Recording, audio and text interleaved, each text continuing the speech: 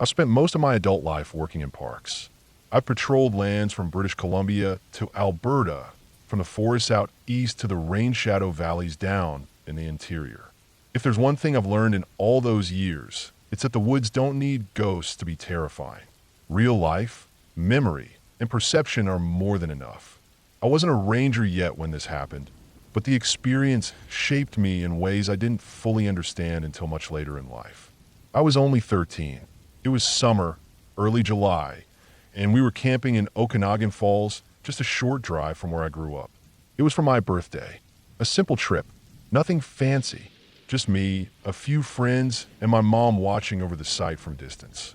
A few tents, a campfire ring, marshmallows, and a stretch of lakeshore just a stone's throw away. We were just kids, but that weekend still lives in my head like it was yesterday.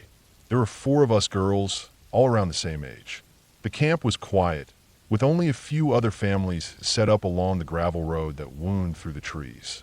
Our site backed up on a thick brush, and a narrow path opened into a trail that followed the river downstream from the lake.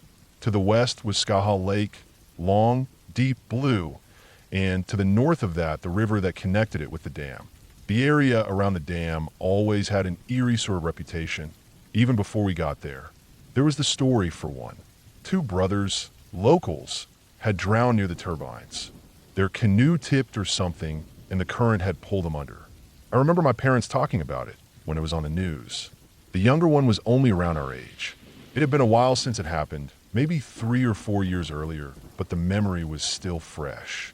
It was one of those local tragedies that stuck around, like a deep bruise no one wants to poke, but everyone knows is still there.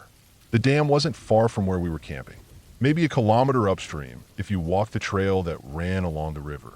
We weren't allowed anywhere near the actual structure, and there were heavy fences and warning signs with big skull and crossbones and words like danger and "no entry" spray painted in red.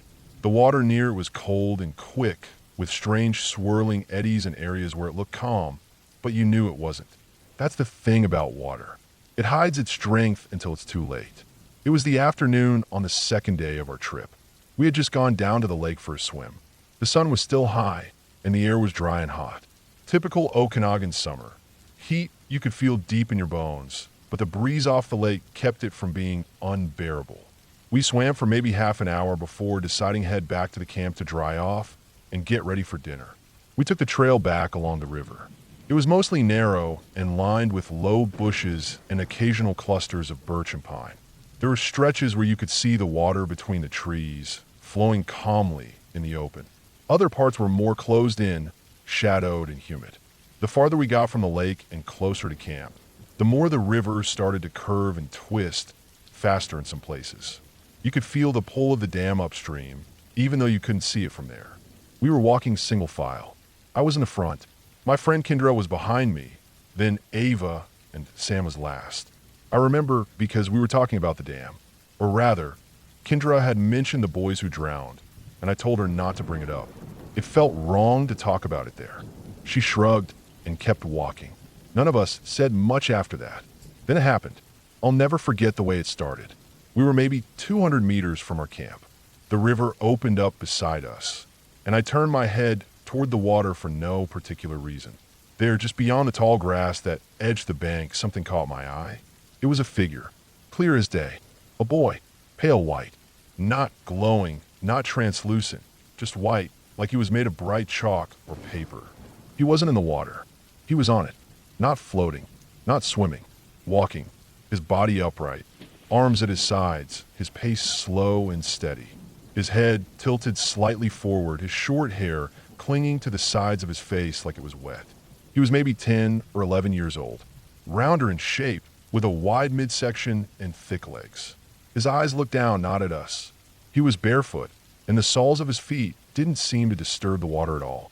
I stopped cold and stared. I remember the heat of the sun on my back and the coolness of the shadows around us. The sound of the water was soft, barely louder than the breeze through the trees. I stood there in silence, my feet sinking slightly into the dirt. I didn't blink. I just watched. Then Kendra came up behind me and froze. She whispered something, not words, just a sound, and I knew she saw him too. I could feel her hand brushing against my shoulder, but neither of us moved.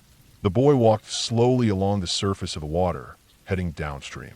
He covered maybe 10 meters, step by step. He never looked at us, never paused. His body didn't sway. It was like he was on a conveyor belt or sliding rail. Then, without warning, his form began to fade. Not like smoke or mist, just less defined. His arms softened first, then his legs, and then his face.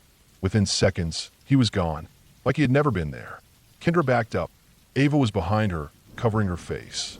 Sam didn't say anything. She was turned away, looking back up the trail toward the lake. I asked if anyone else had seen it, but no one answered.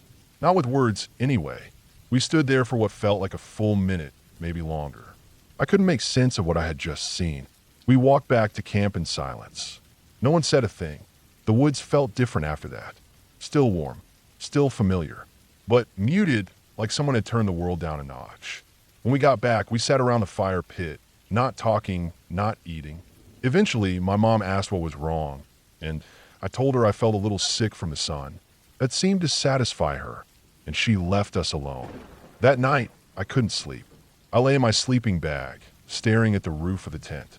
Outside, I could hear the river in the distance and the occasional breeze rustling the canvas. I didn't feel scared. Not exactly. Just unsettled. Like I had brushed up against something I wasn't meant to see. Over the next few years, I tried to make sense of it. I never told my parents.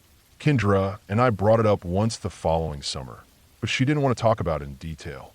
Ava always said she didn't see anything, and Sam denied it completely. When I became a park ranger, I thought a lot about that day. My job took me back to that same region more than once. I walked the same trails, stood at the same places along the river, but I never saw anything like it again. Eventually, I started digging into the story of the brothers who drowned. I found old articles, news clippings, and local reports. The older one was 17. The younger one, according to the obituary, was 11. Chubby, with short hair.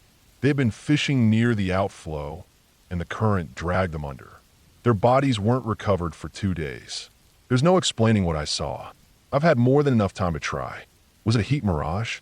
A trick of the light? A vivid, shared hallucination? I've considered all of it, but nothing adds up. Nothing explains the clarity, the sharpness, the lack of reaction in the water, or the way he faded. But here's the thing. I don't think it matters whether it was real in the traditional sense. What matters is how it made me feel. That moment, seeing something impossible, something that didn't fit into my neat little view of the world. It changed the way I see nature. The forest, the water, the silence between the trees. It taught me that the world isn't just what we see on a map or hear in a training manual. It has layers, depths, and sometimes the past doesn't stay buried. I've been a ranger for a long time now.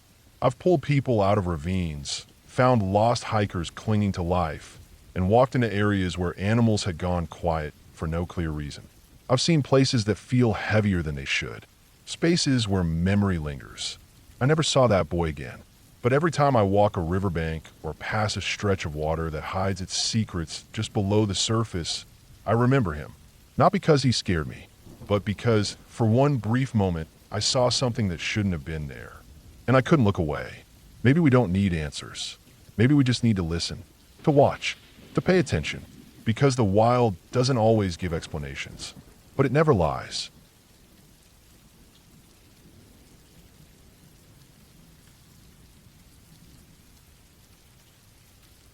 I've been a seasonal ranger for the National Park Service for about 8 years now.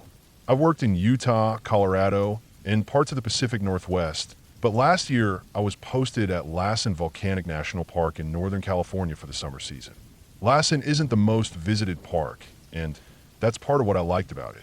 Less traffic, fewer tourists leaving trash behind, and more space to do the job. You get to feel the land out there. There are boiling pools and fumaroles that seem like something off another planet.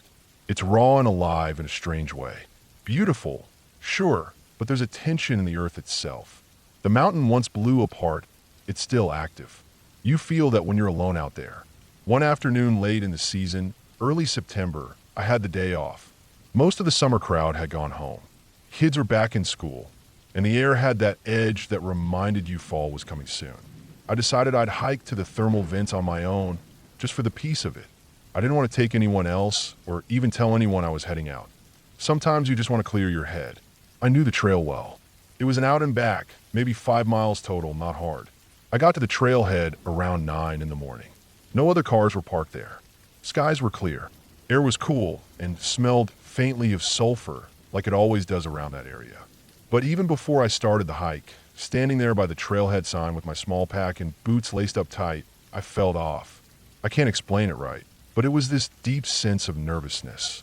My chest was tight, not in a medical way, but in that way your gut warns you something might be wrong. I've ignored that feeling before, it's cost me. So I took a second, stood still, looked around. Everything looked normal. Pine trees, volcanic rock, a few birds fluttering near the tree line. No weird sounds, no movement, but still, unease just clung to me. I told myself it was just from being alone. Maybe I was too used to radio chatter or visitors talking loud in the parking lot. Maybe the silence was pressing on me harder than usual. I started the hike anyway. The trail was quiet. The only thing I heard for most of the hike were my own boots crunching along the gravel and pine needles. I passed a few familiar markers, a down tree that had been there since June, a small patch of wildflowers still holding on. I reached the thermal vents after maybe an hour of easy walking. The air around them shimmered from the heat. The ground here always made me a little uneasy. It bubbles, spits, steams. It's alive. Earth skin peel back. The smell of sulfur was stronger here. I stood there a while and took it in. I didn't stay long. Something about the stillness was crawling up my back. It wasn't just loneliness or silence. It felt like being watched, even though there was no one there. I scanned the tree line around the basin. Nothing. But I still turned around quicker than I meant to and started walking back to the car. Not 15 minutes into the return hike, I heard a low growl.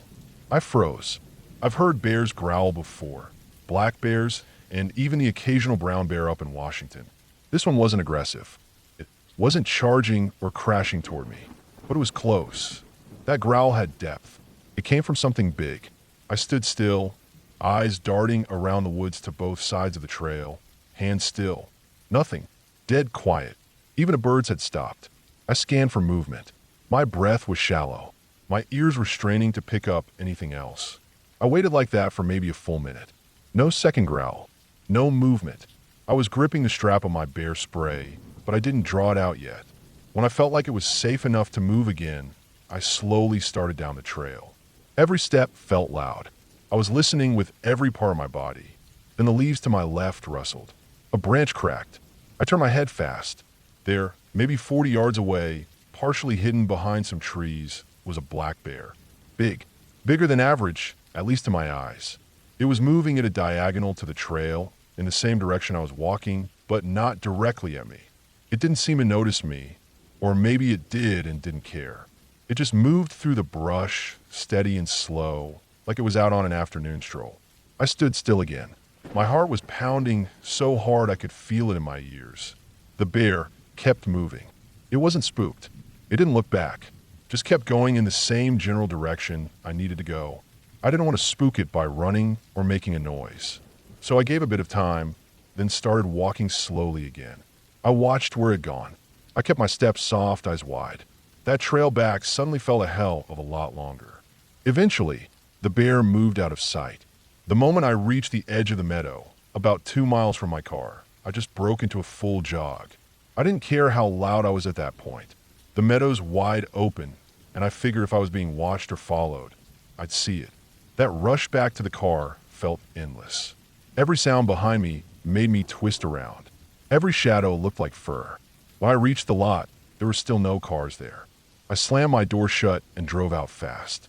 Didn't relax until I hit a more populated part of the park. I spent the rest of the day near Manzanita Lake where more hikers gather, try to shake that whole thing off. But it stuck with me. Not just the bear, but the feeling I had before even stepping on the trail. Like I had known, somehow. I thought maybe that would be the end of weird for the season. But then, a few weeks later, I had another experience that left a different kind of mark on me. It was during my off weekend. My buddy, another ranger who worked out near San Jose, told me about this spot called the Secret Sidewalk out in Niles Canyon. It was an old aqueduct or cement path that people used to walk years ago, mostly kids and locals. It wasn't maintained anymore. A lot of it was being torn up or fenced off. He said it was a cool place to explore, kind of eerie, kind of forgotten. So we drove out there in the early evening to check it out. The sun was low when we climbed up to the sidewalk. Graffiti covered most of the concrete. Some was pretty artistic, most of it was junk. The view out over the canyon was wide open and orange lit. We walked along the old path toward the end where some of it had been demolished. It looked like the city had tried to discourage people from going out too far, but it was still accessible if you were careful. We took a few pictures, laughed at some of the weirder graffiti, and just stood there for a bit, watching the sun dip behind the ridges. On the way back, maybe halfway to where we climbed up, we heard something that stopped us cold. Loud rustling, not just one bush or one branch. It sounded like several branches breaking all at once. Then more leaves moving. Heavy, snapping. I looked at my friend, and he was already frozen in place, his eyes scanning the woods to our left. We were maybe 10 feet above the slope, and it was thick with trees and dry underbrush. You'd need effort to walk through it without falling. We stood there a long while. There was no voice, no footsteps, no other sound after that initial crashing. I was used to bears and cats in real wilderness areas, but this wasn't the kind of place you'd expect big animals. Coyotes, sure, maybe the occasional deer, but this, whatever it was, had size. And wait, I didn't say a word. Neither did he. We just stood for several more minutes, barely breathing, ears open. Eventually, we just turned and kept walking back. The slope to our left stayed quiet after that. The shadows grew darker as the sun disappeared. We climbed back down to the car, and both of us felt that familiar tightness in the chest. That instinct you get when something is just off. I drove home that night and didn't sleep great. Not because of what I saw, because I didn't see anything. But sometimes the not seeing is worse. It leaves space in your mind for something to grow. Looking back, I've had a lot of strange days in this job. You learn to read landscapes, not just in maps and markers, but in the way they feel when you step into them. Lassen that day felt wrong before anything even happened. And the secret sidewalk, though not in the same category as a national park, carried its own weight. A different kind of threat, man-made maybe, or just that raw collision of isolation, concrete, and nature trying to take the space back. I've learned to trust that tightness in the chest, that sense that says, don't go any farther. Not because of ghosts or monsters, but because this world, as it is, holds enough danger already. You just have to be paying attention and get out when it tells you to.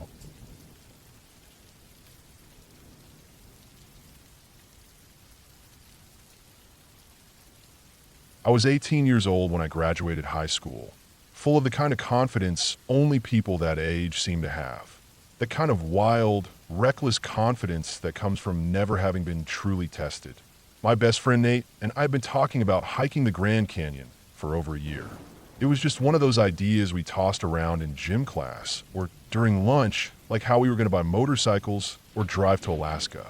But as summer rolled in and the reality of adulthood started to set in, jobs, bills, decisions, this one trip felt like something we had to do before life got complicated. We picked Tanner Trail. Honestly, we had no real reason for choosing it except that it sounded hard. That was it. We wanted something challenging. We read that it was steep, dry, exposed, and basically unmaintained. Perfect, we thought. If we're going to do this, let's make it something to remember. We didn't care that it had a reputation for being dangerous or that it wasn't for beginners. We thought that kind of warning made it sound cooler. We figured if we packed enough water and food, we'd be fine. We flew into Phoenix, rented a cheap car, and drove up to the South Rim. It was late June, and the temperature was already cooking the asphalt by 9 a.m. The night before we started the hike, we stayed in a little motel in Flagstaff. I remember sitting on the edge of the bed, lacing up my boots, and feeling this electric hum of excitement in my chest. We were doing it. We were finally doing it. At the trailhead the next morning, there were no other cars. That should have been a red flag. Most other trails of the Grand Canyon have at least a few hikers. Tanner was silent, isolated. The sign warned about extreme heat, lack of water, and the difficult nature of the trail. I remember snapping a picture of the sign with my phone and texting it to a friend with some stupid caption like, "If I die, avenge me." We started descending around 7 a.m. The first part of the trail dropped fast. It wasn't groomed like Bright Angel or South Kaibab. Tanner was wild. We were surrounded by loose rock, cactus, and stretches of trail that looked more like animal paths than official routes. The drop in elevation was brutal on the knees. We didn't pace ourselves the way we should have, either. By noon, the sun was directly overhead and the heat was unbearable. I remember stopping at a tiny sliver of shade under a boulder and watching sweat drip from my nose like a faucet. The views were incredible, of course. The canyon just opens up and swallows you. The colors changed as we dropped: reds, browns, even subtle purples. Layers of ancient rock stacked on top of each other like a giant's cake. But even with the beauty, something about the trail felt off. It's hard to explain. Maybe it was the silence. There were no birds, no bugs, not even wind. Just heat and rocks and our footsteps. We saw no one, not a soul. And that wasn't just weird, it felt unnatural. I've done backcountry hikes before, and even on remote trails you usually pass someone. A solo hiker, a ranger, somebody. But on Tanner, it was just us mile after mile. That silence started to eat at us. We made camp that night, maybe 2/3 of the way down. We found a semi-flat patch near a dry wash and pitched our tent. The stars were unbelievable, like someone spilled salt across black velvet. But sleep didn't come easy. Every noise made us jump. The rustling of fabric, a rock shifting in the dark. Our imagination started doing what imaginations do when you're exhausted and isolated in a place that doesn't feel quite right. We pushed through the next day, and the heat kept rising. By the time we hit the bottom of the canyon, it felt like we were walking through a furnace. The air was thick and dead. I had a splitting headache from dehydration, and Nate looked even worse. We had to ration water because we didn't know when we'd find a good filter spot. Our lips were cracked, and our packs felt twice as heavy. Eventually, we followed what we thought was Tanner Creek down toward the river. The wash was bone dry, just a winding trench of hot, pale rock with scattered scrub. We didn't speak much. I remember just watching the sweat drip off Nate's elbow and hit the ground. Everything slowed down in that heat. It felt like we were underwater. We were just coming around a bend when we saw him. It took a second to register. We were so used to the isolation that seeing a person made no sense at first. He was standing on the edge of the river, maybe 20 or 30 feet from where the dry wash met the Colorado. His back was to us. He had long black hair tucked under a sun-faded baseball cap, denim shirt, jeans, boots. He looked almost like someone straight out of a movie, like Lou Diamond Phillips in Young Guns or something. He was doing something strange with his hands, moving in a rhythm, almost like a game. As we got closer, we realized he was throwing a bright blue racquetball into the water. The river at that spot wasn't calm. It was the Colorado, after all. The rapids pulled the ball downstream a few feet, maybe 8 or 10, and then somehow it would bounce against a rock and come right back to him. Over and over. He wasn't even moving to retrieve it. It just kept returning, like he knew exactly how to throw it to make it do that. We slowed down and walked past him, tired and confused. He didn't look at us, just kept bouncing the ball off the rapids. The air felt heavy right there, like the heat dropped, but not in a good way. Almost like walking into a cave. Just thick, still air. It sent a chill up my spine, even with the heat. We didn't want to deal with anything weird. We were fried, hungry, and desperate to find shade. So we kept moving up the riverbank, looking for a place to set up camp. There was a small inlet with a strip of sand and some low shrubs, maybe 150 yards upstream. We dropped our packs and got the tent set up in silence. That night was the worst sleep I've ever had in my life. I kept thinking about the man and that ball. How did he know the river would send it back like that? Had he been doing it all day? Was he even still down there? Nate whispered something like, "That guy gives me the creeps," but I didn't answer. I didn't want to talk about it. I just wanted to pretend we didn't see him. But every time I closed my eyes, I saw the blue ball. The way it moved. The way it came back again and again like clockwork. I got up to pee around 2 a.m. The moon was bright enough to see the outline of the river. The air had cooled just a little, but it was still hot enough that I was sweating. As I stood there, I swore I heard something. A soft splash, then another, then a thump, like rubber hitting rock. I didn't look. I couldn't. The next morning, we didn't talk much. We packed up early and followed the river to a spot we thought would connect to another trail back up. But the heat was getting worse. We were running low on water again. The trail faded in and out of the landscape like it was trying to disappear. At one point, we had to backtrack because a rock slide had wiped out a section of the path. We never saw the man again. Not once. No sign of him. No footprints. Nothing. But when we made it to La Pond Point days later and finally had cell service again, I started reading about Tanner Trail. About its history. Turns out there's almost nothing down at the bottom. No official campground. No ranger stations. And the rapids near Tanner Creek are notorious for being unpredictable and violent. People died down there all the time. Swept away. Broken bones. Some bodies never found. That ball still haunts me. Not the man. He was just a man. Probably. But the way he acted, like he didn't need to think. Like he knew how the river worked. Like he had done it before. Maybe hundreds of times. And when I think back, I realize something that sends a cold chill through my whole body. There was no way to know the ball would come back. Rapids don't behave like that. I looked it up. Even skilled kayakers misjudge currents all the time. And that exact spot, you can't predict it. Not with that kind of accuracy. Unless you've been there a long time. Unless that's all you do. Over and over. Day after day. Throw the ball. Watch it come back. Throw the ball. Watch it come back. And as weird as that is, what keeps me up at night is this. I'm not sure if that man ever left. We hiked out, beat down and quiet. I've never been so happy to hear cars and voices. But ever since then, whenever I think about that place, I feel a tightness in my chest. A wrongness I can't explain. I went back a few years later, not to Tanner, but just to the South Rim. I asked around discreetly. Rangers said Tanner Trail had suffered another landslide. Parts of it were impassable now. Most people didn't go that way anymore. Too dangerous. Too unpredictable. I asked if anyone had seen or heard about a man camping near the river. They shook their heads. One older ranger paused and looked at me carefully. "You're not the first to ask," he said.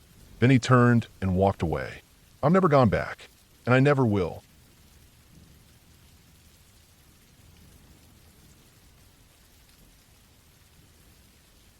I've been a park ranger for over 3 decades now, and I've seen and experienced a lot of strange, unsettling things in that time. Things that don't need any fantasy or superstition to make your skin crawl. But long before I ever pinned a badge on my chest or carried a radio on my hip, something happened to me that stayed in my head longer than almost anything else. I was maybe 16 or 17, out camping with my cousin in the hills near Big Sur, California. It was one of those experiences that I don't talk about much. Not because I think people won't believe me, but because even after all these years, I still can't make sense of it. It was the late 70s or early 80s. Can't remember the exact year, but I remember it being early fall. The weather was just starting to cool a bit. The campground we were at wasn't the kind with running water or little paved pads for RVs. It was bare bones, just a fire ring, a picnic table, and a trailhead leading off into a tangled mess of oaks, redwoods, and Douglas firs. Back then, parts of Big Sur were even less developed than they are now, and it wasn't uncommon to have entire weekends out there without seeing another human face. That was part of what I liked about it. My cousin and I had set up camp not far from the creek that cut through the low hills. We had a basic canvas tent and our packs, and we were just looking to spend a few days hiking, fishing, and being away from people. The first day went by easy enough. Clear skies, warm air, trout biting. It was the second afternoon when we got curious and decided to do some exploring off the main trail. There was this little side path, almost hidden behind a dense wall of ferns and thick underbrush. You wouldn't notice it unless you were standing right in front of it.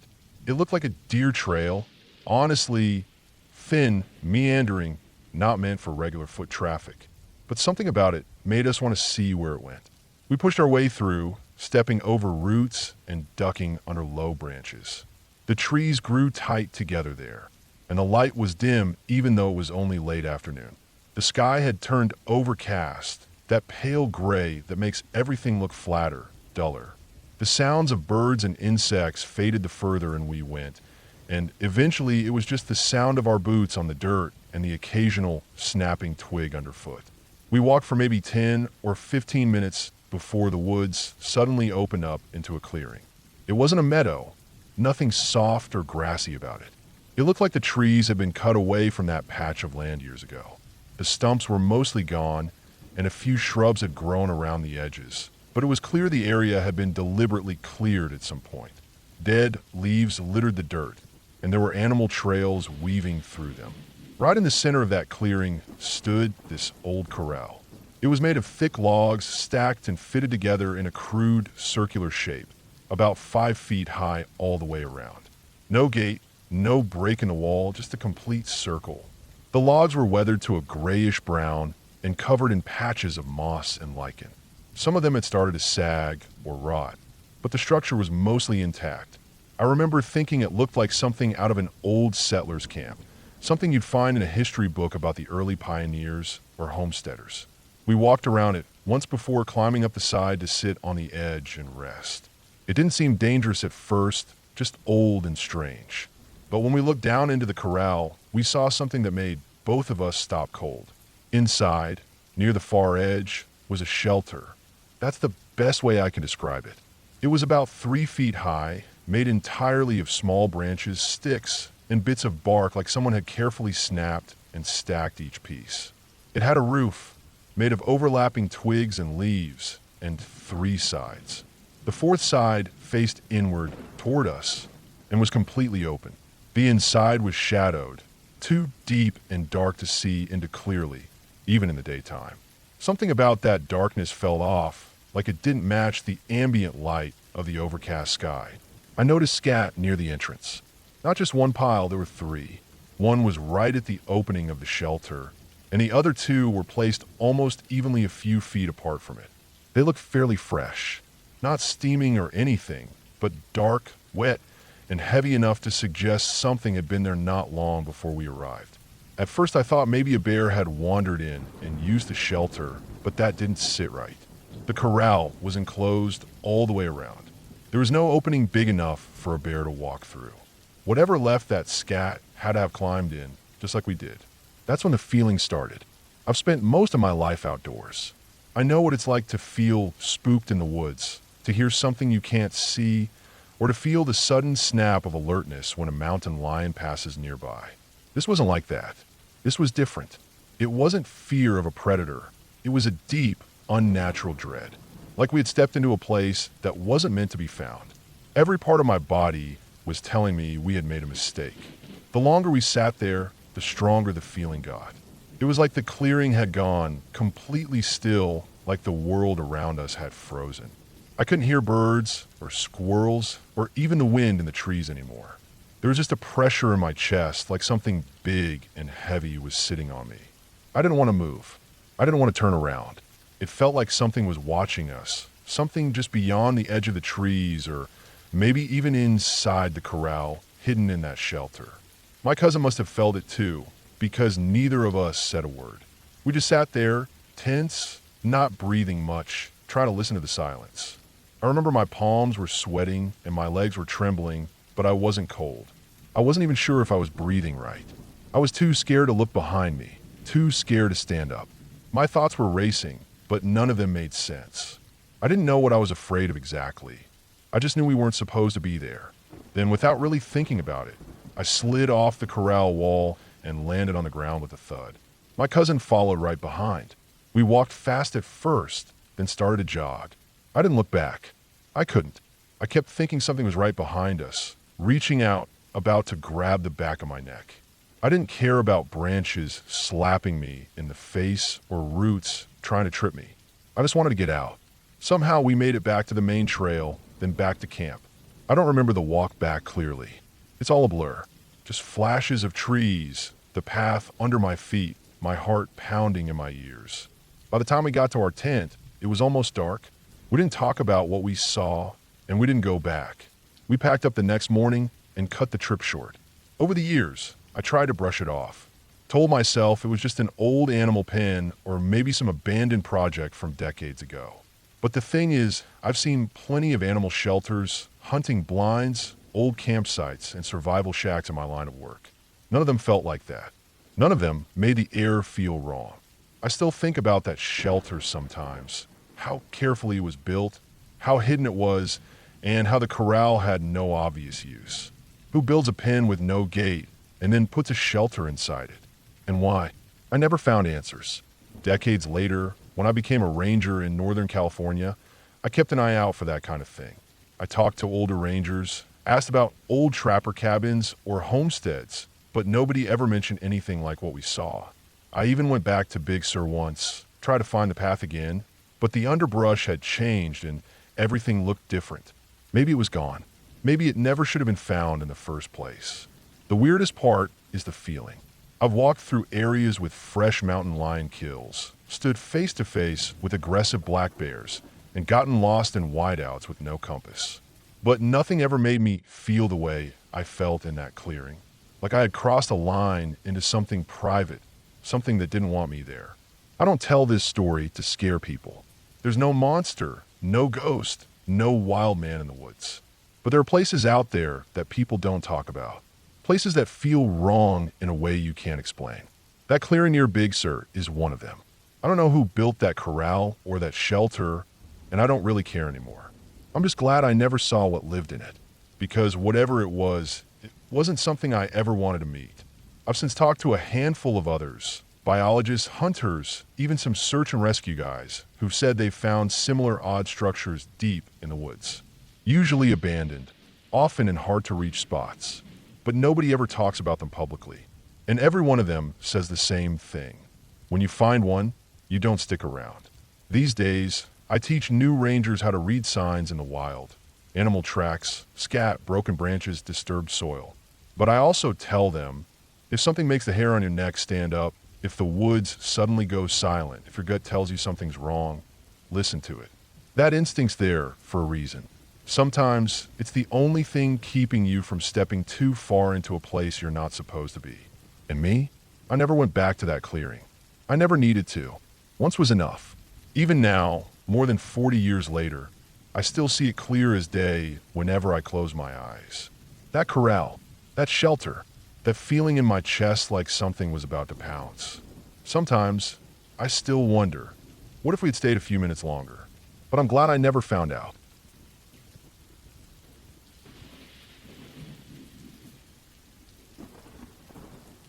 I've spent most of my adult life working in the outdoors, trail building, fire watch, and ranger patrol, mostly in the Southwest. People picture Arizona and think of desert, cactus, red rock, wide horizons. But there's a part of Arizona that doesn't look anything like that. Up on the Mogollon Rim, especially in the high elevation wet zones, it's thick woods, ferns, wet rock, cliffs, and silence. It's the kind of place where you can walk for days and not see another person. That's exactly what I wanted. It had been a long stretch of working double shifts, campground inspections, dealing with dumb weekenders lighting fires where they shouldn't, chasing off-target shooters from restricted zones, and even dragging a broken ankle hiker out on a borrowed mule. I needed a break. Just me in a pack, away from everything. So I planned a solo trip off trail, out in one of the more remote fingers of the rim. The kind of place where the only trails are deer paths and everything's thick with bramble and bush. No marked sites. No roads for 10 miles in any direction. I parked the truck at a service gate with clearance and hiked out on foot. No GPS trails, just compass, topo map, and instinct. I didn't tell the ranger station exactly where I was going, just a rough area. I left specific coordinates and a backup plan with my brother via satellite communicator. I like solo hikes. There's a tension to them. You're alone. You make your choices and you live with them. I packed light, alcohol stove, tent, rain fly, compact sleeping gear, freeze-dried meals, iodine tablets, spare line. I also had my sidearm, like always. Not because I expected trouble, but because I was going where people shouldn't be. Sometimes the most dangerous things in these forests aren't the animals. I hiked all day. The forest changed as I climbed higher. At around 7,500 feet, the air got cooler, wetter.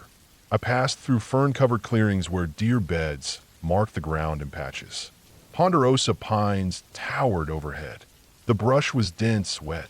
Every few steps, I had to untangle myself from thorny vines or push past low-hanging branches. By late afternoon, I'd found a spot, a natural bench above a narrow, cold-running creek. The bench was maybe 30 feet wide and 40 feet long, just big enough to set a tent on one end, boil water on the other, and still have space for a pack. Behind the bench was a cliff face, steep, overgrown with brambles and rock. No way up or down it without making a lot of noise. In front was a sharp drop, 10 feet down to the creek, the bank undercut from past floods. The sides of the bench tapered off into thick woods with no easy access. The only real way onto the bench was a single narrow game trail that led up from below and twisted through dense thorn brush. I come up it myself, and it hadn't been easy. I liked the bench because it was defensible. Not that I expected anything, but in the backcountry, I like sites where I can see trouble coming. There was enough flat space to set up, but limited entry points. Plus, it was quiet. Really quiet. No birdsong. No insects. Just a faint gurgle of the creek below. The kind of quiet where your own footsteps sound too loud. That's not rare in high country, especially early or late in the season, but this was different. I mean, completely silent. No frogs. No flies. No tree rustling. Just that trickling sound, like a tiny leak in a faucet somewhere out in the forest. I set up camp, pitched the tent near the cliff wall for wind shelter, boiled water, ate. Nothing fancy. I sent my nightly check-in via satellite communicator. It struggled to connect, but after standing on my toes and stretching the device up through a small gap in the canopy, the message finally went through. Then night fell fast. It was overcast, a new moon, no stars. When the last bit of dusk faded, it went dark in a way that's hard to describe unless you've been out in the wilderness on a night with no skylight. It was the kind of dark that soaks into your eyes. You can't see your hand in front of your face. All you get is shape and shadow if you have even a hint of light. Inside the tent, I rolled into my bag and listened. Nothing, just the slow pulse of water and the occasional shifting of my own breath. I didn't sleep easy. I never do the first night out alone. The body needs to adjust. The woods were dead silent, which should have been peaceful, but instead it raised every hair on the back of my neck. Not because of anything specific, just the way absolute silence presses on your eardrums like static. Sometime around midnight, the tent lit up. Bright white light. I mean bright. Like someone flipped on high beams in the woods and aimed them straight at the fabric of my tent. It wasn't just a flicker either. It stayed solid and even for at least a full minute, maybe two. I froze at first. Then my brain caught up. Someone was outside. That was my first thought. Not a ranger. Not a hiker. Not this far out. No one sane would hike up that trail in the pitch black with no moonlight. Not without making noise. Not without crashing through thorns and brush. I should have heard something. I would have. You can't take 5 steps on that trail without breaking a branch or kicking a rock. I reached for my light, clicked off the safety on my sidearm, and unzipped the tent in one fast movement. The second I did, the light vanished. Gone, like a switch flipped off. Everything outside was black again. Pitch black. My own flashlight beam was narrow and small in comparison, but it was strong. High lumens with long throw. I swept the trees, the trail, the slope, the creek below. Nothing. No sound. No shape. No shadows moving. Just stillness and wet leaves and trees. I turned off my light and waited. Nothing. Then, maybe 5 minutes later, I saw it again. Farther off this time, through the trees. A faint flickering white glow. Not like a flashlight beam, more like a soft shimmer, dancing in and out of sight through the gaps in the forest. It didn't move like a person, didn't swing or wobble like someone walking with a headlamp. It pulsed, glowed, almost like something seen through heat waves or fog. And just like that, it faded out. No footsteps, no voices, not even the crunch of underbrush. Just that silence again. I didn't sleep the rest of the night. I sat upright with my back to the tent wall, light in one hand, sidearm in the other, waiting for a sound that never came. I don't scare easy, but this was something else. That part of the forest felt too still, too empty, like sound itself had been drained out of it. Dawn came slow. The sky turned gray before the sun, even broke the clouds.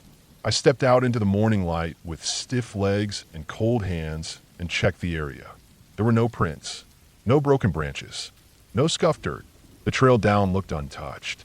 Nothing had come up, but something had lit up that tent. I know what I saw. It wasn't a dream, and it wasn't my imagination. I packed up fast. My gear was all dry, and I ate while standing. No birds greeted the morning. No chipmunks darted between rocks. Just silence. Not even the usual buzz of early insects that comes with sunrise. I didn't want to hike back the way I came, not past the point where I saw the light, so I bushwhacked up and over the ridge, making slow progress through thick forest. It took me 3 times as long, but I didn't stop for breaks. A couple hours in, I passed an old grow site. The irrigation lines were brittle with age, and the plastic tarp had rotted to ribbons. It hadn't been used in years, but it was a reminder people have been out here, and not all of them legal or friendly. Some growers booby-trapped their spots, even after they're gone. I didn't linger. That night, I camped miles away, up on a high saddle with good line of sight and clear sky. There were stars, a breeze, the chirp of insects. The difference was striking. It was like leaving a vacuum and returning to the real world. Suddenly, I could hear the world again. Birds, wind, the cracking of pine branches in the distance. I messaged my brother and told him everything was okay, though I left out the part about the light.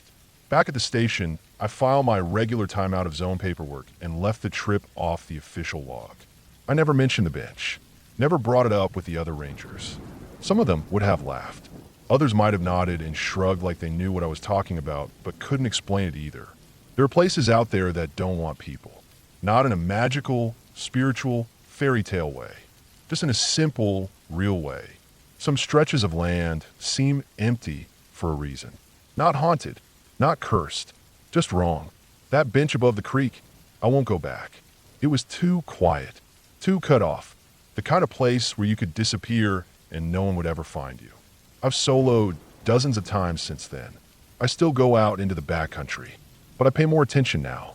I listen more closely to the silence. I watch how the animals behave. I take it seriously when even the insects don't come out. That night, something stood in that silence. I don't know what it was, but it wasn't friendly, and it wasn't supposed to be there, and I sure as hell won't ever be back.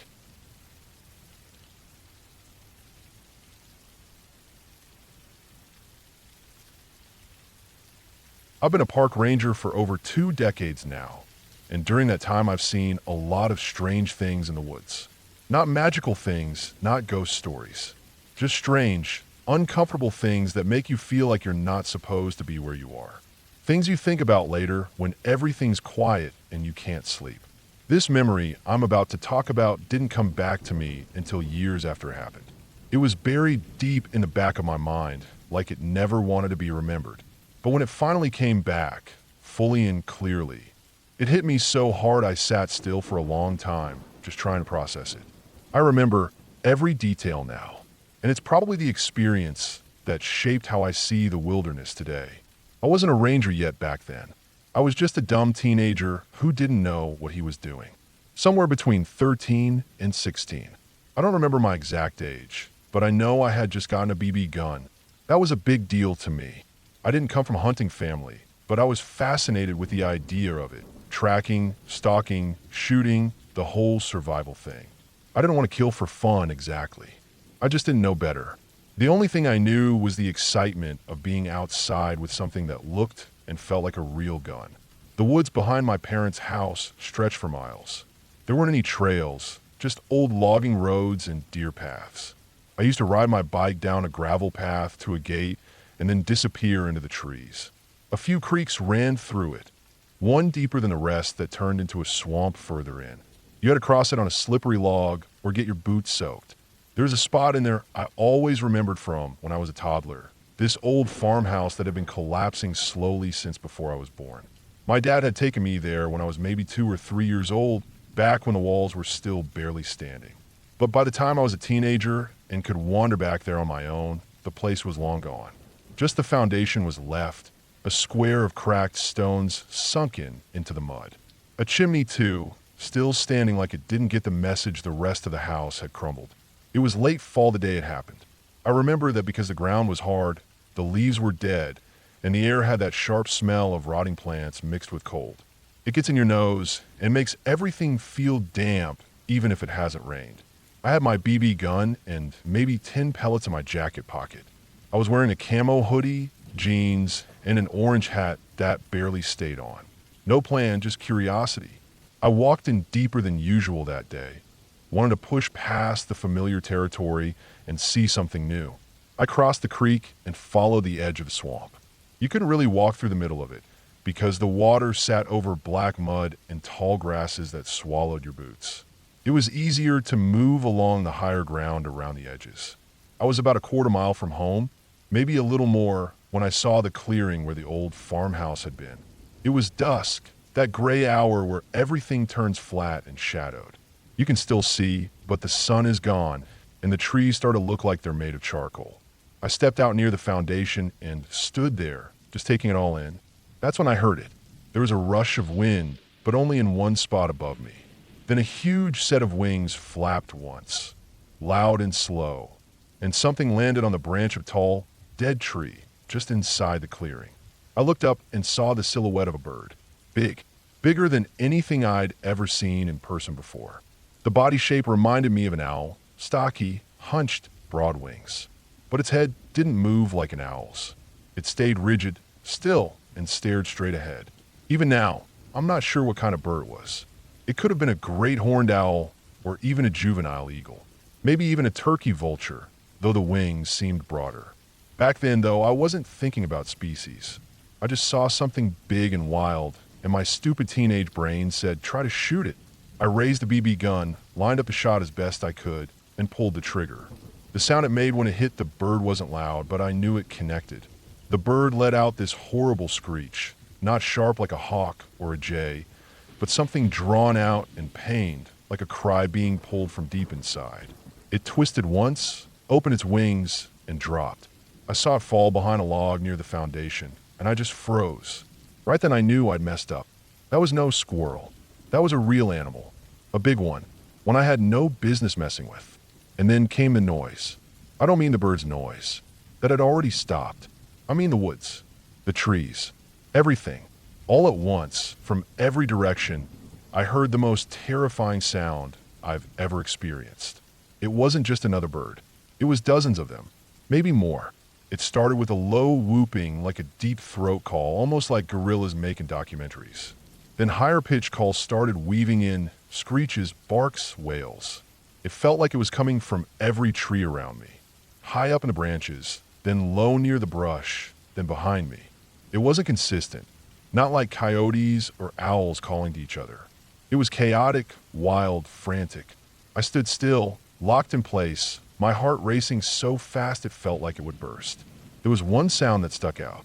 It was this drawn-out whooping noise, like someone cupping their hands and making a long oh-oh, but in a twisted, fast rhythm. Almost like it was being looped through a broken speaker. Then another would join in with a similar tone, but not the same rhythm. Then another. It built up like a swarm of voices, but none of them sounded human. It didn't stop. I turned and ran. I dropped the BB gun somewhere along the way. I didn't care. I just needed to get out. The forest had changed. Everything felt wrong. The air was thick, heavier than it had been. The path I had walked in on looked different in reverse. I ran through brush and over branches, scraping my legs and catching my hoodie on thorns. I didn't stop until I hit the fence behind our house and jumped it, landed in the yard, and kept running all the way inside. I sat in a laundry room for almost half an hour before I could even speak. Not because I was out of breath, but because I couldn't understand what had just happened. My ears were still ringing. My legs were trembling. And I felt this deep guilt in my stomach, not just for shooting the bird, but for everything. Like I had broken some unwritten rule, crossed some line that wasn't meant to be crossed. That night, I didn't sleep. I didn't eat dinner. I didn't even want to look out the window. I never told anyone what happened. Not because I was scared they'd think I was lying, but because I didn't want to relive it. I pushed it away like a bad dream, and somehow, over the years, I forgot about it entirely. Until recently. I live alone now, in a small apartment on the edge of a different state park. My job as a ranger is quiet most days, maintenance, fire checks, reporting down trees, checking campsites, logging wildlife sightings. It's peaceful work, but sometimes at night, I hear things from the woods behind my place. Sounds that aren't quite owls, aren't quite coyotes. Strange whooping sounds. And then, out of nowhere, that memory came back like a dam breaking. I remembered the bird, the scream, the noise in the trees, the running. The sounds I hear now are similar, but not as intense. Just faint echoes. Maybe a single call or two on some nights. Nothing as overwhelming as that evening when I was a kid. Still, I don't ignore it. I get up, check the windows, and listen carefully. Out of curiosity, I started researching owl distress calls, crow mobbing behavior, even known monkey calls just in case there was a rational explanation for the sound I heard. I scoured every bird audio database I could find. Nothing matched it, not even close. It wasn't one sound. It was a whole event. To this day, I still don't know what it was. Maybe I disturbed a massive roost. Maybe the bird I shot had a call that triggered the others in a panic response. Maybe I was near a nesting area for a species that isn't even supposed to live in that part of the country. There's no real way to know. Nature is deeper and stranger than we understand. And sometimes when we disturb it, it responds in ways we're not prepared for. What I do know is that I've never fired at another animal since. That day taught me something I didn't get from books or ranger school or safety classes. Nature has rules, unspoken ones. You don't break them casually. You don't take a shot just because you can. You observe, you respect, and you stay in your place. That swamp is still there. I looked it up not long ago. The chimney still stands, too. Locals say the foundation is buried now under more brush, but you can still find it if you look. I won't go back. Not because I'm afraid, but because I think I was lucky that day. Whatever I disturbed let me go. And that's enough. Now I spend my days watching people who come into the parks, young kids especially, trying to talk to them about the animals, about respect, about silence. I don't tell them the story. I just try to plant the idea in their heads that the woods are not a playground. They're not a place to prove yourself. They're a place to be humble. And at night, when I hear those faint whooping calls from somewhere just beyond the tree line, I don't go outside. I turn off the lights. I sit still, and I listen.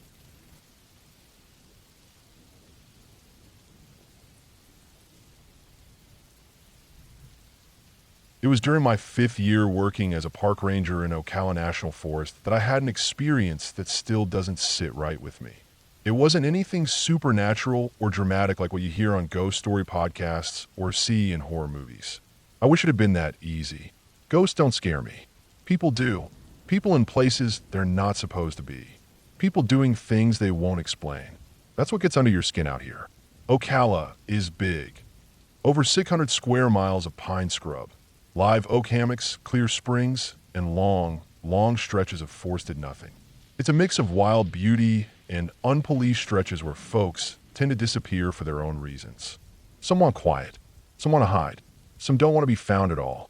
Most of the time, the job is straightforward trail patrol, animal tracking, helping the occasional stranded hiker. But now and then, something gets wedged in your memory and won't let go. This happened in the late fall, a time when the forest gets dry, quiet, and especially dark. I wasn't technically on duty that night, but I was doing an off-the-clock hog monitoring run with a friend I'll call Jace. Wild hogs have been tearing up some of the restoration zones again, rooting into the marsh edges and destroying saplings. It had become kind of a personal mission to track where they moved at night. We were both experienced in the woods and heavily armed. Our sidearms knives. Jace was former military. I grew up hunting in Georgia. Between us, we weren't exactly unprepared. We entered through one of the old fire roads north of Salt Springs around 7 p.m. That area borders some of the thickest parts of the forest, with old logging trails that barely show up on topo maps anymore. You have to know them from memory or by the shape of the terrain. The air was warm for late fall, mid-70s, with a faint dampness clinging to the brush. The moon was rising fast, full and strong, which helped us move without relying too much on our rifle lights. For a while, we moved slow and methodically, stopping now and then when we heard rooting sounds in the underbrush. Saw a sign a few times, torn up mud, fresh tracks, a slight stink of musk. We kept going deeper, chasing sounds and trying to pin down where they were bedding. Neither of us was worried about getting turned around. We both had GPS markers and knew the area well enough to trace a way back, even in the dark. Around midnight, the wind shifted and the air got cooler. That's when we realized just how far we had gone. We were probably 3 to 4 miles in, maybe more, with a thick canopy overhead blocking more moonlight than we expected. Still, we didn't panic. We knew how to navigate by stars and shadow lines. The worst thing you can do in Ocala is rush. That's when people get hurt. We decided to head back out, using one of the narrower, overgrown trails. It wasn't part of the official trail network anymore, but it cut clean across one of the square fire quadrants and would save us close to 30 minutes of walking. The trail itself was barely a few feet wide, hemmed in on both sides by thick palmetto and tangled brush. Not ideal for visibility, but the ground was solid. Maybe 10 minutes into that trail, we heard it. Something crashing through the woods to our right. Heavy, fast, and deliberate. Not flailing like a panicked deer. More like a solid, ground-pounding kind of movement.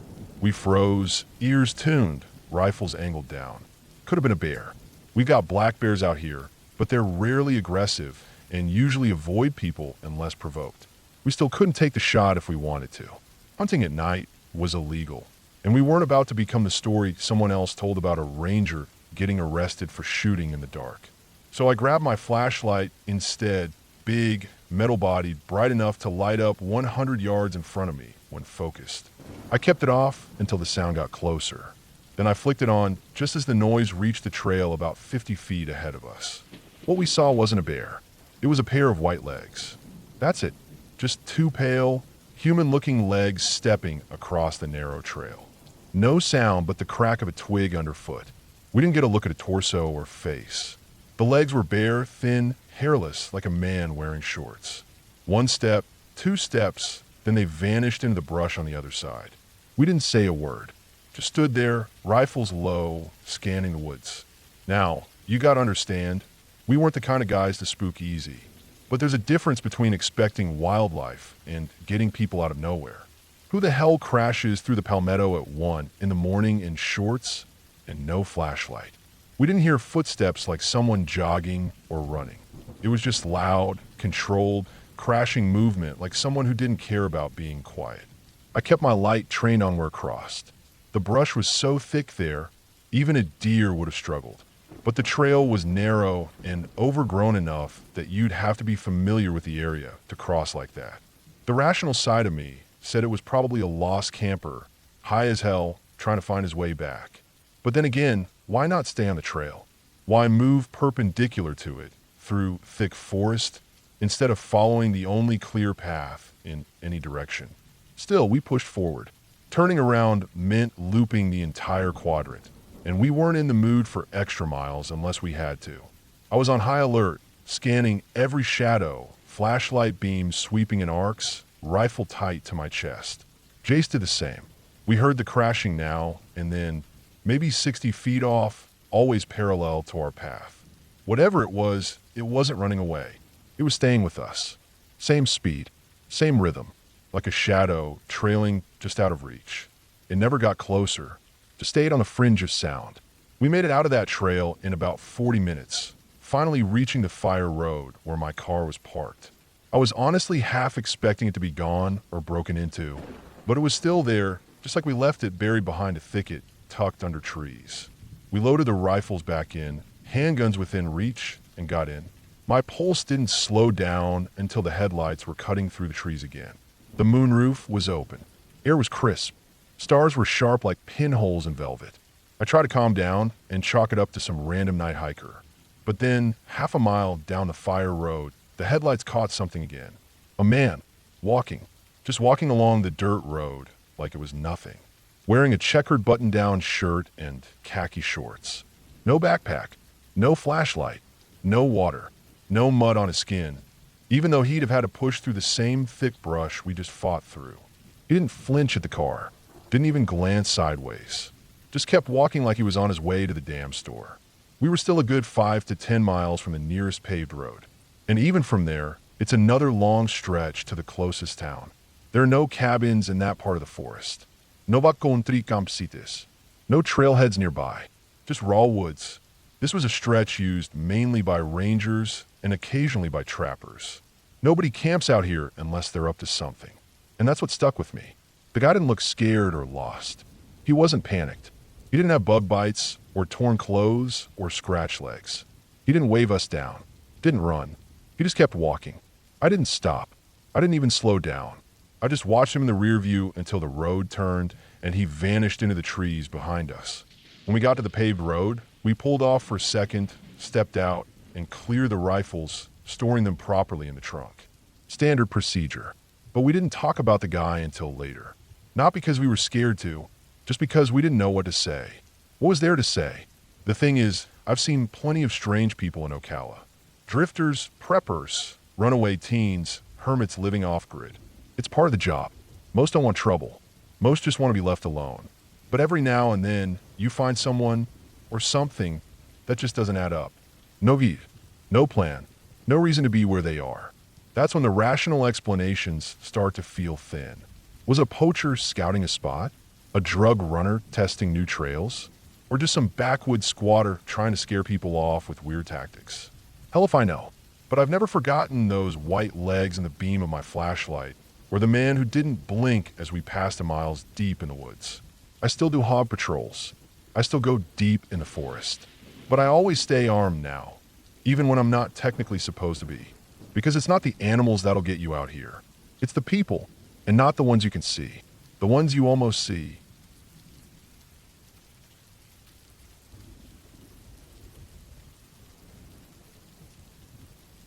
I worked as a seasonal park ranger in the El Dorado National Forest for several years.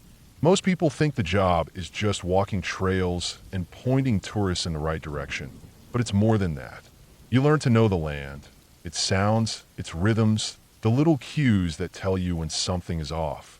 You get used to silence, isolation, and keeping your head on a swivel. The forest can be beautiful, but it can also make your skin crawl in a way that's hard to explain. My friends and I were big on camping even before I ever worked for the park. Back when I was still in my 20s, a few of us had a favorite spot near Sopiago Springs. It wasn't a marked site, nothing official. Just a clearing we found years ago tucked off a side trail along the stream. We'd go there in spring and early summer mostly, when the ground was dry enough to sleep on and the bugs weren't unbearable yet. The place was private, good for fishing, and surrounded by a thick wall of trees that kept the world out. At least, that's how we used to think about it. One weekend, we planned a 3-day foraging trip. We'd done stuff like it before, bringing only what we absolutely needed. MREs as backup, rifles for hunting, simple gear like tarps and knives and rope. We wanted to live rough, just enough to feel a little primitive without completely starving if we struck out. I brought my .308, 2 knives, a small hatchet, and my old army ruck. Everyone packed light. We had 2 good flashlights between the 4 of us, which in hindsight was a bad idea, but at the time it didn't seem like a big deal. The first day was uneventful. We hiked in mid-morning, got to our usual clearing by the early afternoon, and started setting up. The stream ran maybe 30 feet from where we pitched our tarps. It made a soft, constant sound that always helped me sleep at night. That day we found a ton of crawdads, and one of the guys bagged a squirrel. We boiled the tails with some seasoning and roasted the squirrel on a spit over a fire we built using old driftwood. It wasn't exactly a feast, but it was enough. We sat around drinking a couple beers we'd brought in and talking about dumb stuff like we always did. That night was quiet. I slept fine, even with the usual rock in my back and the occasional mosquito dive-bombing my ears. I woke once or twice during the night, just to poke at the fire or relieve myself in the trees, but nothing stood out. The air had that familiar cool, damp scent I always associated with pine needles and stream mist. It felt normal, at peace. But the second day felt different. It started right after we ate a little something that morning. The sun was out, sky was clear, but the woods felt wrong. It was too quiet. I know that sounds like a cliche, but if you've ever spent time deep in the forest, you know what I mean. There's always some kind of sound. Birds, squirrels, insects, wind in the canopy, branches shifting, water slapping against rocks. That morning, it was like someone hit mute on the whole place. Just the stream and us, nothing else. At first I thought maybe a predator had wandered close. I've had mountain lions come near before, and that'll do it. Shut the forest up like a classroom when the teacher walks in. But this wasn't the same. There was a weight to it. The air felt heavy, like when you're standing in a field and a thunderstorm is crawling up behind you. My skin prickled. My neck itched like someone was standing behind me. I chalked it up to nerves or bad sleep, but I couldn't shake it. Later that afternoon, two of my buddies went upstream about 200 yards. Said they wanted to check for fishing holes or see if they could trap something. I stayed in camp with one other guy at first, but he eventually tagged along with them. I said I'd tend a fire and prep dinner. I kind of liked being alone anyway, most of the time, but not that day. As soon as they disappeared around the bend, that off feeling tripled. It got into my bones. I piled up the fire with more wood, made it nice and tall, and sat close with the rifle resting across my knees. I was scanning the wood slowly, trying to calm myself down, but every time the fire popped, I flinched. Then I started hearing the voices. They weren't clear, not at all. Just low murmurs from the trees behind me, opposite the direction the guys went. I couldn't pick out words, just the tone, muffled and deep, like hearing someone talking through a wall. I kept turning my head, but the sound was never in the same place twice. Left, right, back behind the tent, then gone. I stood up, heart pounding, and swung the rifle to my shoulder, just out of instinct. The problem was the only light came from the fire. Outside of that circle, it was all shadow. I stepped closer to the edge and scanned with the scope. That's when I saw it. At first I thought it was a bear, but the shape was wrong. It was low to the ground like one, but the limbs were too long, especially the arms. The thing was crawling on all fours but moved more like a spider than anything else, shoulders high, hips low, smooth motion. The head looked too round and too big. I only saw it for maybe 2 seconds before it melted back into the trees. My first thought was that I'd imagined it. Trick of the fire, maybe my own nerves getting to me. But I didn't imagine the rustling. I didn't imagine the twigs snapping or the feeling that my body had gone into fight or flight mode without me telling it to. I kept the rifle up and circled the fire slowly, watching every shadow. That thing, or whatever it was, never came into the light, but I heard it circling me. First to the left, then back, then behind the tarp where my gear was. The sound was faint, but I wasn't imagining it. It stayed in that half circle across from where my friends had gone. Never crossed over toward the stream, never made a full loop. It was stalking, watching. The fire burned high, and I stood there for almost half an hour, turning in circles, holding that gun like my life depended on it. Then, finally, I heard boots on rocks. My friends were coming back down the stream. I didn't lower the rifle until I saw their outlines. They froze when they saw me standing there like that, tense and wild-eyed. I didn't say anything right away, just pointed into the woods and told them to stay close to the fire. They did. They didn't argue. They didn't ask questions. They knew I wasn't joking. Later, one of them told me they came back early because they heard strange voices too, right around the same time I did. Said it didn't sound like people, but not quite like animals either. More like low moaning and gibberish coming from different directions. They'd had enough and decided to head back. That night, none of us slept. We set up a rotation to keep watch, but truth be told, all of us stayed awake. We sat in a tight circle around the fire, rifles across our laps, scanning the tree lean until our eyes ached. Every once in a while, we'd hear something shift out there. A branch creak, leaves crunch, just enough to keep our hearts racing. But we never saw it again. Come sunrise, we were already packing before the birds started calling again. The forest slowly came back to life, crows calling, insects humming, but it didn't feel like a relief. It felt like whatever had been there had simply moved on, like we'd been allowed to leave. We didn't eat breakfast, didn't even bother breaking down the fire pit. We stuffed our gear, grabbed our rifles, and marched out in silence. That was the last time we camped at Sopiago Springs. We'd been going there for years, but something about that night ended it for all of us. No one had to say it. The place was off. I still worked in that forest for a few more seasons, but I never went near that clearing again. If a visitor ever asked about camping near the springs, I'd suggest a different site. Never gave a reason, just steered them away. I don't know what I saw that night. It wasn't a ghost or a monster or anything out of a horror story. It was real. It moved like a real thing. It stalked me like a predator. It may have been a person, some feral squatter out there in the woods. Or maybe some kind of animal sick with something that made it walk wrong. Or maybe it was something else entirely. I'll never know for sure. But I know what I saw and I know how it felt. That part of the forest, whatever was out there, it didn't want us around. And we got the message. Clear as day.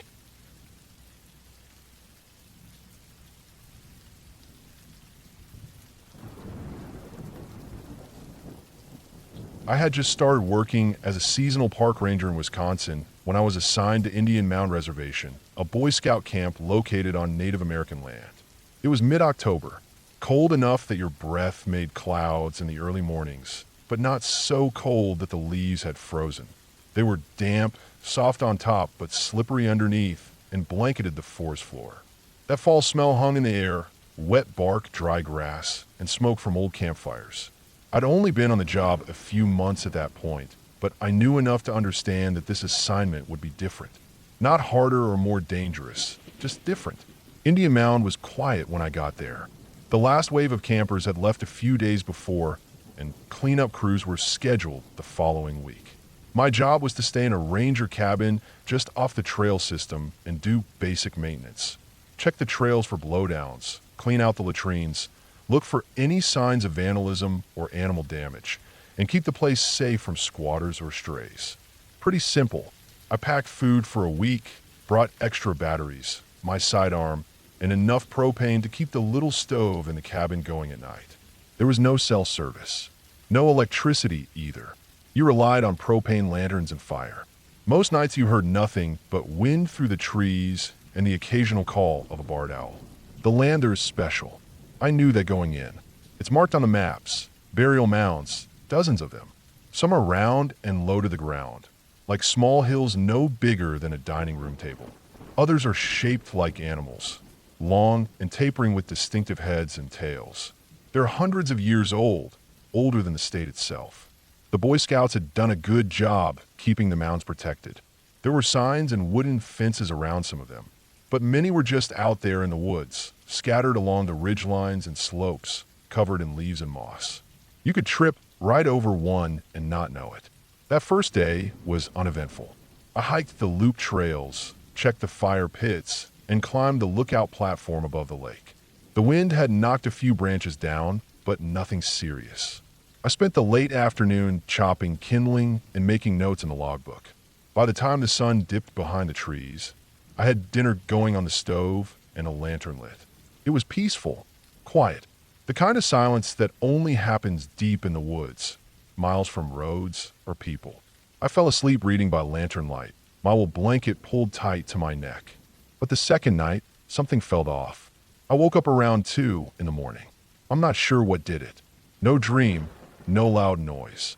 Just that subtle feeling of being watched, the kind that trickles down your back like cold water. I lay there, still as a board, my ears open, eyes fixed on the cabin's dark ceiling. Outside, it was dead quiet. No wind, no owls, not even rustling. I figured it was just nerves. Nothing unusual for a solo night in the woods. But just as I started to drift again, I heard it. Leaves. Not crunching, not rustling in the wind, being stepped on. The sound was faint at first and slow. 2 steps. Pause. 2 more steps. But it wasn't a normal walking sound. Each step came with a dragging scrape, like the person or animal was dragging their feet through the leaves. You know the sound? Soft, shuffling, like someone in house slippers scuffing the floor. It didn't sound like boots, and it didn't sound like hooves either. Just steps. I froze. My ears tuned in so sharply I could hear my own heartbeat. The sound moved slowly, circling the cabin. 2 steps, scrape. Pause. Then again. Whatever it wasn't trying to hide. It was deliberate. It moved slowly around the left side, paused somewhere near the back wall, then moved again around the right. It circled twice. Then it stopped, right at the front door. I could hear it breathing. I don't know how else to describe that part. It wasn't a snort or pant, just a presence, heavy enough to feel through the wall. It stood there, quiet, just inches from the cabin wall. I had a flashlight within arm's reach, but I didn't grab it. I didn't want to make any sound. I didn't want to move. I just stared at the ceiling and listened. After about 30 seconds, it shuffled away. 2 steps, scrape, 2 steps, scrape, and then it was gone. No snapping branches. No crashing into brush. Just silence again. I didn't sleep the rest of the night. I kept expecting to hear it come back. My ears twitched at every groan of the trees or crack of the fire shrinking down in the stove. But nothing came. Just the darkness and the slow crawl of time until the sun finally started bleeding orange over the trees. I spent the next day walking the trails around the cabin. I looked for prints, boot marks, bare feet, deer, anything. But the leaves were thick and damp enough that nothing left a clear mark. Still, I kept my eyes open. I made sure to carry my sidearm on my belt. I even hiked to the access road and checked the trailhead. No vehículos. No signs of visitors. Just me. That night, I set up a small tripwire outside the cabin. Nothing fancy, just some fishing line tied between 2 stakes across the front path. If something walked through, it would knock loose an empty soup can filled with pebbles. I also left the lantern burning low beside the bunk. I didn't plan on being surprised again. But nothing happened. No footsteps, no sounds, just the wind and the occasional groan of the old trees as they shifted. I slept light. Every squirrel that ran across the roof made my heart jump, but the kin never moved. No pebbles hit the floor. Still, I didn't feel right. That feeling, being watched, never really went away. The third day, I decided to check one of the old trail loops that ran through a dense patch of pines. It passed by several burial mounds. You could barely see them under the thick carpet of fallen needles, but if you knew what to look for, the gentle slope, the symmetry, you'd spot them. I found at least 4 that afternoon, all unmarked. One had a down pine tree across the top, slowly rotting into mulch. Another had been dug up at some point long ago, maybe by animals, maybe people. The depression was shallow, only a few inches deep, but the shape was unmistakable. I remember kneeling down at the edge of one and running my glove over the leaves. Just dirt underneath, with a few pieces of broken pottery or rock mixed in. I didn't disturb it. I never would. But being that close to something so old and sacred, it made the hairs on my arms stand up. That night was quiet again. I kept the tripwire in place and even moved my cot away from the window. Still nothing. But the feeling was worse than before. Like whatever it was had gone from curious to waiting. And I didn't like the idea of waiting. I started to question if I should call in.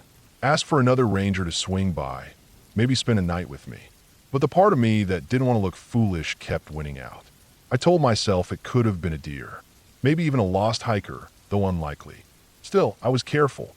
I checked my gun before bed, kept the lantern lit, and locked the door. The 4th day, I made the decision to hike to the far west side of the camp property. It was a steep area with thick underbrush and few trails. Hardly anyone went that way. I wanted to check it just in case someone had snuck onto the land and camped out illegally. It took me most of the morning to get there. As I moved, I noticed more signs of old ground disturbance. Mounds that looked unnatural, but so weathered you couldn't tell if they were man-made or just natural hills. I marked a few on my GPS for later.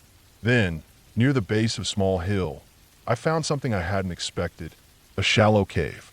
It was barely big enough to crawl into, hidden behind a tangle of roots and brush. Inside, I found a mess of animal bones, small ones like squirrel or raccoon, old dried, some stacked, others scattered.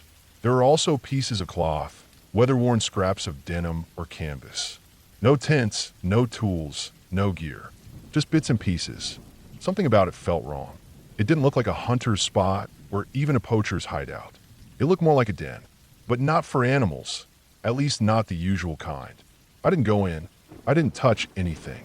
I backed away slowly, marked the location, and hiked straight back to the cabin. That night, the footsteps returned. Same pattern. 2 steps, drag, 2 steps, drag. Around the cabin once, then twice. Then it stopped at the door. This time, the soupkin fell. The noise was sharp, sudden. Pebbles clattered against the wood porch. I grabbed my flashlight and threw open the cabin door. Nothing. Just the dark, the cold, and the heavy silence of the woods. I swept the beam left to right. Nothing moved. I didn't see any eye shine. No figures. Just trees and leaves and shadow. I didn't sleep after that. When dawn came, I packed. I'd done my job. Trails were clear. Camps were undisturbed. I radioed in and told them I was wrapping up early. I didn't give a reason. I didn't need to.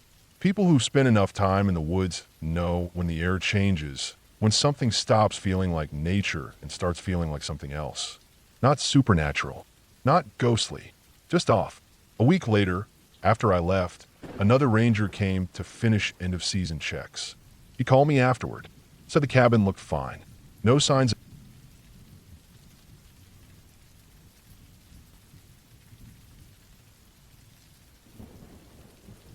I've worked as a seasonal ranger for about 9 years now, mostly in national forests or backcountry parks that don't get as much traffic. The kind of places where the signs are old and half covered by moss, and the pit toilets are rarely maintained because no one uses them. This happened during my 3rd year, and it's one of the few nights that ever truly got under my skin. It was supposed to be an easy weekend off. A group of us, 4 including me, had planned to camp in a semi-remote loop on the edge of the park I worked in. The kind of campground where the sites are far apart and tucked into thick tree cover, with only one rail trail connecting the sites to the parking lot and the few facilities nearby. We were off duty, no uniforms, just a group of friends trying to blow off steam. The plan was simple. Arrive Friday afternoon, set up camp, drink a few beers, cook up whatever we had packed, and spend the night around the fire. We weren't new to it. We'd all worked on and off in forestry, trail management, fire service, or wildlife monitoring. The friend this story centers around, Kyle, had a job as a wilderness trail tech. Tall, kind of lanky, with a weird gait because of a foot injury he'd gotten during fire training. That limp step drag kind of walk, like his hips were always trying to outpace his knees. Very distinct. It was mid-autumn, warm enough to camp comfortably, but cool enough at night that the dark felt thick. At this campground, the restrooms were a good quarter-mile away down a winding trail that passed by a couple unused sites. Some of the old sites had been officially closed years ago, but the paths to them were still visible, overgrown but walkable. The one we stayed in was on a small hill above the others, secluded, shielded by thick pines. Perfect for a quiet weekend. That first evening went exactly as expected. We made food, passed around a couple drinks, and by 9:30 or so the fire was just coals and the air had taken on that sharp, damp bite that creeps in when the sun's been down a while. I had been holding off going to the bathroom, but I couldn't anymore. I had to go. Not the kind of pee you can't hold it, I mean full-on stomach-turning pressure. I grabbed a headlamp, told the guys I was heading out, and started walking the path to the restrooms alone. No big deal. I'd done it dozens of times before. The woods were dead quiet. That's normal. Animal movement slows down at night, and once the temperature dips, even the bugs settle. My light lit up a narrow cone in front of me, everything else swallowed by the trees. The gravel underfoot crunched with every step. Then, as I came to a point near the trail that split toward one of the decommissioned sites, I caught movement up ahead. I saw someone walking, tall, lanky, slow steps dragging slightly. Instantly, I knew it was Kyle. That walk was unmistakable. He stepped out from the old, and used site's path and onto the main trail, maybe 50 yards ahead of me. I thought it was weird, but maybe he had gone off to piss in the woods and had taken a long way back. Maybe he just needed a minute alone. That kind of thing isn't uncommon in the field, honestly. I called out to him. No answer. I wasn't shouting, but I wasn't whispering either. He looked back over his shoulder, not turning fully, just enough to catch a glimpse, and kept walking ahead. His body language was a little strange. He didn't slow down or wait, just moved forward at the same slow pace. I sped up a little, curious. As I got a bit closer, maybe 40 feet or so behind him, he turned his head again, more sharply this time, like he was checking if I was still there. I called out again, telling him I was going to the bathroom and asking what he was doing coming from that other path. He picked up the pace. That was strange. Kyle isn't the kind of guy to mess around like that. He's pretty grounded, a little too serious sometimes. But hey, maybe he'd had a few drinks. Maybe he thought it'd be funny to mess with me. But as I jogged a bit to catch up, my beam kept hitting nothing but the back of him, the path, and trees. I never seemed to get closer. About 50 feet before the bathrooms, The trail curved sharply. I watched him vanish around the bend. When I got there a few seconds later, I expected to see him near the restroom or waiting ahead. But he was gone. No footsteps, no sound of the door creaking open, no movement. Just empty trail. I even walked around the building and checked the tree line. Nothing. I figured he must have gone already, and I didn't want to waste time looking for him. So I went in, did my business, and started heading back. When I got to the site, everyone was exactly where I left them. Kyle was by the fire, poking at the embers with a stick, bundled in the same jacket he'd had on earlier. I stopped short. Now I was sure it had been him. Same build, same jacket, same walk. But he was here, looking like he hadn't moved. I waited a minute, then asked him, comment first, if he'd just gone for a walk to one of the old sites. He looked confused. Said he'd been here the whole time. The others backed him up. At first, I thought, okay, they're messing with me. Maybe they planned it. But they kept straight faces and seemed genuinely puzzled when I kept pressing. I even asked if he'd walked ahead of me on the trail earlier. He shook his head, said again he hadn't left the fire. Eventually, I dropped it. Maybe I'd seen someone else. But deep down, I knew it wasn't a mistake. I knew the way Kyle moved. And that person I saw had his exact motion. Not just similar, exact. I didn't sleep well. Something about it gnawed at me. Hours later, I checked my watch. It was just past 3 a.m. I woke up needing to pee. Nothing unusual. I didn't feel like walking all the way back to the bathroom again, so I just grabbed my headlamp and wandered a short way into the woods behind the tents. It was quiet, foggy, even that kind of low mist that creeps in during the colder parts of the night and clings to the ground. I found a spot a few trees in, took care of business, then turned to walk back. That's when I heard a zipper. The clear, unmistakable sound of a tent opening. I figured someone else had gotten up. I turned and saw movement. A figure unzipping and stepping out of Kyle's tent. I paused. He stretched, looked around, then slowly walked a few feet from the tent and stood still. Even in the dim light, I recognized the way he moved. Same slow bend of the knees, the uneven way he shifted his weight from leg to leg. Then he struck a lighter. The first few flicks showed his outline. Then it caught, and for a moment I saw his face. Kyle's face, lit by the small flame as he brought a cigarette to his mouth. He took a drag and looked right at me. Then he turned and walked off toward the cars at the far end of the site. I followed, confused but trying to catch up. He rounded the front of one of the trucks. I followed seconds behind. Gone. I checked behind, beside, and under the vehicle. There was no one. I checked the other side. Still no one. Now I wasn't just confused, I was pissed. Thought he'd crawled under or hidden somewhere as a joke. I walked back to camp, pulled open his tent, ready to call him out. He was inside, fully zipped in, on his side, snoring.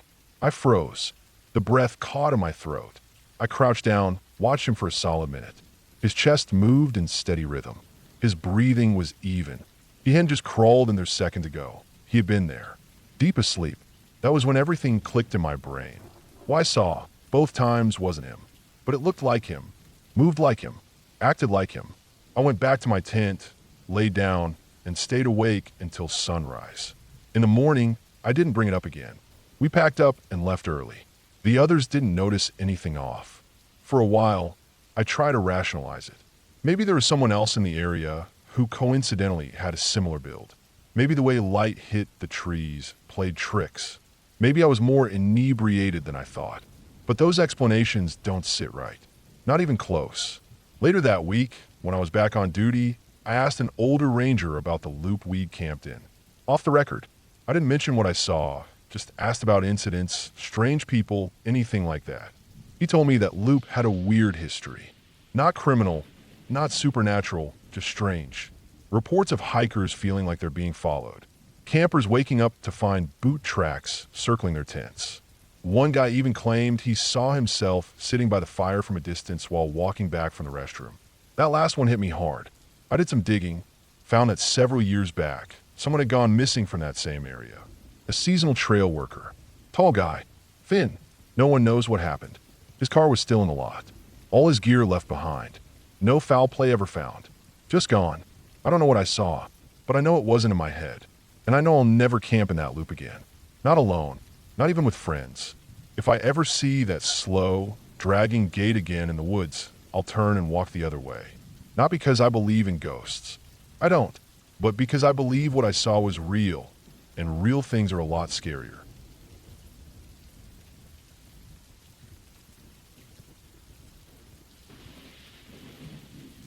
The woods have always felt like home to me.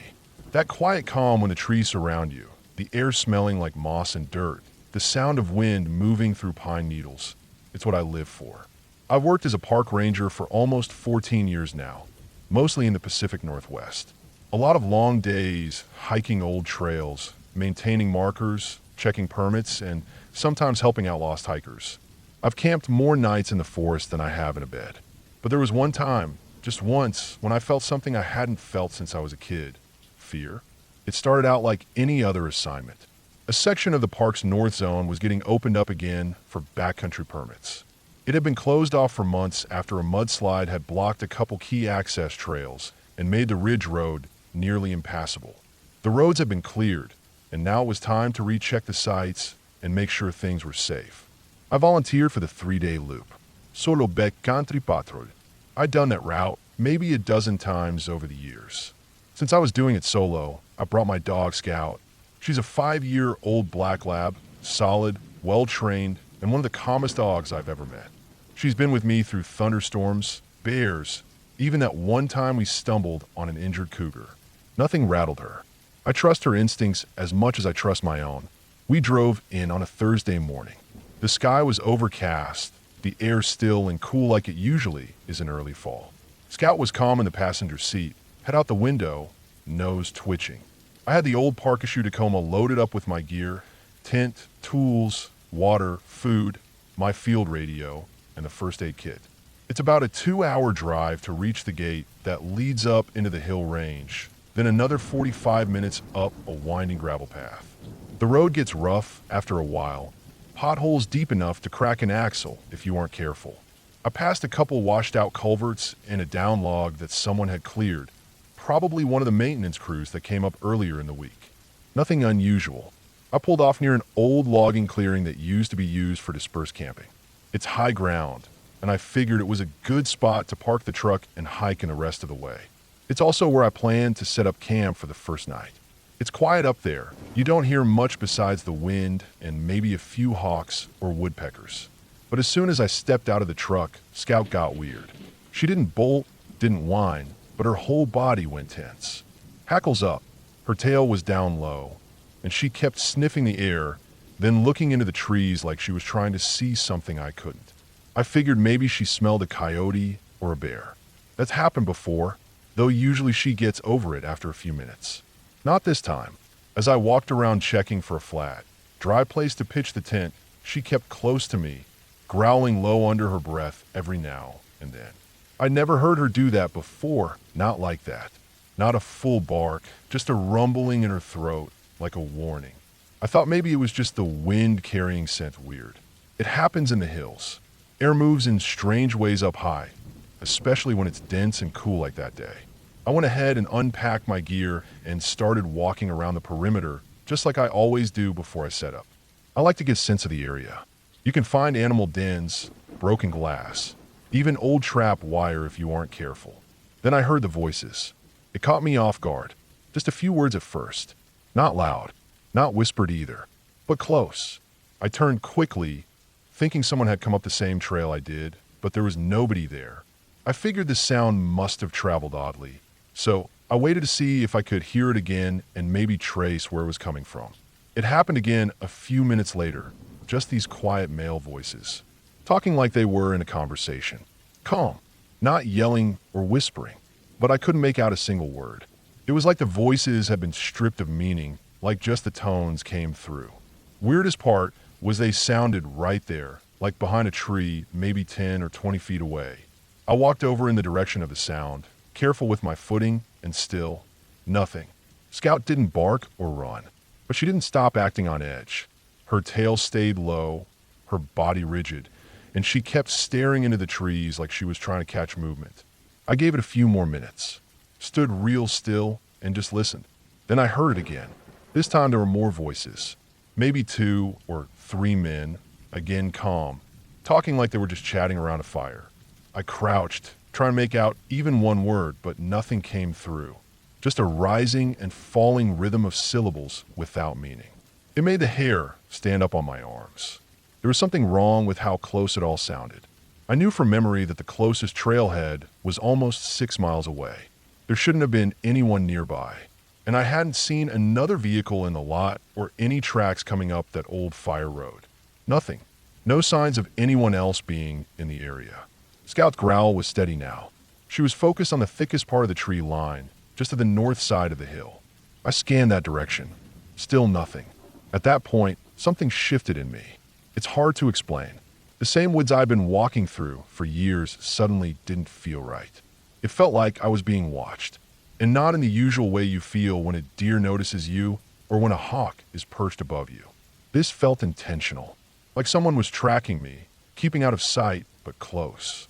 I decided to skip camping there. I rolled everything back up, tossed it in the truck bed, and climbed in. Scout jumped into the passenger seat without hesitation, still tense.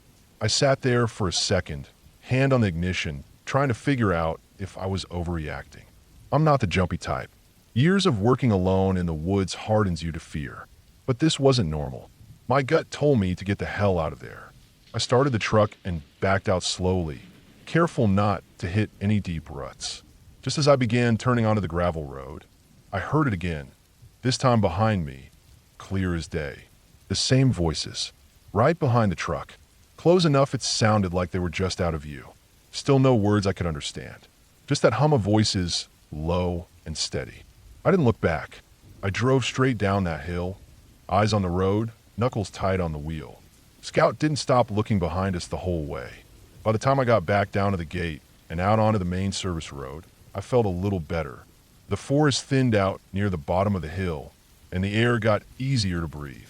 I stopped once at the turnout, got out, and checked around the truck just to be sure I wasn't imagining things.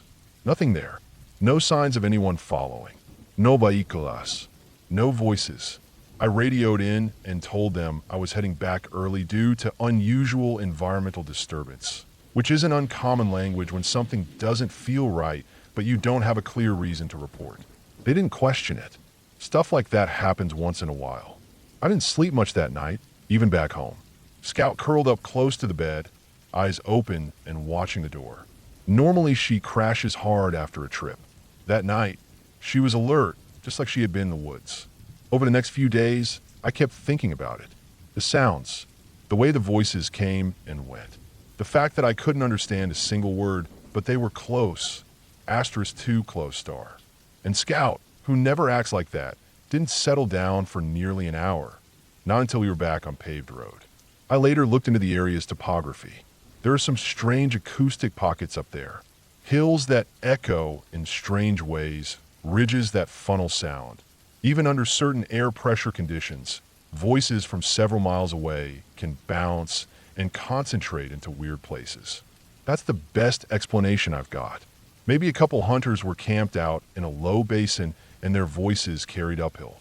That would explain the lack of visible people. Maybe Scout caught a whiff of a bobcat or something more territorial. But here's the thing. After all these years in the woods, I've heard every kind of sound carry across valleys and cliffs. Elk bugles that sounded like car horns, ravens that mimicked cell phones, even thunder that seemed to come from the ground. But those voices didn't echo. They didn't fade or waver. They were right there, like they were following me, like they knew where I was moving and stayed just out of sight. I haven't been back to that exact hilltop since. I've been close, done patrols around it, but I never camped there anymore. There's no rule against it. Nothing ever came of it officially. But my gut told me something wasn't right. And in this line of work, when your gut tells you something, you listen. Scout's still with me. She's older now, slower, sleeps more. But to this day, if I even drive near that ridge road, she gets tense in the passenger seat, just like she did that day. There might be a simple answer for everything that happened out there. Maybe I'll never know, but I'll say this. In all my years as a ranger, that's the only time I ever packed up camp early and left without finishing the job. And it wasn't because of bears or weather or injury. It was because the forest didn't want me there. And I listened.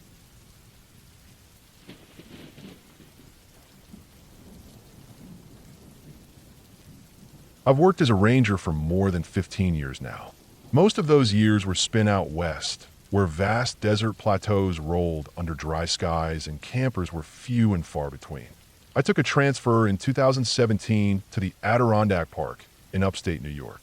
My mother was getting older, and she lived just outside Albany, so I figured it was time to be a little closer to home. I wasn't expecting much in the way of strange happenings when I arrived, just a different set of woods, trails, and rules to get used to. But the Adirondacks have a quiet that runs deeper than other forests I've known. It seeps into you and makes you feel like you're being watched sometimes, even when there's no one around for miles. That quiet isn't just a lack of sound. It's something else. I've experienced a lot of things that make your skin crawl. Lost hikers turning up dead in places we already searched, people screaming in the woods at night with no explanation, fresh boot prints and snow too deep for any regular camper to walk through. But what happened in the summer of 2019 near Warrensburg was one of the more unsettling things I've had to deal with, mainly because of how ordinary it looked on paper. It started like any other routine rotation. I was assigned a loop near the edge of the Vanderwacker Mountain Wild Forest, not far from where it meets the private lands closer to Warrensburg. That part of the park gets a fair bit of traffic in the summer. Families mostly, people hauling new campers up the winding back roads for a taste of the woods. The campsites in that area are somewhat close together, but spaced just enough that you feel like you've got your own corner of the forest. Not completely isolated, but far from crowded. That night, I had just finished my usual patrol before nightfall. I did the standard rounds, checked the main road access gates, noted down a couple of noise complaints that weren't serious, waved to a few of the campers as I passed by. Around 9:30 p.m., I parked the rig by the small ranger cabin we kept on site. A simple structure with a cot, stove, radio, and logs from previous patrols. Nothing fancy, but enough to keep you dry and let you sleep. I radioed to my end-of-day check-in, logged the quiet night, and stepped outside for one last breath of cool air before heading in. That's when I noticed the sound.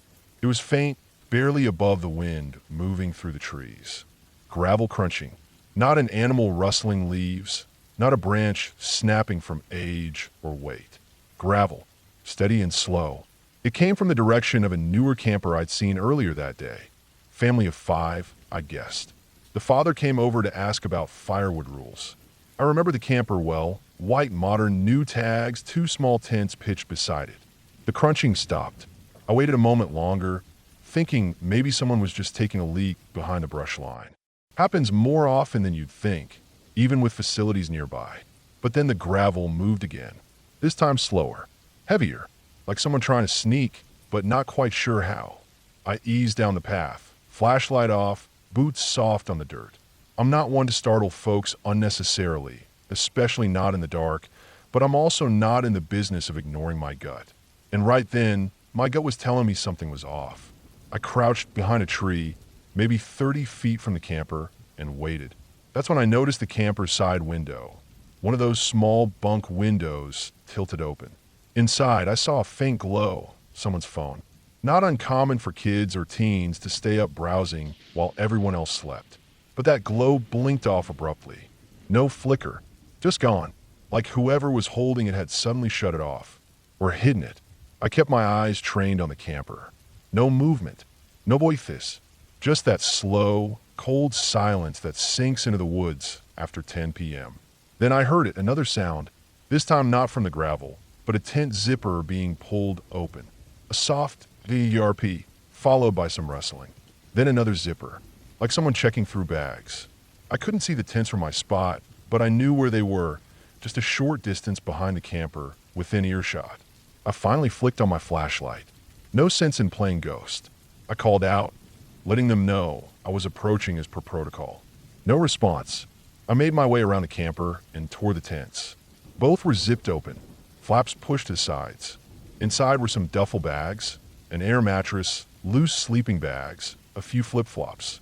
All looked untouched, but I knew something had been rummaged through. The way the sleeping bags were bunched, the way one duffel was turned halfway over. I scanned the tree lean. Nothing. I circled the camper once more. No sign of anyone awake. No movement behind any of the windows. Everything was still. I radioed in that I'd do an extended perimeter check. Then I followed a wide circle through the woods surrounding the area, flashlight low to avoid giving away too much of my position. It took maybe 20 minutes to loop the zone. I found nothing. No fresh footprints, no scent of smoke or alcohol, no voices in the distance. By the time I returned to the camper, the lights inside had gone fully dark. I didn't sleep much that night. I sat on the front step of the ranger cabin with a thermos of lukewarm coffee and kept my ears sharp. Nothing else happened. The next morning, I approached the camper around 7:30 a.m. once I heard some noise and saw people moving around. The parents were out folding chairs, getting coffee started. Kids were eating cereal by the fire ring. I noticed two things immediately. Both tents were still open, flaps pinned back. And none of the family members looked like they had any clue that something strange had happened the night before. I didn't mention it to them. We're trained to be cautious about that. You don't bring up vague threats or shadows unless you're sure. You don't want to spark panic, especially with kids. I moved on to the next few sites. Around midday, a neighboring camper flagged me down.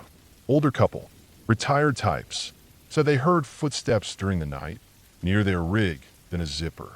They'd assumed it was one of the teenagers from the other camper messing around.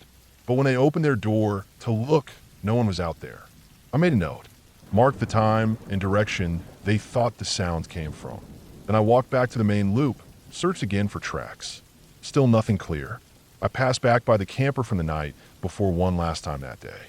The family was packing up. I asked casually if they were heading out early. The father shrugged and said they just didn't sleep great. Decided to move on. He didn't elaborate.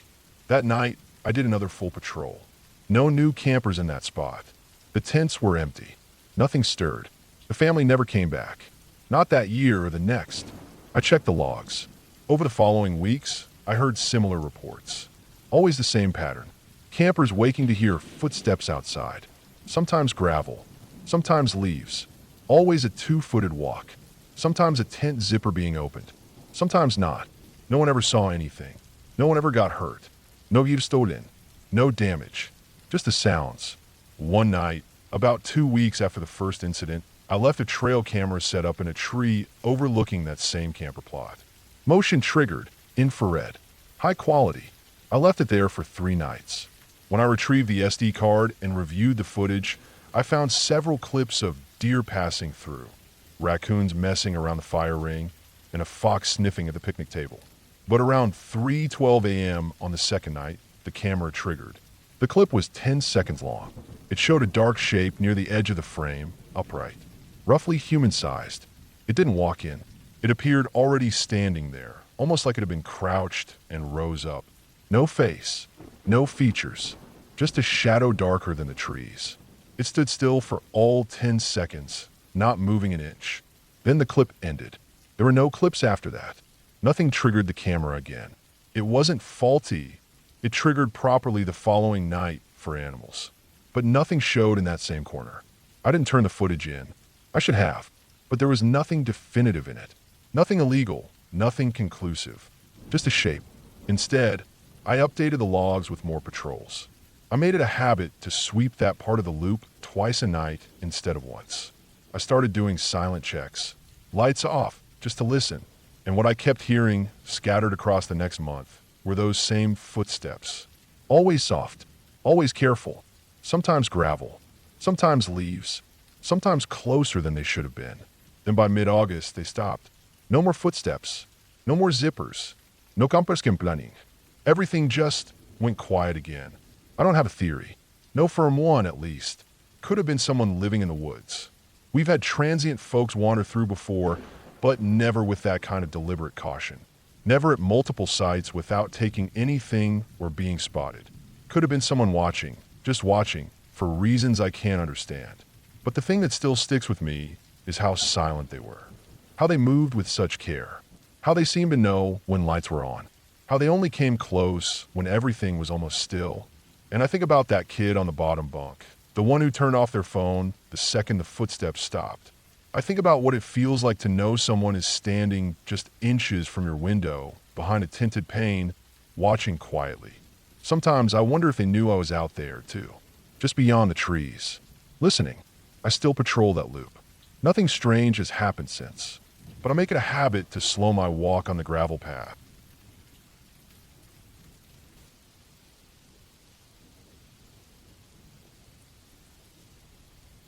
I had just started working full-time as a ranger in the Manistee National Forest the same year I turned 25. Before that, I was part-time, bouncing between trails, cleanup duties, and occasionally helping with search and rescue drills. I grew up in Michigan and spent most of my teenage years doing outdoor activities, kayaking, hiking, and camping in this same forest. I even did a couple of backpacking trips as a Boy Scout. I thought I knew the land well. Thought being the key word. One of those early memories from scouting had stuck with me over the years, something I brushed off back then, but thought about more often as I got older. It happened on a week-long backpacking trip when I was around 13. Our troop leader had mapped out about a 20-mile loop, cutting through some of the deeper areas of the forest, way off the beaten path. We were all young and excited, our packs loaded with gear, freeze-dried food, and some of us with cheap flashlights that barely lit the trail ahead. By the third day, we had made it several miles in. No cell service, no nearby roads, no signs of other campers. We set up camp in a clearing surrounded by thick trees and brush. It wasn't an official campsite, just a flat enough space near a small stream. We boiled some water, cooked our food, cleaned up, and zipped ourselves into our tents. I remember feeling sore and satisfied, laying on my sleeping bag with my feet aching and my head just beginning to relax. Then came the noises. At first, I thought it was just some animal walking around the brush. We'd seen deer on the trail earlier. It didn't seem strange. But then came a long, drawn-out shriek. It wasn't human. It wasn't any animal I could place either. It sounded like metal tearing combined with a high-pitched scream. It echoed through the woods like it was coming from all directions. Another followed a few minutes later. Then another. Louder. Closer. Then, after several minutes of silence, came the banging, like a heavy piece of wood slamming violently into a tree. It had rhythm, but wasn't consistent, like someone trying to get attention, but not caring how much noise they made. I lay there stiff, frozen. I could hear a few other scouts shifting around in their tents. Nobody dared say a word. I held my breath for long stretches at a time, hoping whatever it was wouldn't come closer. The sounds came in waves, screams and pounding, sometimes far away, sometimes so close I swore I'd hear something stepping through the brush just feet from my tent. Hours must have passed. Eventually, the noises stopped. I think I dozed off in short bursts, jerking awake at every small rustle. The next morning, we all got up, quiet and a little pale. We didn't talk about it. I don't know if it was fear or just unspoken agreement. But no one said a word about the night before, except the assistant scoutmaster. He mumbled something while packing up his tent, half smiling, like he was trying to calm the group. He said, "Those were some high-pitched coyotes last night, huh?" But I'd heard coyotes before. They yipped and howled. This wasn't that. Not even close. We got back on the trail. About midday, we passed a solo hiker heading in the opposite direction. He looked like he'd had a rough night. Dark circles under his eyes, gear packed sloppily. He asked our scoutmaster if we'd been the ones making all the noise the night before. He said he'd heard yelling, screaming, banging, said he yelled at them to knock it off but didn't get a response. Our scoutmaster told him it wasn't us, and we moved on. I remember looking back at the guy as we walked away. He was just standing there, confused, shaking his head.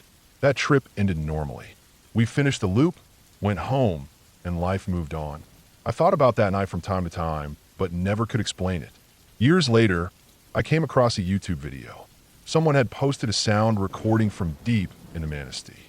They said they were camping alone and caught something on their audio recorder around 2 a.m. I played the clip. There was the same screeching, distant but sharp, and somewhere in the background the rhythmic knocking, wood on wood. Hearing it again, after all those years, made the hairs on my arms stand up. It was exactly the same as what I'd heard as a kid. Different location, same forest. That's what got me thinking again. And that's probably why I took the job offer when the Forest Service called. Manistee's a big place. Over 500,000 acres. Most of the visitors stay close to the rivers, scenic drives, and official campgrounds. But there are parts out there, way off the trails, where people rarely go. Some of those old logging paths are so overgrown, they're almost invisible now. That's where strange things seem to happen. About a year into working full-time, I had a few regular patrol loops. One of them was near an unmaintained trail system just west of the Pine River. It wasn't on most maps, but it existed, used mostly by hunters or the rare ultra-hiker. That summer, I started hearing reports. A couple of campers had logged noise complaints, saying they'd heard yelling and banging at night, but couldn't find who or what caused it. They assumed it was drunk kids, or maybe just animals. One report stood out. A middle-aged couple had been camping off a fire road and claimed something came near their tent and just stood there. They heard breathing, slow and deep, but when they turned on a flashlight, nothing was there. I didn't know what to make of it. Animals sometimes behave strangely. I've heard elk make blood-curdling calls during rutting season. I've seen raccoons bang garbage, can lids like they're doing percussion practice. People hallucinate sounds in the woods all the time, especially if they're tired or nervous. But then it happened to me again. It was late September, dry and cool. I was on a solo patrol hike through an old section of forest near Eddington Creek. The trail was barely visible, just a narrow dirt line twisting through dense undergrowth. I carried the usual gear: GPS, radio, water, first aid kit, and a firearm. It was supposed to be a 2-day loop, camping overnight at a clearing I'd used once before during training. I made camp late in the afternoon. No sign of other people, no tire tracks, no boot prints. Just birds, a few squirrels, and the wind in the trees. I boiled some dinner, cleaned up, checked in on the radio, and I settled in.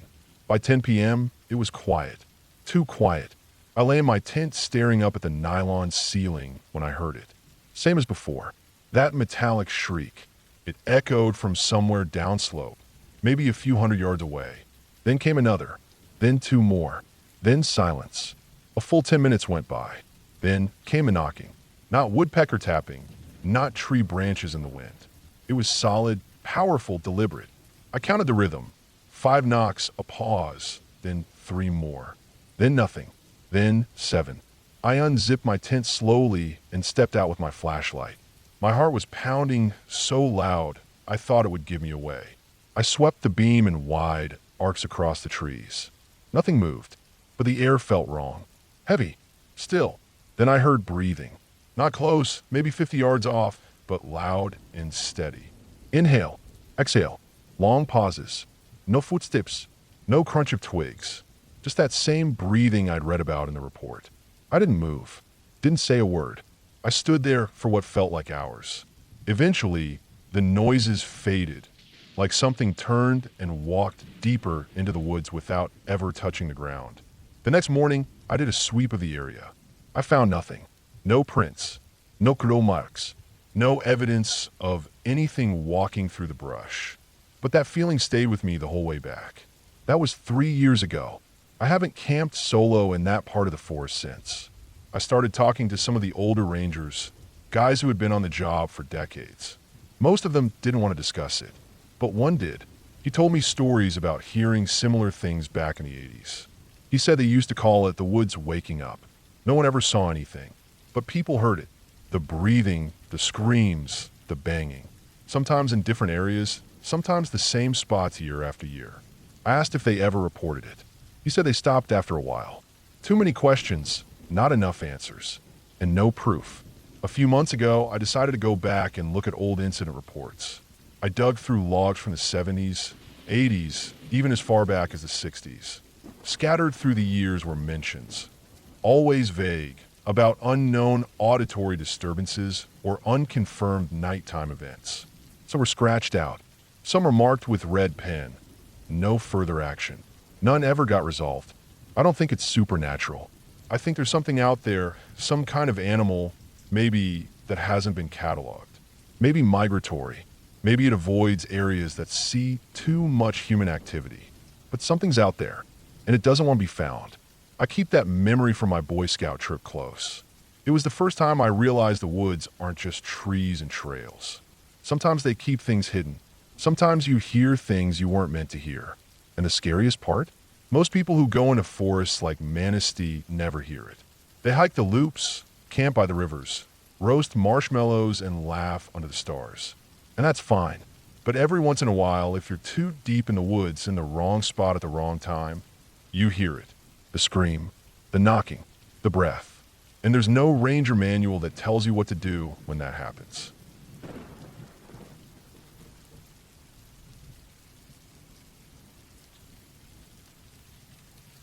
I've been working as a park ranger for about 9 years now.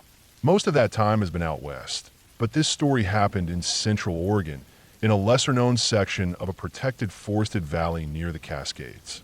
The terrain around that area is thick and uneven, full of firs and tangled undergrowth, with a river winding through several canyons.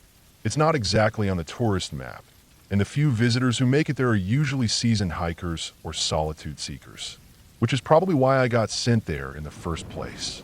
That year, the Ranger District had put together a project to remap some older trails that had gone neglected. The satellite imagery didn't show enough detail because of the tree cover, and some of the older topographic records were a mess.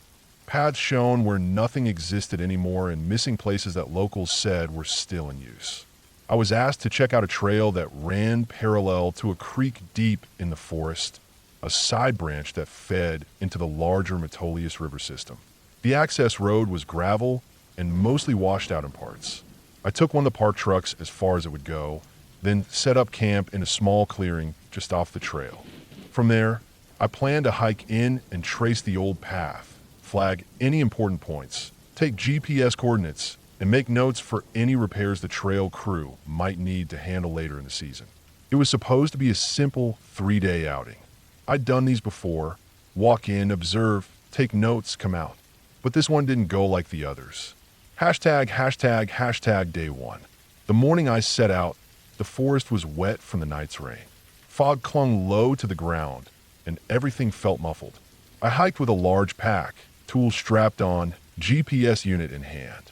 About an hour in, I came across remnants of the old trail, a section of split log edging, rotted through and scattered. I flagged it and moved forward. This went on for most of the day: follow the contours of the creek, spot what was left of the trail, mark it. But around midday, I noticed something strange. The trail would appear and vanish in ways that didn't make sense. It would show up clear and recognizable, then just stop at a rocky patch or under a landslide that looked too old to be recent. I tried circling around to re-find it, and sometimes I did, but other times I'd find myself off track for nearly 30 minutes before the faint indent of human passage would reappear again. Still, that wasn't the worst part. The real oddity started near a large bend in the creek. There was a wide clearing just before the water turned sharply and dropped into a gully. The area felt different. The ground was packed flatter, the trees spaced in a way that suggested something had once been there. A hunting cabin maybe, or a work camp. But no structures remained, just old rusted nails in the trees and 2 upright cedar logs that had been stripped bare. Novark, Novaranchis. They weren't natural. I checked my map, and the spot didn't show anything. I took some photos and moved on. But not long after, I had that feeling in the back of my neck, that crawling tension you get when you think someone's watching you. I stopped, looked around. Nothing. The woods were dead silent. Even the birds had gone quiet. I pushed forward. I camped that night on a small flat shelf of ground above the creek. I set up my tent, made some food, and noted my progress. I was ahead of schedule, which was good, but something about the trail didn't sit right with me. My notes reflected that. I'd written that the path broke off unnaturally and felt altered. It didn't sound very scientific, but it was the best I could do to describe it. Sleep came hard that night. Every little sound kept waking me. I chalked it up to nerves and a coyote or 2 nearby. But I'd done these solo treks before. This wasn't my first night out. Still, I kept feeling like I needed to get up and check something. I even turned on my flashlight and looked out of the tent twice, thinking I'd heard movement by the tree line. Each time, nothing. Hashtag day 2. The second day started off routine. I broke camp, packed up, and kept following the trail. The forest changed a bit as I moved higher in elevation.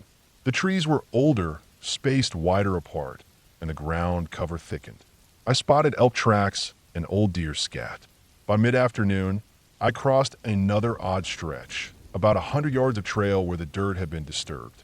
It looked like someone had taken a rake and gone over the area unevenly. That might sound minor, but in the middle of nowhere where no hikers have been in years, it stood out. I crouched and looked closer. The dirt was dry on top, but darker underneath, recently turned. I pulled out a small trowel and scraped back a section. About 3 inches down, I hit compacted earth. Not roots, not rock, something layered. It felt like buried canvas or tarp. I didn't dig further. I wasn't there to excavate anything, and disturbing a potential burial site, or worse, a dump site, wasn't something I could legally do without backup. I logged the coordinates, took some photos, and kept moving, but that creeping tension stayed with me the rest of the afternoon. Around 5 p.m., I found another clearing. This one flat and unnaturally symmetrical. The trees stopped in a perfect rectangle, like something had once been built there, then removed. No leftover logs, no nails, no beams, just ground that was smoother than the rest of the forest floor. I thought about turning back, but I was so far in already, and I still had one more night planned. I camped again, higher up this time, on a ridge above the creek. No fire, just cold food and early sleep. Or I tried to sleep, anyway. At around 1 a.m., I woke to a noise that didn't fit the woods. A metallic clink, distant but clear. Then silence. I sat up inside my tent, heart thudding. It came again, asterisk clink asterisk, like metal on rock or metal swinging gently. I thought of old tools hanging, swaying in wind. But there was no wind. I got up, stepped out, and stood for several minutes listening. Nothing. Just dead air. I couldn't see far. My headlamp barely reached 10 feet into the trees. But I scanned slowly, over and over. Nothing moved. No eyes reflected back. No steps. But I felt watched again. That deep, primal kind of watched. Like something knew I was there, but didn't want to be seen. I didn't go back in the tent right away. I waited, scanning, for maybe half an hour. The noise didn't come again. Eventually, I climbed back in and waited for morning. Hashtag day 3. I cut the last day short. I started down early, before the sun had fully broken over the ridge. The light made the forest feel more normal again, but that feeling, like I was being followed, stayed with me. I kept looking over my shoulder. I walked faster than I should have, burning through water and energy just to get out quicker. By late morning, I hit the section near the old upright cedar poles again, the one stripped bare. But now there was something else. A pile of stones. I swear it hadn't been there before. Not on day 1. Not when I passed the first time. It sat between the 2 stripped trees, a rough stack, maybe 2 feet tall, shaped almost like a cairn but wider. It looked fresh. The rocks weren't mossy, no leaves on them, no dirt stains like the ones lying around the forest floor. I crouched and took a photo, then moved past it without touching it. I couldn't explain it, and I didn't want to. About an hour later, I stopped for a break at a log and checked my GPS. I was close to where I'd camped the first night, about a mile from where I'd left the truck. But when I looked at the tracker, I noticed something strange. There were extra markers. The unit had been logging my position every 10 minutes or so, and I could see my normal trail plotted out. But there were pings that didn't match, side dots that looped or paused off my track, like I'd moved in my sleep or someone else had come close. I checked the timestamps. 2 of them were between 1 and 3 a.m. the night before, exactly when I'd heard that metallic sound. I froze. My mind tried to explain it away. Bad signal balance, GPS drift. But the accuracy on those units was usually within 10 feet. These pings were closer than that, some right next to my tent location. I packed up and practically jogged the last mile. Hashtag aftermath. Back at the truck, I locked the doors and sat there for a while, just breathing. I felt foolish, overreacting maybe, but my instincts had been screaming all morning. I drove back to the station and filed my report. I included all the trail data, GPS logs, and the flagged oddities. I didn't mention the feeling of being watched or the strange noises. Not officially, but a week later, something happened that made it all worse. Another ranger, Derek, got sent out to check the next section of the same trail. He was supposed to follow where I left off and map it deeper into the creek basin. A simple overnight trip. He didn't check in. We gave him 12 hours, then sent out a team. They found his tent, torn down by wind or animals maybe. His pack was still there, mostly full. GPS left behind, turned off. His tracks led north toward the creek, but they vanished halfway down the embankment. Dogs couldn't pick up anything solid after that. We searched for days. Nothing. Eventually, he was listed as missing. They called in outside agencies, but still no trace.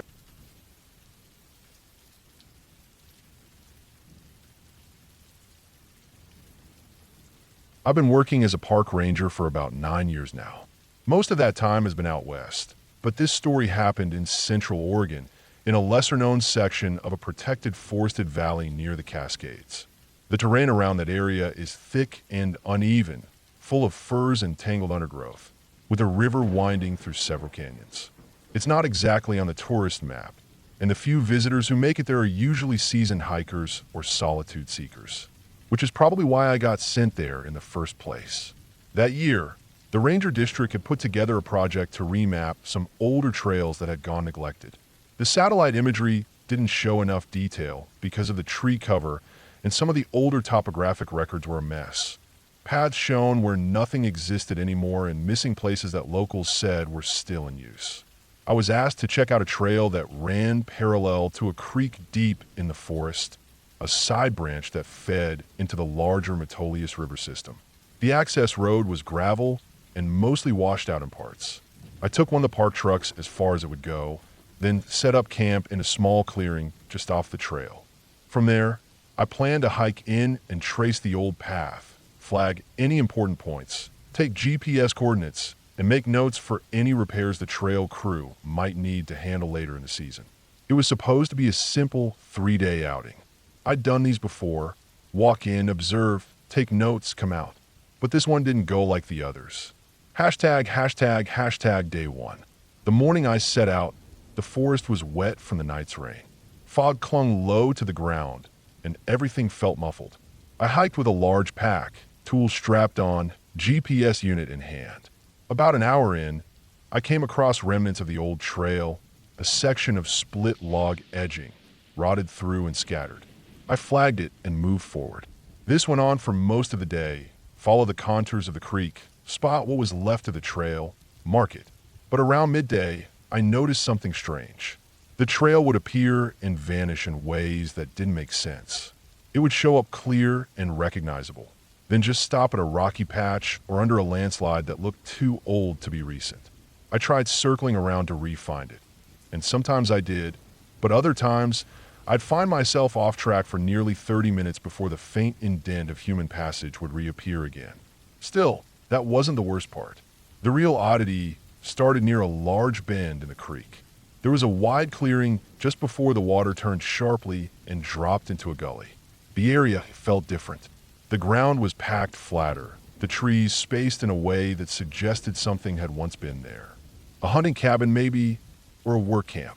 But no structures remained. Just old, rusted nails in the trees and 2 upright cedar logs that had been stripped bare. No branches. They weren't natural. I checked my map, and the spot didn't show anything. I took some photos and moved on. But not long after, I had that feeling in the back of my neck, that crawling tension you get when you think someone's watching you. I stopped, looked around. Nothing. The woods were dead silent. Even the birds had gone quiet. I pushed forward. I camped that night on a small flat shelf of ground above the creek. I set up my tent, made some food, and noted my progress. I was ahead of schedule, which was good, but something about the trail didn't sit right with me. My notes reflected that. I'd written that the path broke off unnaturally and felt altered. It didn't sound very scientific, but it was the best I could do to describe it. Sleep came hard that night. Every little sound kept waking me. I chalked it up to nerves and a coyote or 2 nearby. But I'd done these solo treks before. This wasn't my first night out. Still, I kept feeling like I needed to get up and check something.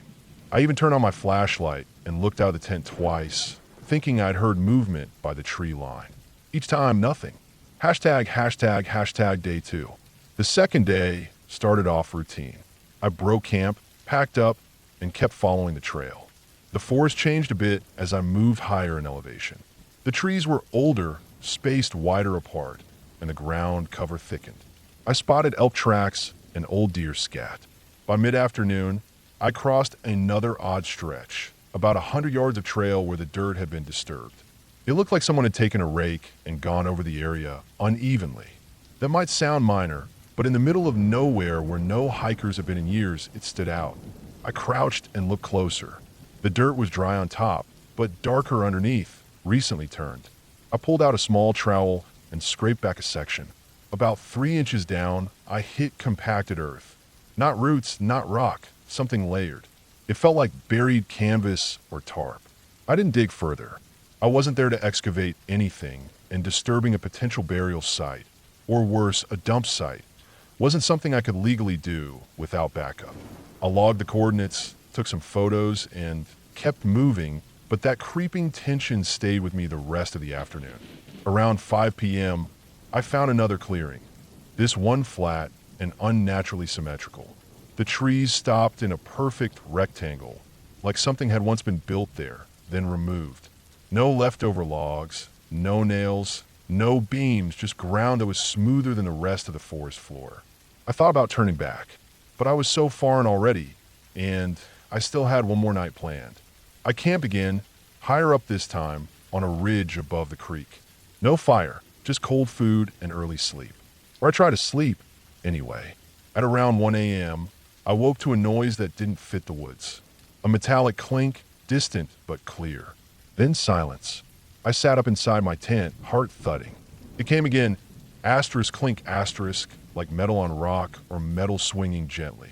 I thought of old tools hanging, swaying in wind. But there was no wind. I got up, stepped out, and stood for several minutes listening. Nothing. Just dead air. I couldn't see far.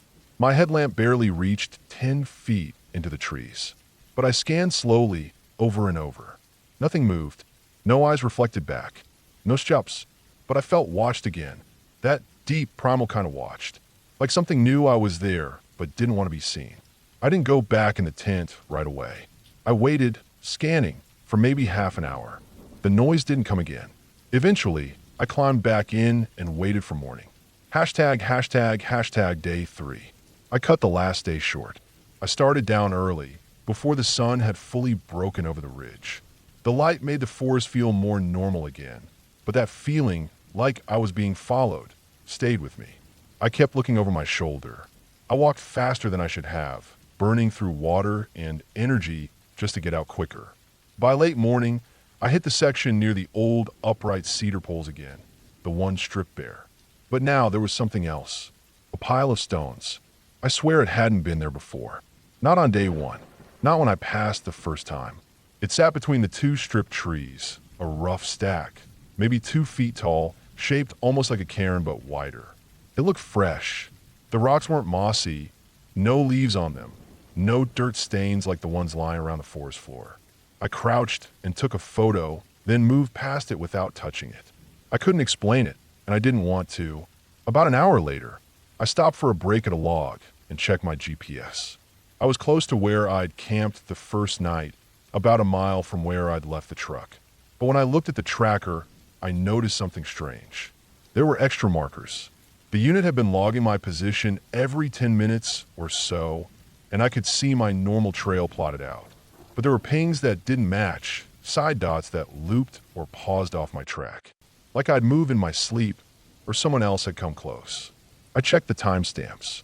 2 of them were between 1 and 3 a.m. the night before, exactly when I'd heard that metallic sound. I froze. My mind tried to explain it away. Bad signal balance, GPS drift. But the accuracy on those units was usually within 10 feet. These pings were closer than that, some right next to my tent location. I packed up and practically jogged the last mile. Hashtag aftermath. Back at the truck, I locked the doors and sat there for a while, just breathing. I felt foolish, overreacting maybe, but my instincts had been screaming all morning. I drove back to the station and filed my report. I included all the trail data, GPS logs, and the flagged oddities. I didn't mention the feeling of being watched or the strange noises. Not officially, but a week later, something happened that made it all worse. Another ranger, Derek, got sent out to check the next section of the same trail. He was supposed to follow where I left off and map it deeper into the creek basin. A simple overnight trip. He didn't check in. We gave him 12 hours, then sent out a team. They found his tent torn down by wind or animals maybe. His pack was still there, mostly full. GPS left behind, turned off. His tracks led north toward the creek, but they vanished halfway down the embankment. Dogs couldn't pick up anything solid after that. We searched for days. Nothing. Eventually, he was listed as missing.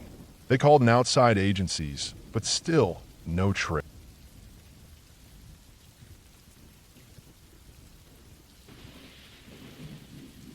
I've worked as a park ranger for most of my adult life. I've been stationed in a lot of different places over the years. Small state parks, huge national forests, fire towers, campgrounds tucked into nowhere. I've dealt with dumb tourists, poachers, missing hikers, drunk campers, and more than a few wild animals who got a little too comfortable with humans. But nothing I've ever seen compares to what happened during 1 week in the middle of October in a part of Oregon that doesn't show up on any of the fancy travel blogs or Instagram feeds. Just dense pine forest, rough trails, cold streams, and long stretches of quiet. This was in the northern end of the Ochoco National Forest, near a section we call Lookout Ridge. It's not really a ridge in the dramatic sense, more like a long stretch of slightly higher ground that overlooks a web of canyons and drainages. Most folks avoid it. There's no official campground there, just a couple of primitive spots with fire rings built by hunters or backcountry hikers. The terrain is steep and rocky. You can hike for hours without seeing another person. Most of the time, I liked it that way. That year, I was assigned to patrol the less frequented trails for about 10 days straight. My job was to check conditions before the weather turned, document any downed trees or washed out sections, and make sure nobody was camping illegally. It wasn't glamorous, but I liked that kind of solitude. I loaded up my old Ford Ranger with supplies, tools, food, topo maps, trail flags, my pack, and drove deep into the park to the northern access road. From there, I parked and began hiking in, planning to make a circuit that would take me around a ridge and through a few valleys. I'd check in every other evening by radio. If I was out of range, I had a satellite beacon for emergencies. The first couple days were uneventful. Cool air, overcast skies, a few short-range showers. I moved along the trails, marking spots where erosion had eaten into the path or deadfall blocked the way. I didn't see a soul, only signs of elk, some black-tailed deer, a few black bear tracks up higher. All normal. I made camp each night under a tarp or next to a rock outcropping. Ate dehydrated food, wrote my notes, checked the maps. Everything felt fine. On the fourth day, things started to feel off. It started when I found an old boot. I was moving through shallow drainage that hadn't seen trail work in years. The path had basically disappeared, so I was navigating by compass and memory, making my way toward a creek crossing. I'd stopped to take a break on a mossy log when I noticed something in the underbrush off to my left, about 15 feet away. It was a single leather boot, partly buried in pine needles and leaves. No laces cracked along the sole, dark brown, the old kind of work boot that used to be common in the 70s or 80s.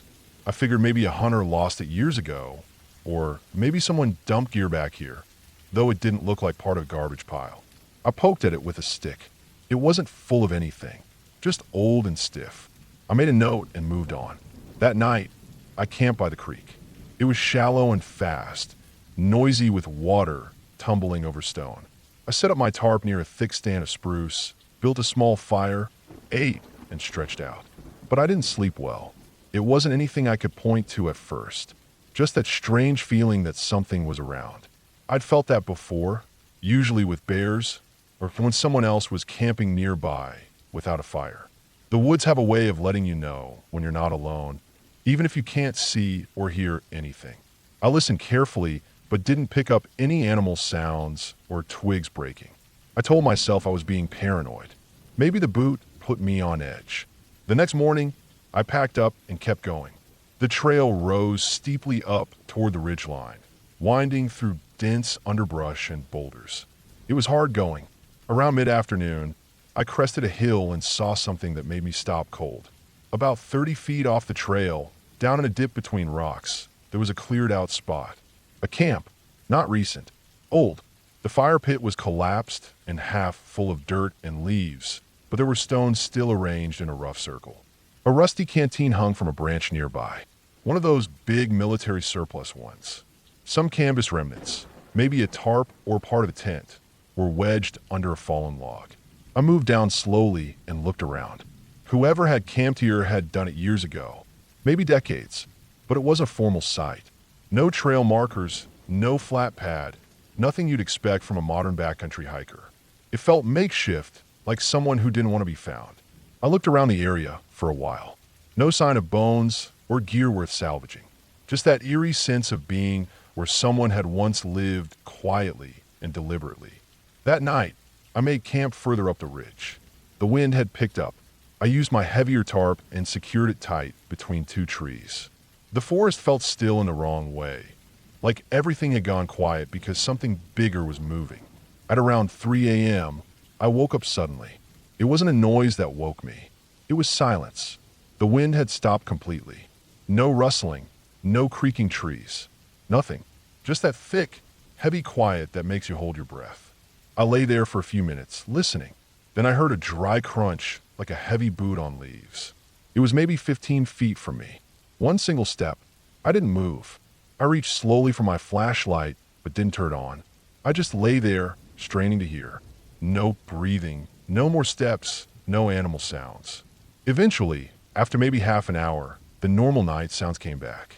I didn't sleep again until dawn. The next day I moved fast. I descended from the ridge and entered a deeper part of the forest, thicker trees, less light, more moisture. I was heading toward a set of old switchbacks near a spot we called Dead Mare Gulch, named after a story about a horse that fell in the 50s. There weren't any active trails in that part, but the land survey maps still showed the path etched faintly through the drainage. That's when I found the rock pile. It looked like a cairn, but poorly built. Just a mound of hand-sized stones, maybe waist-high, balanced in a little hollow between trees. No trail nearby. No sign that anyone had marked it for navigation. But here's what bothered me. Around the base of the pile, there were clear indentations in the dirt. 4 spots, like someone had knelt down on all fours around it. Elbows, knees. Deep imprints, like they'd been there a while. I backed away and marked the coordinates in my notebook. I didn't like it. That night, I didn't make camp. I kept moving, hiking until almost dark, and found a rocky slope to sit on, far above the drainage floor. I didn't want to sleep in the trees. Too dark. Too many blind spots. I dozed sitting up, wrapped in my bag, with my light and bear spray ready. Around 2 a.m., I heard movement again. This time, faster. Several steps in the brush below, moving quick, not toward me, but across the slope. Then nothing. I stayed up until dawn. I told myself I was being paranoid. But the next morning, I found a small piece of paper tucked under a rock about 100 feet downslope from where I'd slept. It was yellowed and torn, not recent. The ink had bled, maybe from rain, but I could still read a few words. Asterisk, they come quiet at night. Leave no marks. I wait till they go. Asterisk, I folded it, stuck in my map case, and hiked on. I had 2 more days left on my loop before I'd be back in radio range. I thought about triggering my beacon, but I hadn't seen anything technically dangerous. Just weird. Unsettling. No oblivious. No threats. Nothing I could report without sounding like I'd lost my mind. I kept going.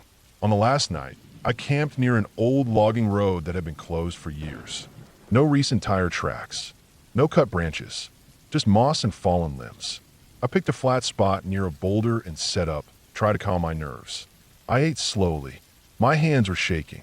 As the sun set, the wind came back cold and steady.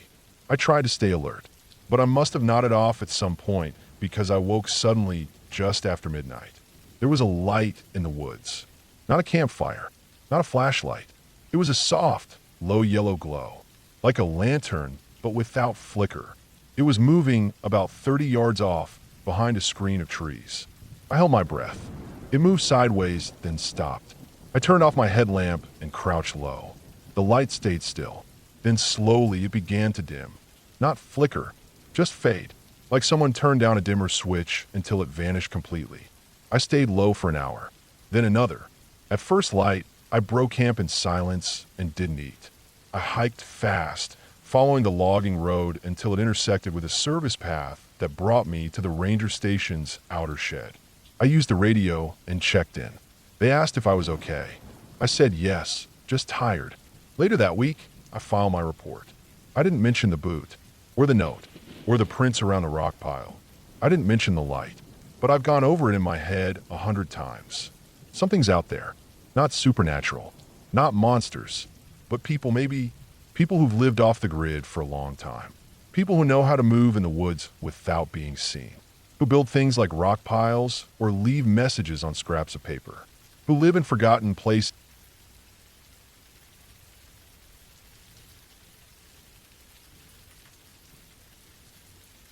I've been working as a park ranger for about 9 years now. Most of that time has been out west, but this story happened in Central Oregon, in a lesser-known section of a protected forested valley near the Cascades. The terrain around that area is thick and uneven, full of firs and tangled undergrowth, with a river winding through several canyons. It's not exactly on the tourist map, and the few visitors who make it there are usually seasoned hikers or solitude seekers, which is probably why I got sent there in the first place. That year, the Ranger District had put together a project to remap some older trails that had gone neglected. The satellite imagery didn't show enough detail because of the tree cover, and some of the older topographic records were a mess. Paths shown where nothing existed anymore and missing places that locals said were still in use. I was asked to check out a trail that ran parallel to a creek deep in the forest, a side branch that fed into the larger Metolius River system. The access road was gravel and mostly washed out in parts.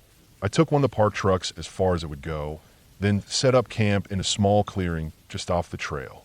From there, I planned to hike in and trace the old path, flag any important points, take GPS coordinates, and make notes for any repairs the trail crew might need to handle later in the season.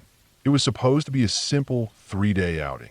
I'd done these before, walk in, observe, take notes, come out. But this one didn't go like the others. Hashtag day one. The morning I set out, the forest was wet from the night's rain. Fog clung low to the ground, and everything felt muffled. I hiked with a large pack, tools strapped on, GPS unit in hand. About an hour in, I came across remnants of the old trail, a section of split log edging, rotted through and scattered. I flagged it and moved forward. This went on for most of the day, follow the contours of the creek, spot what was left of the trail, mark it. But around midday, I noticed something strange. The trail would appear and vanish in ways that didn't make sense. It would show up clear and recognizable, then just stop at a rocky patch or under a landslide that looked too old to be recent.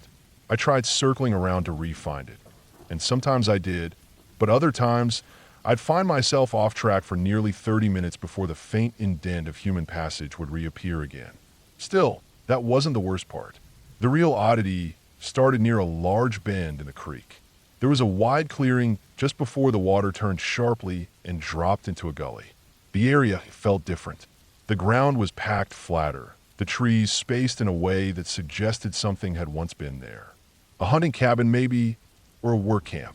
But no structures remained. Just old, rusted nails in the trees and 2 upright cedar logs that had been stripped bare. No bark, no branches. They weren't natural. I checked my map, and the spot didn't show anything. I took some photos and moved on. But not long after, I had that feeling in the back of my neck, that crawling tension you get when you think someone's watching you. I stopped, looked around. Nothing. The woods were dead silent.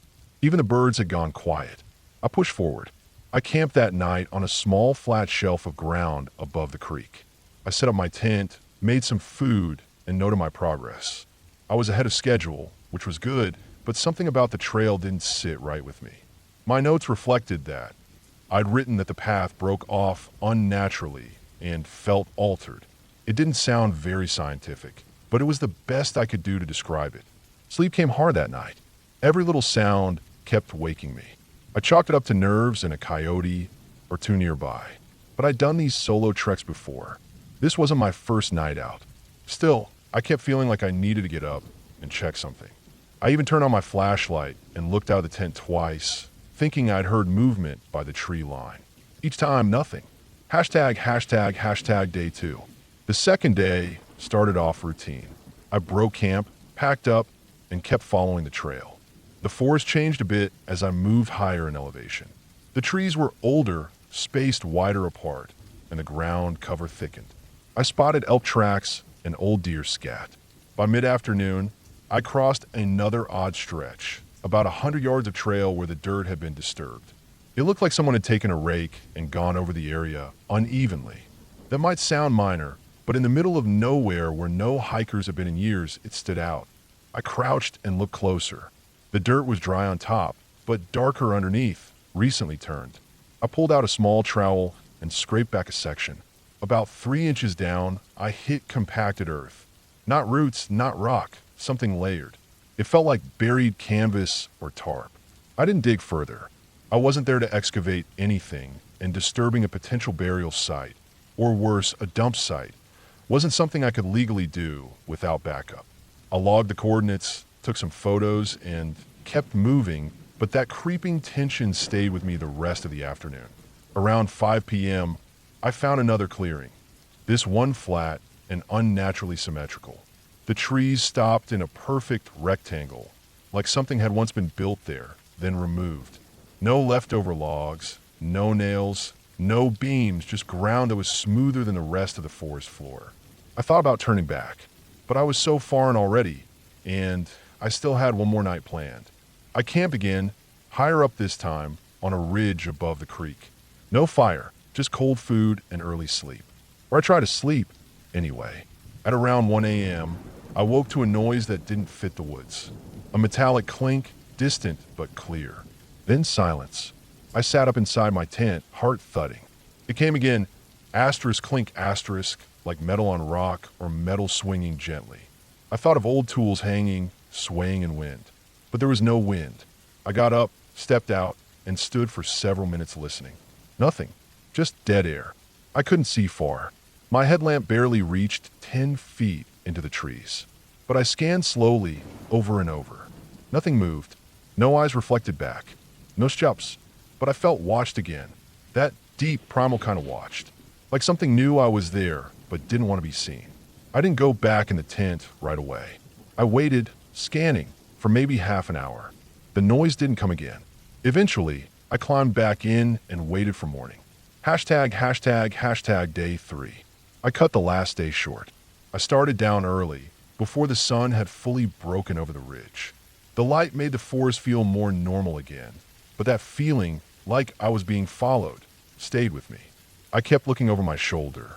I walked faster than I should have, burning through water and energy just to get out quicker. By late morning, I hit the section near the old upright cedar poles again, the one stripped bare. But now there was something else. A pile of stones.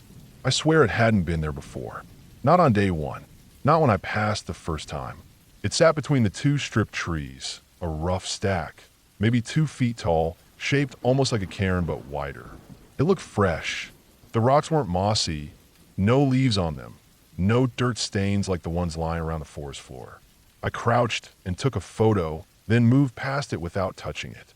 I couldn't explain it, and I didn't want to. About an hour later, I stopped for a break at a log and checked my GPS. I was close to where I'd camped the first night, about a mile from where I'd left the truck.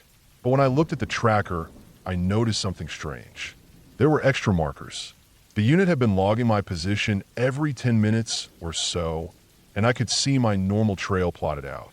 But there were pings that didn't match, side dots that looped or paused off my track. Like I'd moved in my sleep, or someone else had come close. I checked the timestamps. 2 of them were between 1 and 3 a.m. the night before, exactly when I'd heard that metallic sound. I froze. My mind tried to explain it away. Bad signal balance, GPS drift. But the accuracy on those units was usually within 10 feet. These pings were closer than that, some right next to my tent location. I packed up and practically jogged the last mile. Hashtag aftermath. Back at the truck, I locked the doors and sat there for a while, just breathing. I felt foolish, overreacting maybe. but my instincts had been screaming all morning. I drove back to the station and filed my report. I included all the trail data, GPS logs, and the flagged oddities. I didn't mention the feeling of being watched or the strange noises. Not officially, but a week later, something happened that made it all worse. Another ranger, Derek, got sent out to check the next section of the same trail. He was supposed to follow where I left off and map it deeper into the creek basin. A simple overnight trip. He didn't check in. We gave him 12 hours, then sent out a team. They found his tent torn down by wind or animals maybe. His pack was still there, mostly full. GPS left behind, turned off. His tracks led north toward the creek, but they vanished halfway down the embankment. Dogs couldn't pick up anything solid after that. We searched for days. Nothing. Eventually, he was listed as missing. They called in outside agencies, but still no trace.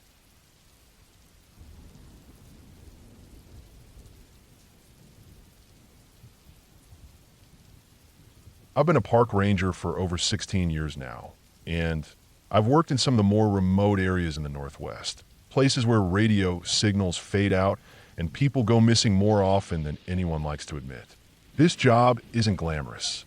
A lot of it is paperwork, walking trails, and cleaning up after people who don't know how to treat nature with respect.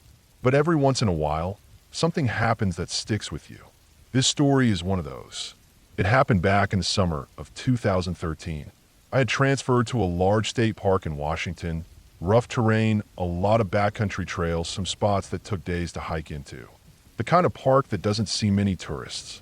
Most folks stick to the lakeside campground or the scenic drives.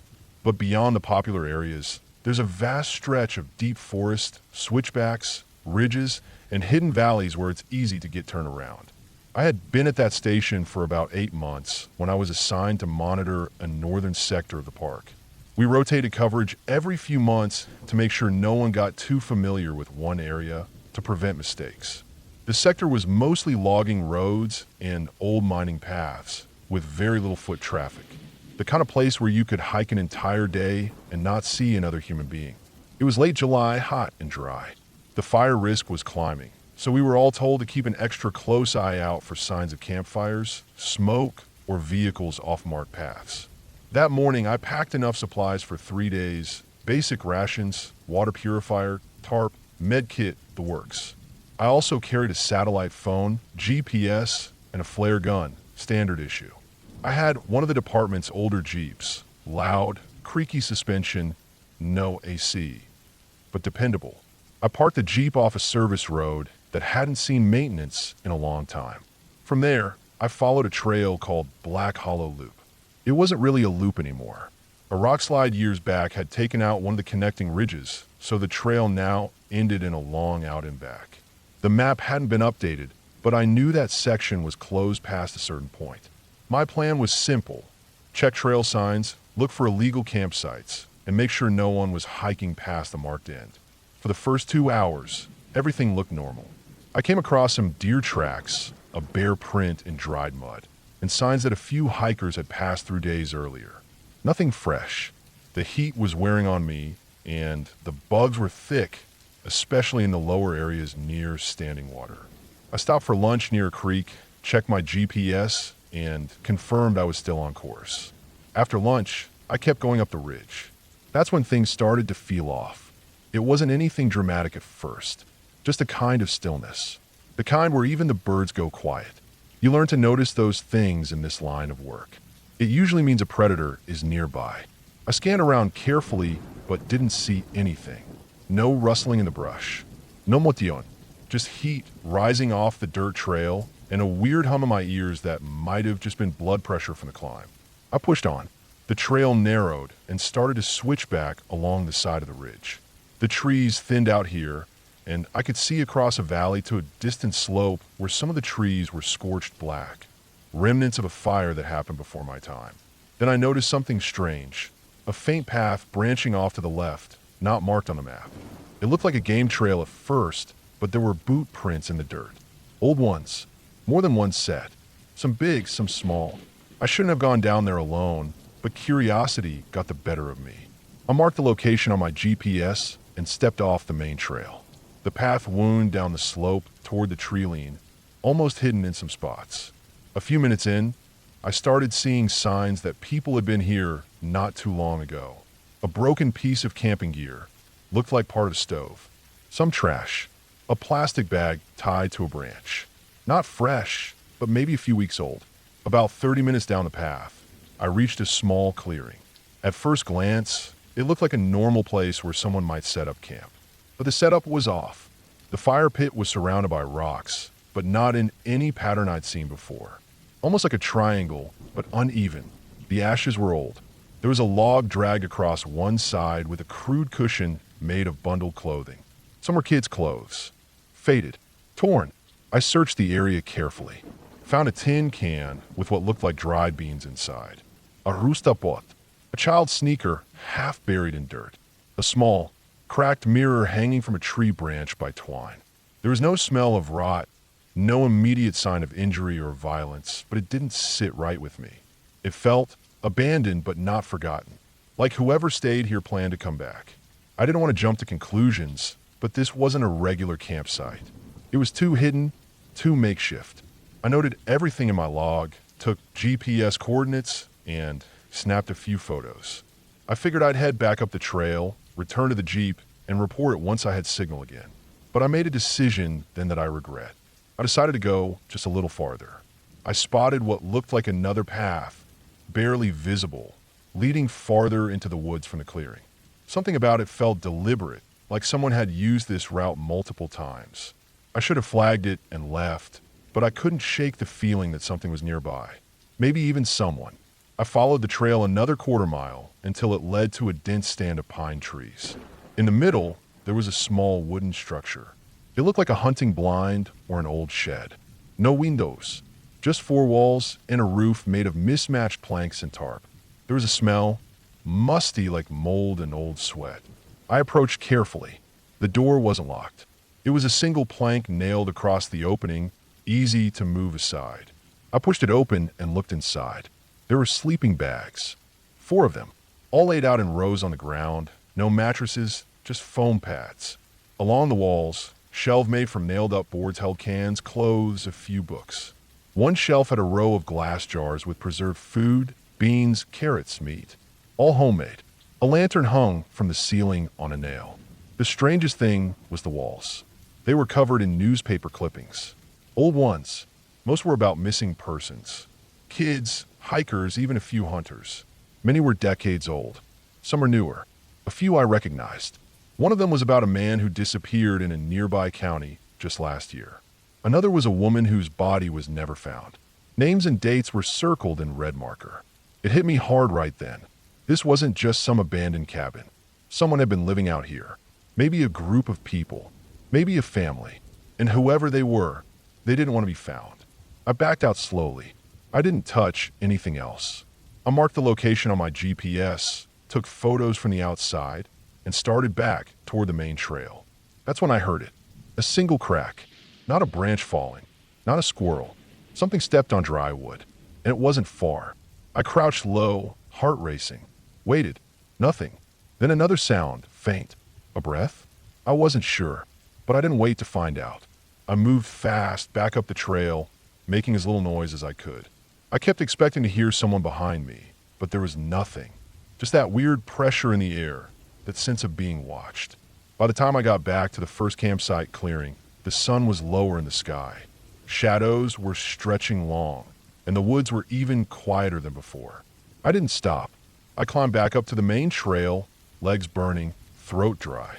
When I finally reached the Jeep, I checked the sat phone. 1 bar. I called it in. My supervisor first, then local authorities. It took them a full day to organize a proper search. By the time they arrived, whatever signs were left had started to fade. We brought in a small team, carefully approached the structure, and searched the whole area. It was empty. No one there. The sleeping bags were still laid out, but the jars of food were gone. The newspaper clippings had been torn down. Even the clothes were missing. It was like someone had cleaned the place out after I left. No footprints. No new paths. Nothing fresh. Just old signs and a strong impression that someone had been watching. Maybe they were nearby the whole time.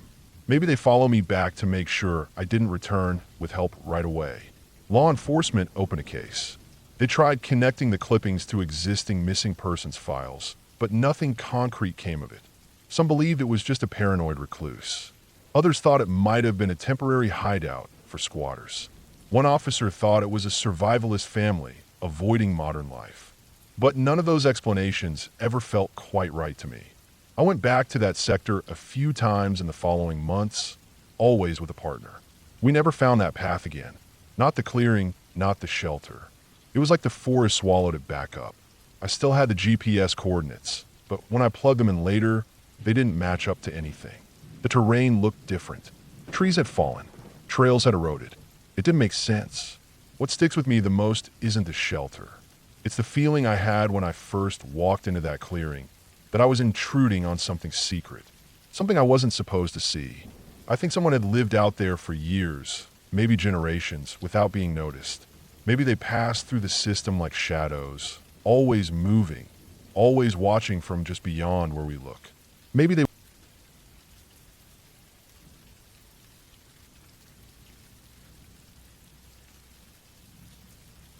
My name's Eric, and I've been a park ranger for close to 15 years now.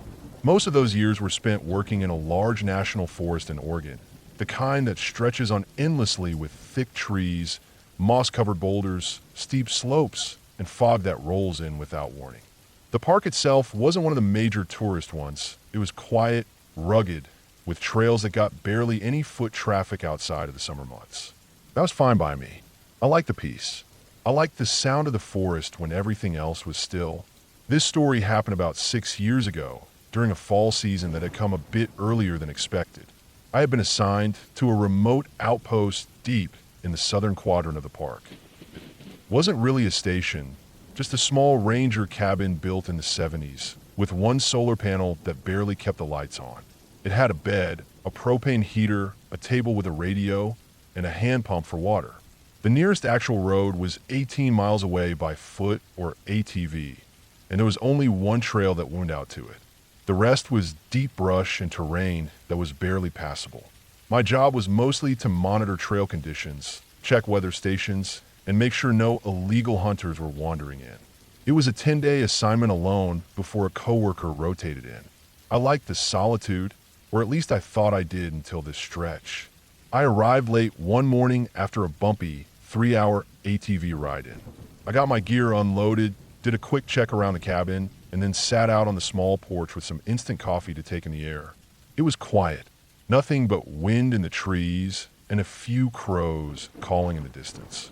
The forest looked beautiful this time of year. Thick golden leaves on the alder trees, evergreens standing tall behind them, and the sky hanging low and gray like it was waiting to snow. That first day was uneventful. I checked the radios, made sure the trail signs were still upright, and walked to a nearby ridge to record rainfall measurements. I made dinner on the propane stove and read for a bit before heading to bed around 9. But that night, I barely slept. It wasn't the usual stuff that gets the people out in the woods. No coyotes yipping or bears brushing against the cabin walls. It was more of a feeling, the kind that starts low in your gut and doesn't go away. Something didn't feel right. I couldn't shake it. I kept waking up, sometimes from small sounds, sometimes from nothing at all. The forest outside was dead silent. No insects, no wind, no owls. Just total quiet, which, if you've spent time in the wild, you know isn't normal. That kind of silence means something's nearby, something that makes everything else stop. The second day was cold and gray. I hiked further than I had the day before, heading toward an old fire lookout that hadn't been used in over a decade. The trail was overgrown in places, but it was still there. I made it about halfway when I noticed the first thing that really stood out. A small pile of rocks on the side of the trail. At first, I thought it might be natural, but it was two organized flat stones stacked in a rough triangle, maybe a foot tall. Not a cairn like hikers leave behind. It looked intentional, but not in a friendly way. There were small pieces of bone at the base, maybe from a bird. I took a picture with my phone, marked the coordinates in my notebook, and kept walking. The fire lookout was worse. The structure was collapsed and rotted out, but someone had clearly been there recently. There was an old aluminum pot hanging from a tree branch by a length of fishing line, like a makeshift alarm or signal. Scattered underneath were bits of plastic wrappers, cigarette butts, and a broken pair of sunglasses. I looked around carefully. There weren't any fresh footprints, and the cigarette butts looked old, weathered. Still, it wasn't something I expected out there. This section wasn't listed on any maps given to visitors, and the only people who knew about it were rangers and maybe a few hunters who'd been around long enough. I didn't linger. I made it back to the cabin by sunset. The unease from the night before returned the moment I stepped inside. I double-checked the door latch. It was fine. The windows were locked. I made a quick meal and tried to write a report for the day, but I couldn't focus. That heavy, tight feeling in my gut stayed with me, like I was being watched. I told myself it was just the isolation. 10 days alone will mess with your head if you're not careful. I turned in early, trying to convince myself I was imagining things. Sometime during the night, I woke up to a sharp sound. It was a single thump, like something heavy landing on the porch outside. Not an animal scurrying or scraping. It was weight, deliberate. I froze in my sleeping bag and waited. No other sound followed. No footsteps, no breathing, nothing. I sat there for hours, listening, trying to pick out any movement through the cabin walls. But there was nothing. I finally fell back asleep right before dawn. Day 3, I found prints. They were in the mud beside the stream, about 100 yards behind the cabin. At first, I thought they were boot prints, but they were wrong. They looked more like moccasins or thin-soled shoes. The toe marks were off-center, and the stride was strange, long and irregular, almost as if whoever made them was limping or dragging one leg. There were no prints leading up to the spot, just a cluster of 5 or 6 steps, and then nothing. Like they appeared out of nowhere and vanished just as fast. I followed the area around for half an hour, but there was nothing else. No other sign. I radioed the station and gave a brief check-in. I didn't mention the prints. Didn't seem worth causing concern over something I couldn't explain. That night, it got worse. I was reading by a headlamp when I heard the sound again, another thump, then a long scraping noise, something dragging across the porch wood. I turned off my light and waited, holding my breath. It went silent for a full minute. Then there was a second thump, heavier this time, and a quiet creak of one of the porch boards bending under weight. Whatever it was standing right outside the door. I had a flare gun in my pack and grabbed it, keeping my back against the far wall. I didn't move. I didn't even breathe. Minutes passed. The sounds didn't return. Eventually, I crept to the door and looked out through the peephole. Nothing. Just the forest and the shadows between trees. When morning came, I walked the area again. There were scuff marks on the porch, fresh ones, like something rough had been dragged across the surface. No claw marks or footprints, just damage. I checked the woods nearby and found something that made my stomach twist. Hanging from a tree branch was a small strip of orange fabric, park uniform material, the kind used on our rain jackets. It was tied in a simple knot and had a line of faded writing on it, like a name or a code, but it had been smeared and smudged out. I hadn't lost any clothing, and no other rangers were assigned this sector. I took it down and stashed it in my pack. On day 4, I woke up to find the door open, just slightly, maybe an inch. The deadbolt was still locked, but the main latch had been undone. I know for a fact I locked that door. I always checked it twice before bed. My skin went cold. I searched the cabin from top to bottom. Nothing missing, no sign of anyone inside. I stepped outside and checked the ground. More of those strange prints were there. Closer this time, right up to the porch steps. I went back inside, packed my gear, and started the hike back toward the ATV station. I told myself I'd return later with backup. It didn't matter what the report said. Something was off. Something I didn't want to face alone. The trail felt different on the way back. The trees were still. No birds. No wind. I kept glancing over my shoulder, sure I'd see someone or something just standing off the trail. But there was never anything. Just the trees leaning in. I didn't make it to the ATV site that night. About 6 miles in, I found the trail blocked. A pile of logs stacked chest high, like a makeshift barricade. Freshly cut. No saw marks. Just snapped limbs and fallen trees piled together. It would have taken several strong people hours to do that, and yet there was no sign of tire tracks, tools, or footsteps. I backtracked a half mile, and set up a basic shelter off the trail. I didn't want to go back to the cabin, and I couldn't push forward through that wall of wood. I didn't sleep much that night. In the early morning, I heard movement again. Distant this time. Snapping branches. Crunching undergrowth. It circled me, slow and wide, never getting close enough to see. Then it stopped. Nothing more for the rest of the night. I made out on the sixth day. Took a long detour, bushwhacked nearly 8 miles off trail, and reached the ATV site just before dark. The machine was fine, untouched. I got it running and rode hard back to the main station. When I turned in my report, I left out some things. I mentioned signs of illegal activity, old campsites, possible trespassers. I didn't mention the noises, the door, or the prints.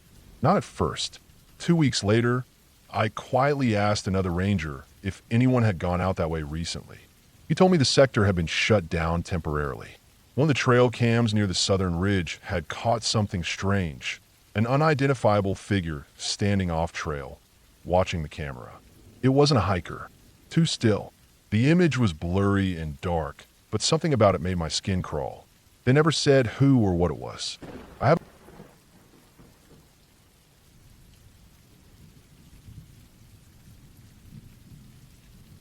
When you work as a park ranger long enough, you get used to odd things.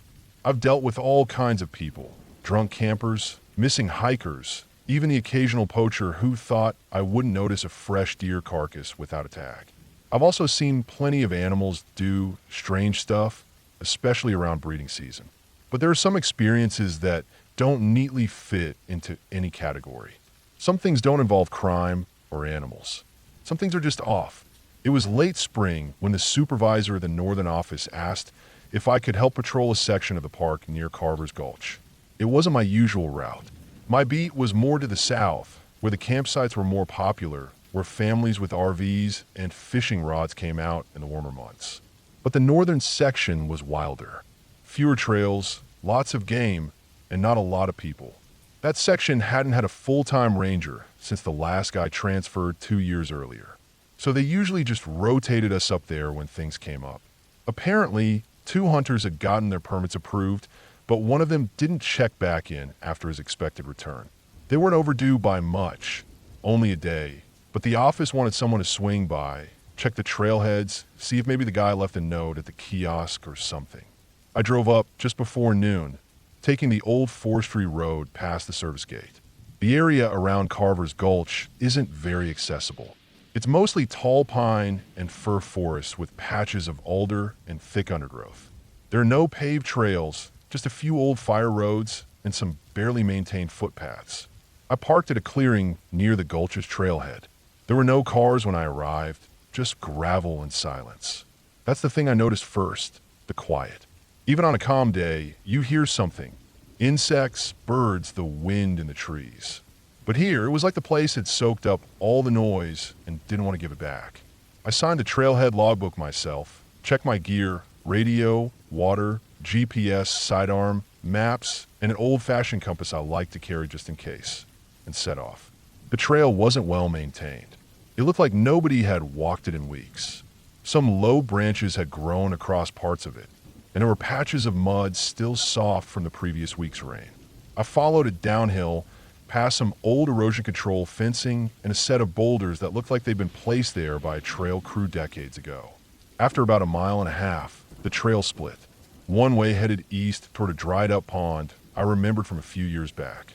The other way dropped into Carver's Gulch. I went down into the gulch. The descent was steep and narrow. A few trees had fallen across the path, and I had to climb over one that still had its bark soft with moisture. As I reached the bottom, the air turned colder.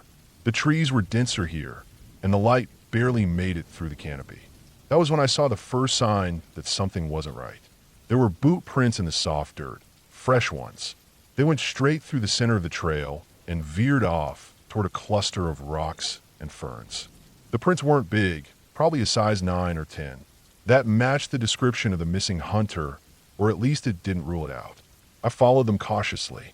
About 20 yards off trail, the prints ended near a moss-covered stump. That's where I found the first shell casing. It looked like a .308, still shiny. I picked it up and turned it in my fingers.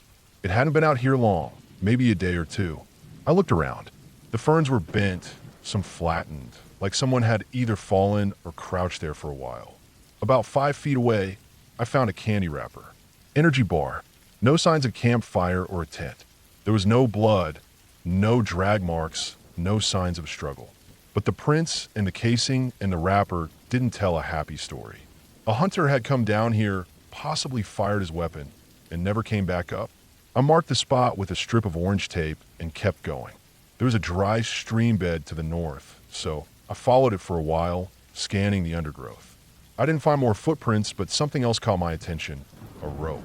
It was tied low between two trees, about knee height, covered in pine needles like it had been there a while.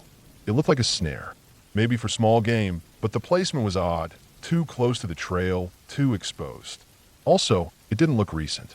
The rope was dirty, and some moss had started to grow along the strands. But nearby, there were faint impressions in the soil, like someone had been kneeling or crouching. Someone had been checking this trap recently. I followed the stream bed for another half-mile and found what I can only describe as a crude shelter.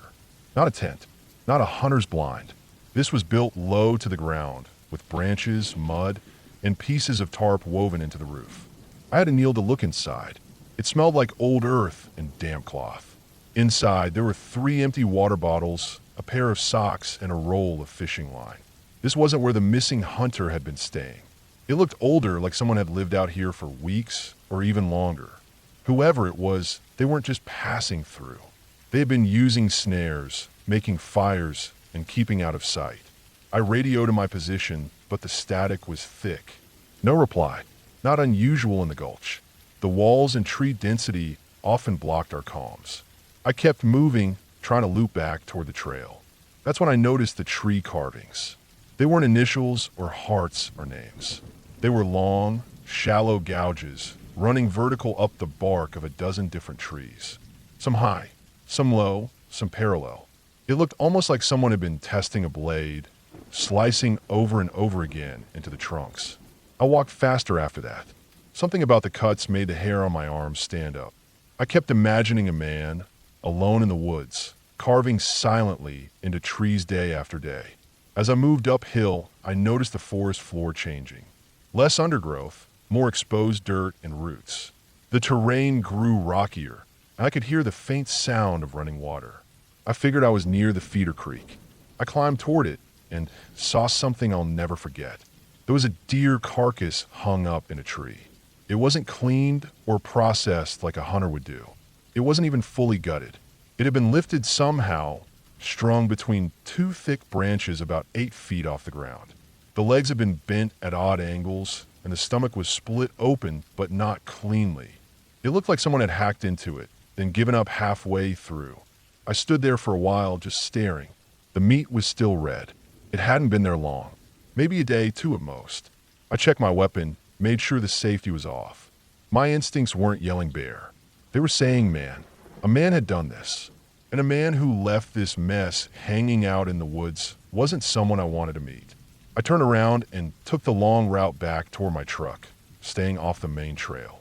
I bushwhacked uphill, moving quietly, stopping often. I didn't hear any voices. No sounds of movement. Just the occasional crack of a branch behind me. And once I thought I saw something dark move between 2 trees ahead, but when I looked again, it was gone. It took me over 2 hours to make it back. My clothes were torn, my hands scratched from the brush, and my mouth dry from breathing through it. But I made it back to the clearing. Still no cars, still no people. I drove straight to the station, filed the report, and marked the site for follow-up. 2 other rangers and a sheriff's deputy went back the next day. They found a shelter. They found the snares. They even found the deer carcass still in the tree. But they didn't find a man. No tracks, no gear, nothing fresh. The missing hunter's body was found a week later, 2 ridges east of the gulch. He'd been dead for at least 5 days. Gunshot to the chest. No animal bites, no torn clothing. His rifle was missing. They ruled it an accidental discharge, said maybe he fell or tripped. But I didn't buy it. You don't fall and shoot yourself in the chest from that angle. You don't walk that far wounded either. And you sure as hell don't disappear without leaving a trace. unless someone doesn't want you to be found. They closed off the gulch after that, made it off limits. No official reason, just trail instability and wildlife protection. But the real reason was that they didn't want anyone else running into whoever or whatever was out there. I've never gone back. Not once. That was 5 years ago. Every so often I hear a new ranger mention Carver's Gulch, ask why it's off limits, or if it's worth reopening. I tell them no. I tell them it's too unstable, that the trails aren't safe, that there's nothing of interest up there. I never tell them about the shelter. I never tell them about the deer. And I definitely never tell them about the fresh boot prints or the way the forest just felt watched. Because I don't think that place is abandoned. I think whoever was living out there is still out there, waiting, watching, letting time cover their tracks. And I don't want anyone else going into that place and not coming back. Some parts of the forest don't want to be found. Carver's Gulch is one of them. And I've learned to leave those parts alone.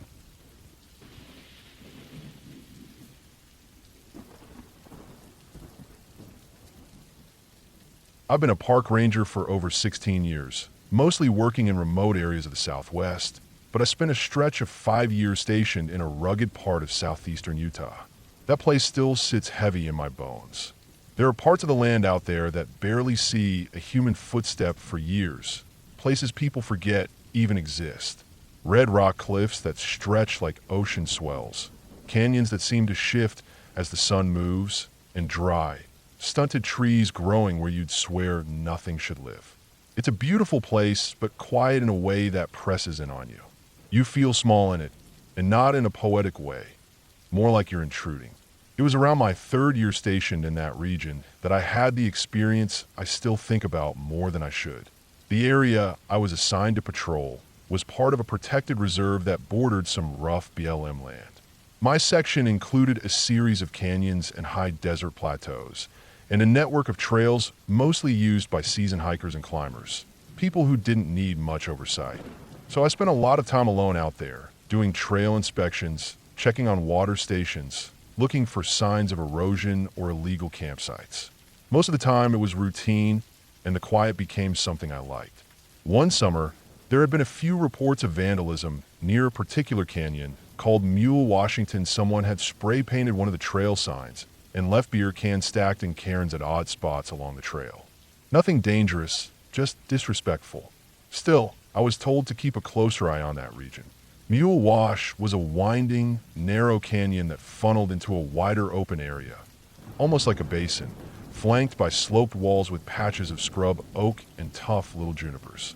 One afternoon, I drove out to the drop point with enough supplies for 2 nights and planned to hike the entire canyon loop to make sure everything was in order. I left my truck parked at a clearing off the main service road, locked it up, and started down the wash on foot. It was hot but dry, and I had more than enough water and gear. I carried a GPS, paper maps, a satellite phone, and a radio that usually picked up signals on the ridgeline. The area was known for flash floods, so I made mental notes of high ground as I walked. About 3 hours in, I passed by a small offshoot that I'd never noticed before. It wasn't on the official map, but erosion and time do strange things in that terrain. It looked like a shallow crevice in the canyon wall, just wide enough for a person to fit through sideways. I wouldn't have given it much thought if I hadn't noticed the rocks piled near the entrance. They weren't natural. Flat stones, stacked in a way that suggested someone had arranged them. It wasn't artistic or symbolic, just placed there with some care, almost like someone was trying to wall it off for market. That caught my attention. I stopped and crouched near the opening. It looked like it went in about 15 feet before tapering into a tight bend. My flashlight cut through the shadows, but the angle made it hard to see more than a short stretch inside. I figured maybe it was a little hideout someone had used to stash stuff or sleep off a bender. I made a note of it and moved on. That night, I made camp near a flat stretch higher up the canyon. There was a natural spring a quarter mile away, and the ground was clear. As always, I made a small fire for cooking, cleaned up everything, stored my food properly, and kept my camp orderly. The stars came out like they always do in that part of the country, big and endless. But the air felt wrong. Not cold or windy, just still in a way that doesn't make sense in open country. I chalked it up to overthinking and went to bed. Around 3 a.m., I woke up suddenly, not from sound, but from the absence of it. You get used to background noise out there, crickets, wind brushing through dry leaves, distant rustling of animals. But it was silent, like a vacuum. I stayed still for a while, listening, expecting some distant howl or even the hum of insects to return. But nothing came. I got out of my sleeping bag slowly, turned on my headlamp, and scanned around the camp. Nothing looked disturbed. My gear was in place, but I felt like I was being watched. It wasn't a paranoia thing. It was a physical sensation prickling on the back of my neck, tightening in my chest. I stayed up until first light, keeping my fire low and checking my surroundings every 15 minutes or so. The next morning, I packed up early and decided to head back to that crevice I'd seen the day before. I don't know why, but I had a feeling. Maybe it was just curiosity. Maybe it was trying to make sense of the unease from the night. When I got back there, the stones were gone. The stacked rocks that had marked the entrance, they were just scattered on the ground like they'd been kicked over. I knelt and looked for footprints, but the dry earth didn't hold much. I could see a few faint indentations that might have been made by boots, but nothing clear. I took out my flashlight again and stepped inside. The opening was narrower than I remembered. I turned my body sideways and edged through the entrance, scraping my backpack against the rock. The smell hit me first like dust and damp earth, but mixed with something older like rot. Not fresh decay, but that old, dry, almost mummified smell you sometimes get in caves where animals have died and dried up. My light swept across the floor. There were marks in the dust, scratches, almost like something had been dragged and not recently. There was no blood, no remains, just scuffed patterns in the dirt that didn't make sense. I kept going. The passage curved sharply to the right, then dipped downward. My boots crunched loose gravel as I descended. The air got cooler. The beam of my flashlight caught something ahead, what looked like a pile of sticks and cloth. When I got closer, I realized it was a makeshift bed.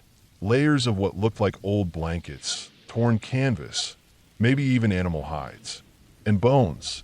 Not human, small ones, maybe rabbit or fox, clean and brittle. Some had been arranged in little patterns along the edge of the bedding. That was enough for me.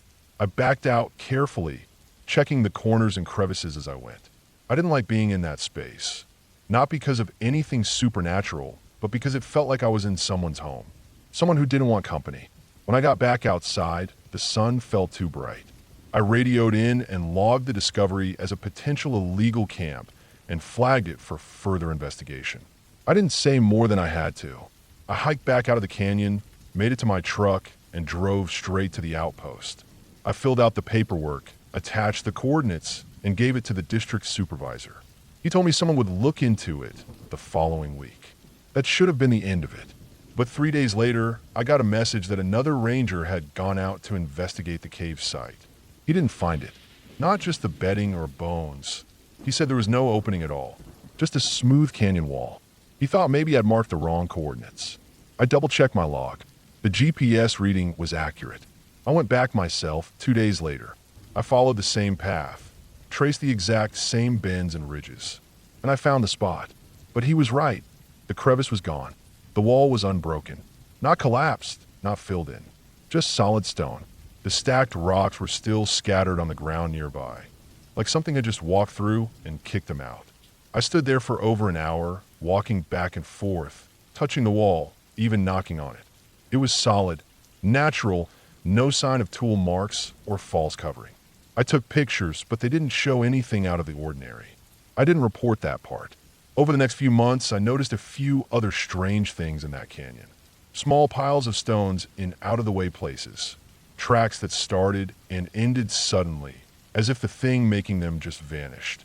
Once, I found a dead coyote with its legs arranged unnaturally, laid out like someone had posed it. No blood, no signs of a fight, just placed. The official line is that nothing unusual was found. No illegal camps, no squatters, no dangerous activity. I didn't press the issue. I stayed away from that stretch of canyon unless absolutely necessary. I stopped camping out overnight unless I was paired with another ranger. I didn't explain why. I didn't have to. People who've worked in places like that long enough, they get it. I've since transferred to a different park, closer to town, more visitors, less isolation. But I still think about that crevice. The way it disappeared. The way that part of the land seemed to push me away like I didn't belong. Nothing about what I saw was unexplainable. There was no ghost, no monster. Just signs that someone or something had lived out there, hidden for God knows how long. And maybe they didn't want to be found. Maybe the land itself wanted to forget they were ever there. I don't go digging for answers anymore. I've learned the land keeps its secrets. And sometimes the most unsettling thing is knowing that whatever's out there might be watching, even if you can't see it anymore. That's enough for me.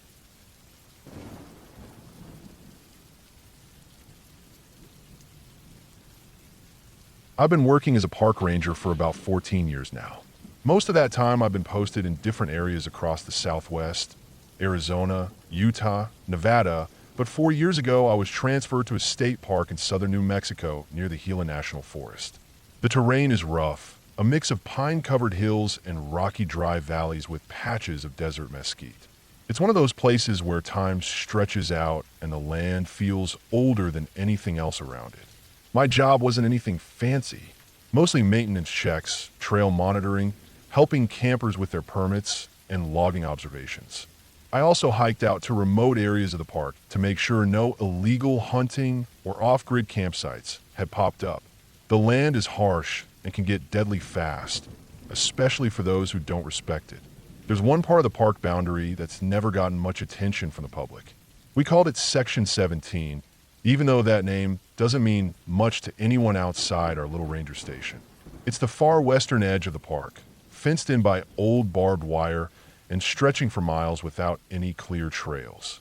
Most of the terrain is either overgrown with brush or made up of loose rock that makes walking a pain.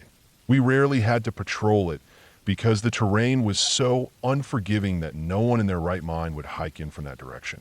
The only real feature in that area was an old cattle fence that ran crooked across the landscape for about 3 miles.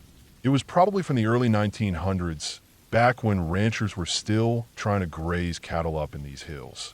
Most of the posts had collapsed, and the barbed wire was rusted and tangled. There was no active ranching anymore, but the boundary markers were still technically park property, so we were supposed to check on them every few months. One summer, after a long drought had turned everything dry and brittle, I was told to do a solo inspection of the fence line. My partner, Dale, was out with a busted knee from a dirt bike accident, so I packed extra supplies and planned for an overnight trip.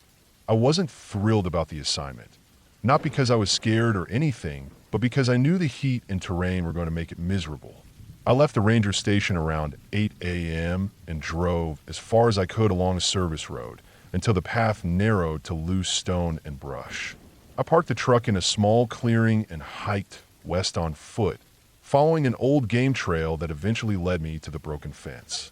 My plan was simple: hike the length of the fence, make note of any dangerous spots or wire that could hurt wildlife, camp overnight, and then hike back the next morning.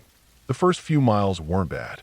I walked past clusters of cholla and juniper, saw a few mule deer bolt off into the brush, and stopped to log a down post or two. It was hot, pushing 100 degrees, but manageable as long as I stayed hydrated and took breaks in the shade. By early afternoon, I reached a section where the terrain started to slope downward. The ground shifted underfoot, full of loose gravel and exposed rock. I had to slow down, watching every step.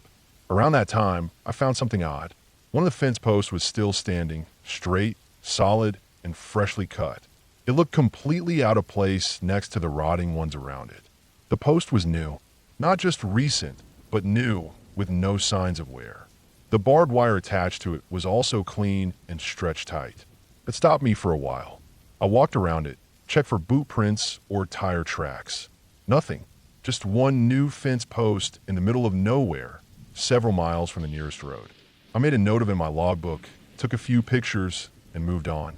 About 100 yards later, I found another new post. Then another. It was as if someone had come through and selectively replaced only certain parts of the fence. But why here? There was no active grazing, no obvious path, no recent permits for land use. The idea that someone had lugged fresh posts and wire out here by hand made no sense. I kept going, a little more uneasy now. There's something about seeing man-made work in a place that should be empty that puts you on edge. Around 4 p.m., I decided to set up camp in a small clearing near a dry wash. I pitched my tent under a twisted pine, made a small meal of jerky and canned beans, and watched the sky turn orange over the hills. It would be dark soon, and the only sound were the dry wind in the brush and the occasional chirp of some night insect. I did a last perimeter check and then settled in. That night, I didn't sleep well. The temperature dropped faster than expected, and I kept waking up to small noises outside the tent. Nothing dramatic. No growling, no footsteps, but soft rustling like dry leaves shifting when there wasn't any wind. I chalked it up to rodents or maybe a curious fox. I told myself it was normal. Still, I felt uneasy. It was the kind of unease that doesn't come from anything you can name, just a low, constant awareness that something isn't right. I kept my flashlight and my knife close by. At first light, I broke camp and continued west. The terrain got worse. The path narrowed, and I had to push through thick brush. Then I found the clearing. It wasn't on any map I'd seen. It was maybe 100 yards across, with the old fence cutting straight through the middle. But this wasn't just any patch of open land. Someone had cleared it on purpose. The stumps were cut clean, the ground flattened in places. And there was something else, a structure. It was small, maybe 8 feet by 10 feet, built low to the ground with wooden slats and a rusted tin roof. It wasn't a shed. It didn't have a door or windows. It reminded me of a blind used for hunting, but built heavier. The kind of thing you'd use if you didn't want to be seen but planned to stay a while. Inside, there were signs of use. A bedroll, an old metal canteen, several empty food tins piled in a corner. No markings, no notes, no ID. Just the leftover traces of someone who had lived out here for a time. There were even claw marks in the wood near the entrance, but they didn't look like animal scratches. Too deep, too deliberate. 4 parallel gouges on the inside of the structure, low to the floor. That stopped me cold. I stood there, staring at them, thinking of all the ways they could have gotten there. I didn't feel safe anymore. I started to get that strange sense like I was being watched. I turned around slowly, scanning the brush line. Nothing moved. Nothing sounded. But I couldn't shake the feeling. I didn't linger. I took photos, marked the GPS coordinates, and moved out. I had another mile or so to go before the fence ended near an old dry riverbed. I pushed fast, eager to finish and get back. That's when I found the pit. It was about 6 feet wide and 4 feet deep, dug into the soft soil on the edge of the clearing, hidden by some brush. At first I thought it was just an old erosion pocket or maybe a dry animal wallow. But when I looked closer, I saw the shovel marks.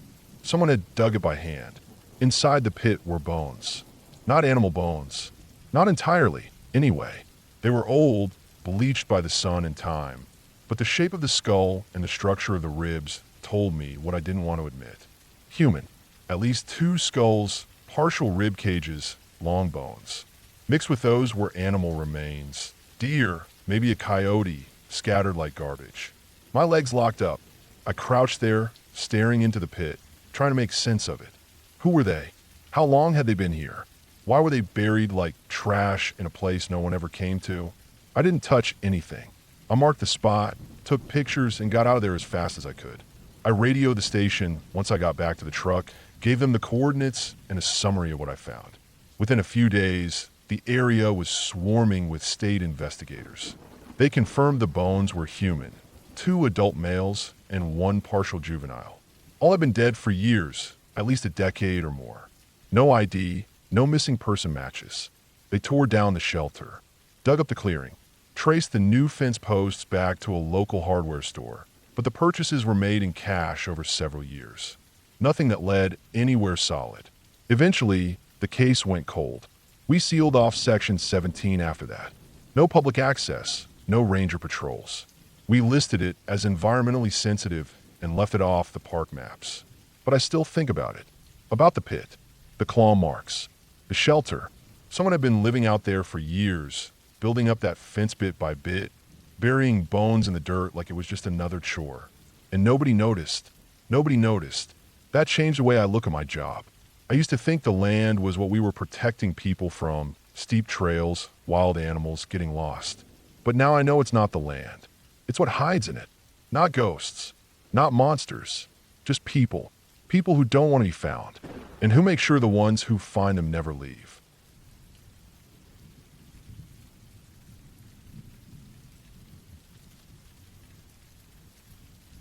I've worked for the Forest Service going on 15 years now, mostly in Northern California. The job has its moments, sometimes peaceful, sometimes dangerous, sometimes just plain strange. Over the years, I've seen enough to not be easily rattled.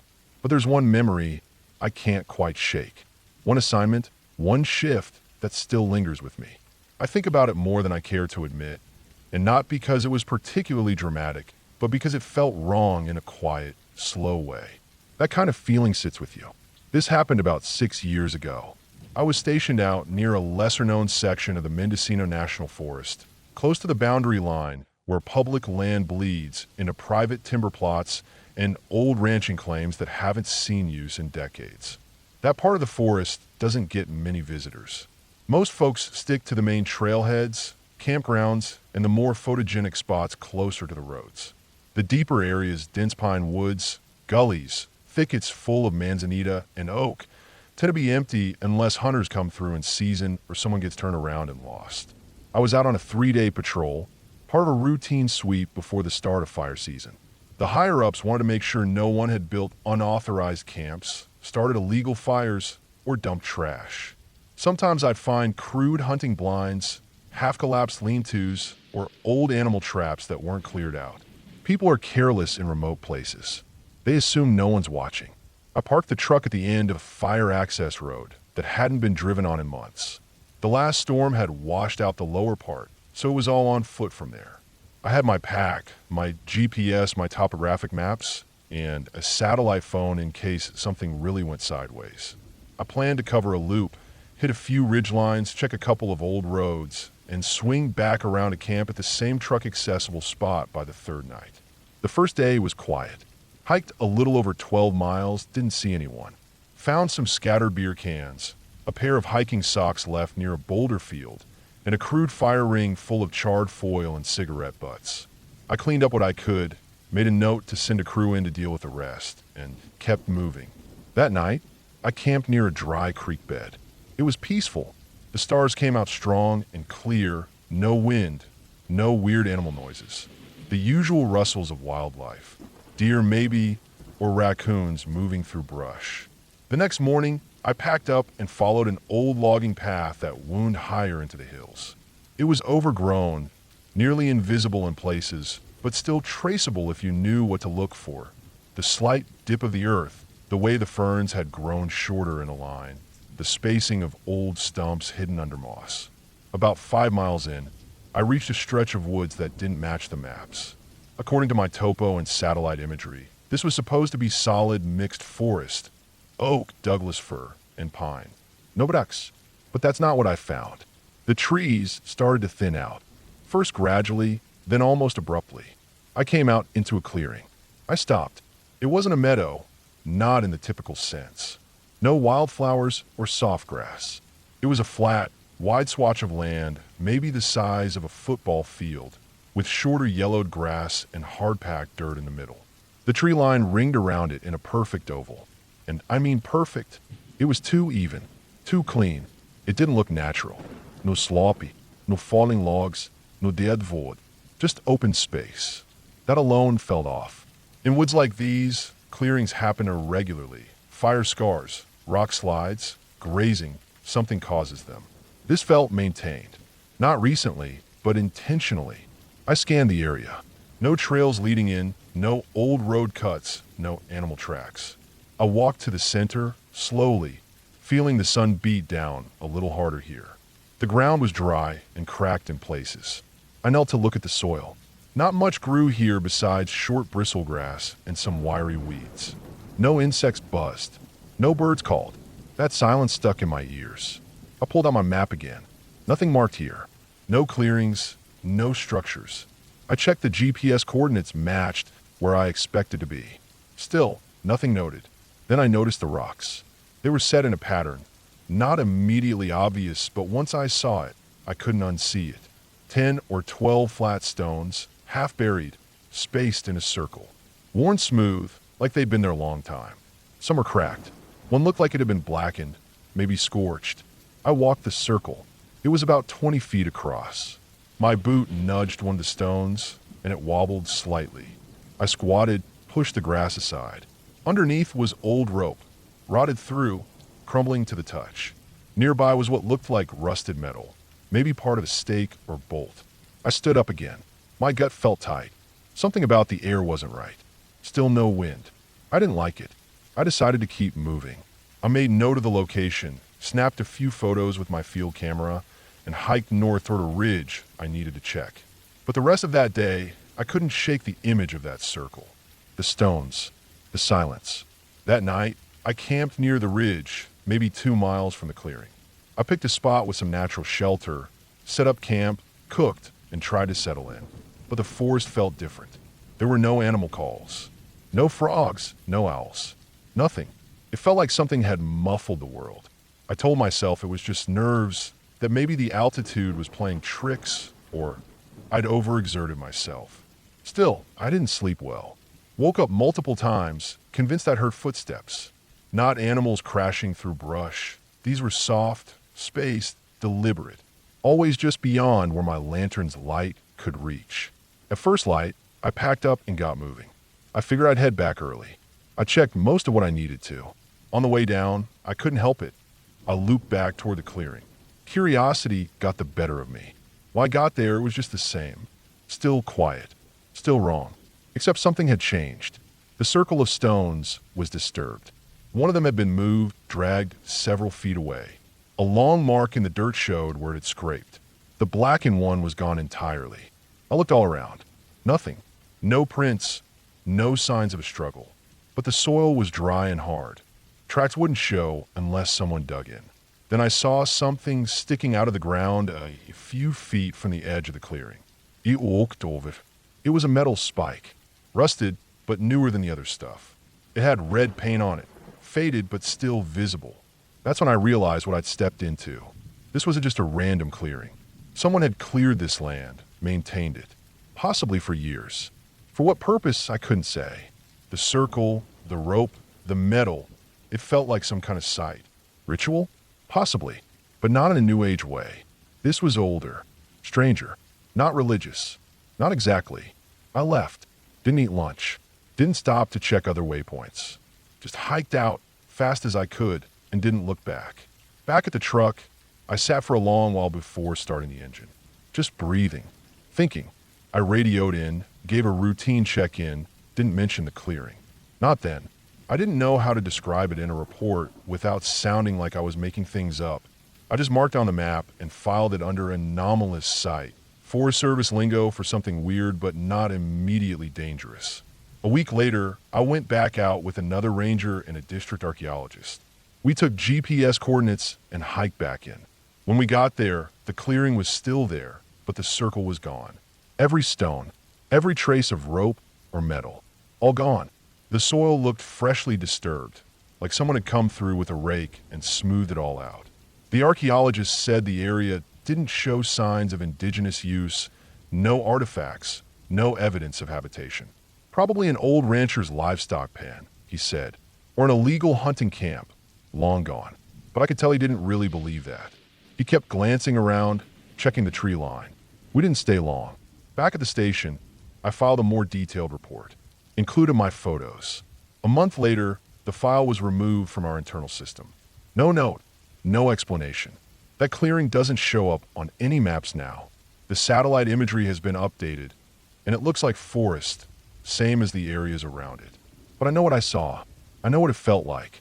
I haven't been back to that part of the forest since. I keep patrolling, keep doing my job.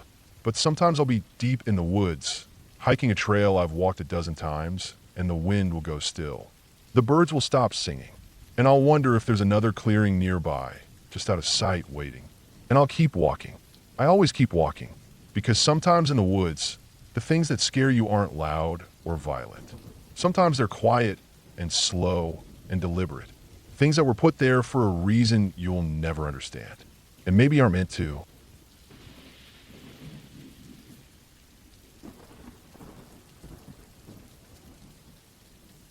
I've worked as a park ranger in the Upper Peninsula of Michigan for over 16 years. It's a cold, quiet kind of wilderness up here, full of swamps and hardwood forests, steep rocky ridges, old logging roads, and rivers that twist like dark veins through the land. The park I manage spans several hundred square miles, with large areas of it closed off to the public for restoration, wildlife tracking, or because they're simply too remote to monitor properly. Most people only ever see the campgrounds, the marked trails, the well-traveled lakes. But there's a lot more out there. This story happened about 7 years ago. I was assigned to a solo project to reflag a boundary line on the western edge of the park. There were old survey markers that hadn't been checked in decades. The line cut through a series of small ridges, wetlands, and heavily forested patches. Most of it was inaccessible by road, even by ATV. The goal was to hike the line, find the old markers, iron rebar pins, usually driven deep into ground, and flag each one with high visibility tape, then mark the GPS coordinates. I'd done boundary work before, but this one was different from the start. For one, it was late October, and the weather had been unstable. A lot of rangers had already rotated to indoor duties for the season, but I'd volunteered because I liked the isolation. I had my gear, warm clothes, emergency satellite beacon, plenty of water, and high-calorie food. A .357 revolver on my hip just in case of black bears. I had flagged the first 3 miles over the course of a day and set up camp near a rocky clearing where an old logger's trail crossed the boundary line. It was remote, but not particularly eerie. Just quiet. On the second day, I hiked further west, deeper into the less mapped part of the park. The terrain started to change. The woods became denser, darker. Trees leaned toward each other overhead in a way that blocked out light, even in mid-morning. The undergrowth was thick with ferns and old fallen trees that hadn't rotted away yet. I moved slowly, checking the survey map and my compass every few minutes, keeping an eye out for the iron markers, which were often barely visible under moss and decades of leaf litter. I found 3 more that day. One was completely buried and only found it by stabbing the ground with a steel probe. I flagged it, marked it on my handheld GPS, and moved on. It was around noon that I started to notice something off. It was the smell first. Not strong, not like a dead animal, but something stale. Old, like moldy clothes and wet stone. I thought it might be a decaying stump nearby, but it lingered even as I hiked another quarter mile. Then I noticed something stranger, the silence. The woods are usually full of sound, even in colder months. Chickadees, squirrels, woodpeckers, the breeze through dead leaves. But here, everything was quiet. I didn't hear anything except the crunch of my boots and the rustle of my backpack straps. Even the air felt wrong, like it was heavier, thicker. I shrugged it off and pressed on. Around mid-afternoon, I came across a strange section of forest that didn't match any topographic features on the map. The terrain dipped into a shallow bowl that was full of thin birch trees, all of them pale and leafless, even for October. Some had broken limbs that looked too clean, like they'd been cut. I checked my GPS. According to it, I was still following the boundary line, but something about the area didn't sit right with me. It wasn't just the silence anymore. The air felt colder here. Still no wind. As I passed through the birch bowl, I found something I wasn't expecting. Another iron marker, but this one was different. It wasn't rusted like the others. The rebar was shiny, almost new, and it had been pounded into a perfectly flat stone surface about 4 feet wide. The stone didn't match any of the natural geology of the area. It was pale gray, almost white, and totally smooth except for a single, straight groove running through the center. I knelt down and brushed away the leaves. It looked like it had been cleared recently. The dirt around the base of the rebar was still loose. No moss on the stone. I tapped the surface. It echoed, slightly hollow underneath. That was the first time I got a real feeling of dread. Something wasn't right about this marker. The others had clearly been untouched for decades. This one looked like it had been set days ago. I checked my GPS and marked the location, but when I looked at the screen, the signal had glitched. My position marker was drifting wildly, jumping hundreds of feet at a time. I backed out of the software and restarted it. Still messed up. I stood up, packed away my gear, and decided to keep moving west for another half-mile before heading back.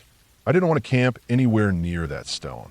As I left the birch bowl, I heard a sound behind me, barely audible like something scuffing on stone. I stopped and listened. Nothing. I stared back toward the marker, but the trees obscured the view after only 20 feet. I waited. Still nothing. I told myself it was probably a branch falling or a squirrel in the trees. Still, I felt the hair stand up on the back of my neck. The rest of the hike that afternoon felt slower. I couldn't shake the sense that something was just out of sight behind me. I kept checking over my shoulder. My hand never left the grip of the revolver. By dusk, I made it to a slight ridge that overlooked a small pond and decided to camp there. I set up my tent, boiled some water, and ate a hot meal while trying to calm my nerves. I wrote a few notes in my logbook about the odd marker and the stone surface. I told myself I'd report it to the forestry office once I was back in range. That night was cold. Frost formed on the outside of my tent, and I woke up several times shivering.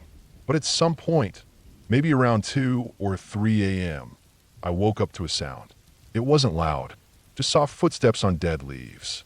I stayed still listening. The steps were slow, deliberate. No crunching, just the subtle pressure of something heavy moving close to my tent. Not circling, just walking past. I waited, every muscle tense, and eventually the sound faded. I didn't go back to sleep after that. I waited until first light, packed up quickly, and started back east toward my truck. About a mile into the hike, I passed near the birch bowl again. I couldn't resist looking. I climbed down into it and froze. The stone marker was gone. The rebar was still there, now bent sideways, but the flat stone it had been driven into was missing. In its place was a shallow hole in the earth, maybe 3 feet deep, surrounded by disturbed soil. I didn't go any closer. I didn't want to know what had been underneath that stone. I turned and got out of there as fast as I could. The hike back took most of the day. My GPS started working again once I was out of that area. When I finally reached the trailhead and my truck, I sat in the cab for a long time before turning the key. Back at headquarters, I filed my report but left out the part about the stone marker being gone. I flagged the coordinates and said the terrain was unstable, not suitable for recreational use, and requested it be marked as a restricted area.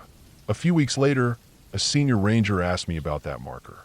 Apparently someone else had been through that area the year before, doing unrelated wildlife tracking.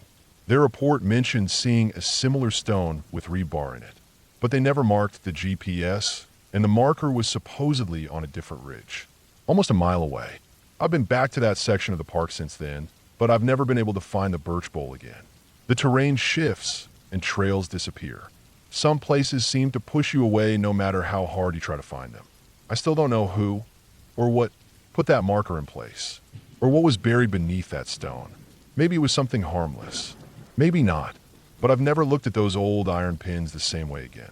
They mark lines on a map, boundaries, but some boundaries exist for a reason, and some places should just be left alone.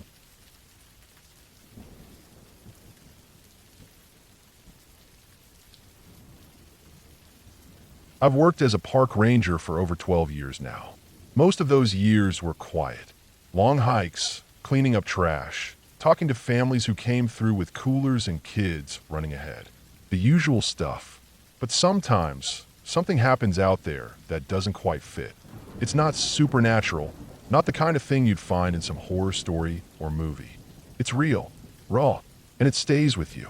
Some of it feels small when you talk about it afterward, but when you're there, it changes you. This happened back in 2016, late fall. I was stationed in a lesser visited section of the state park in southern Oregon. Dry, hilly terrain with thick forests, old logging roads, and a deep ravine that locals just called the Gut. That place had a way of getting under your skin.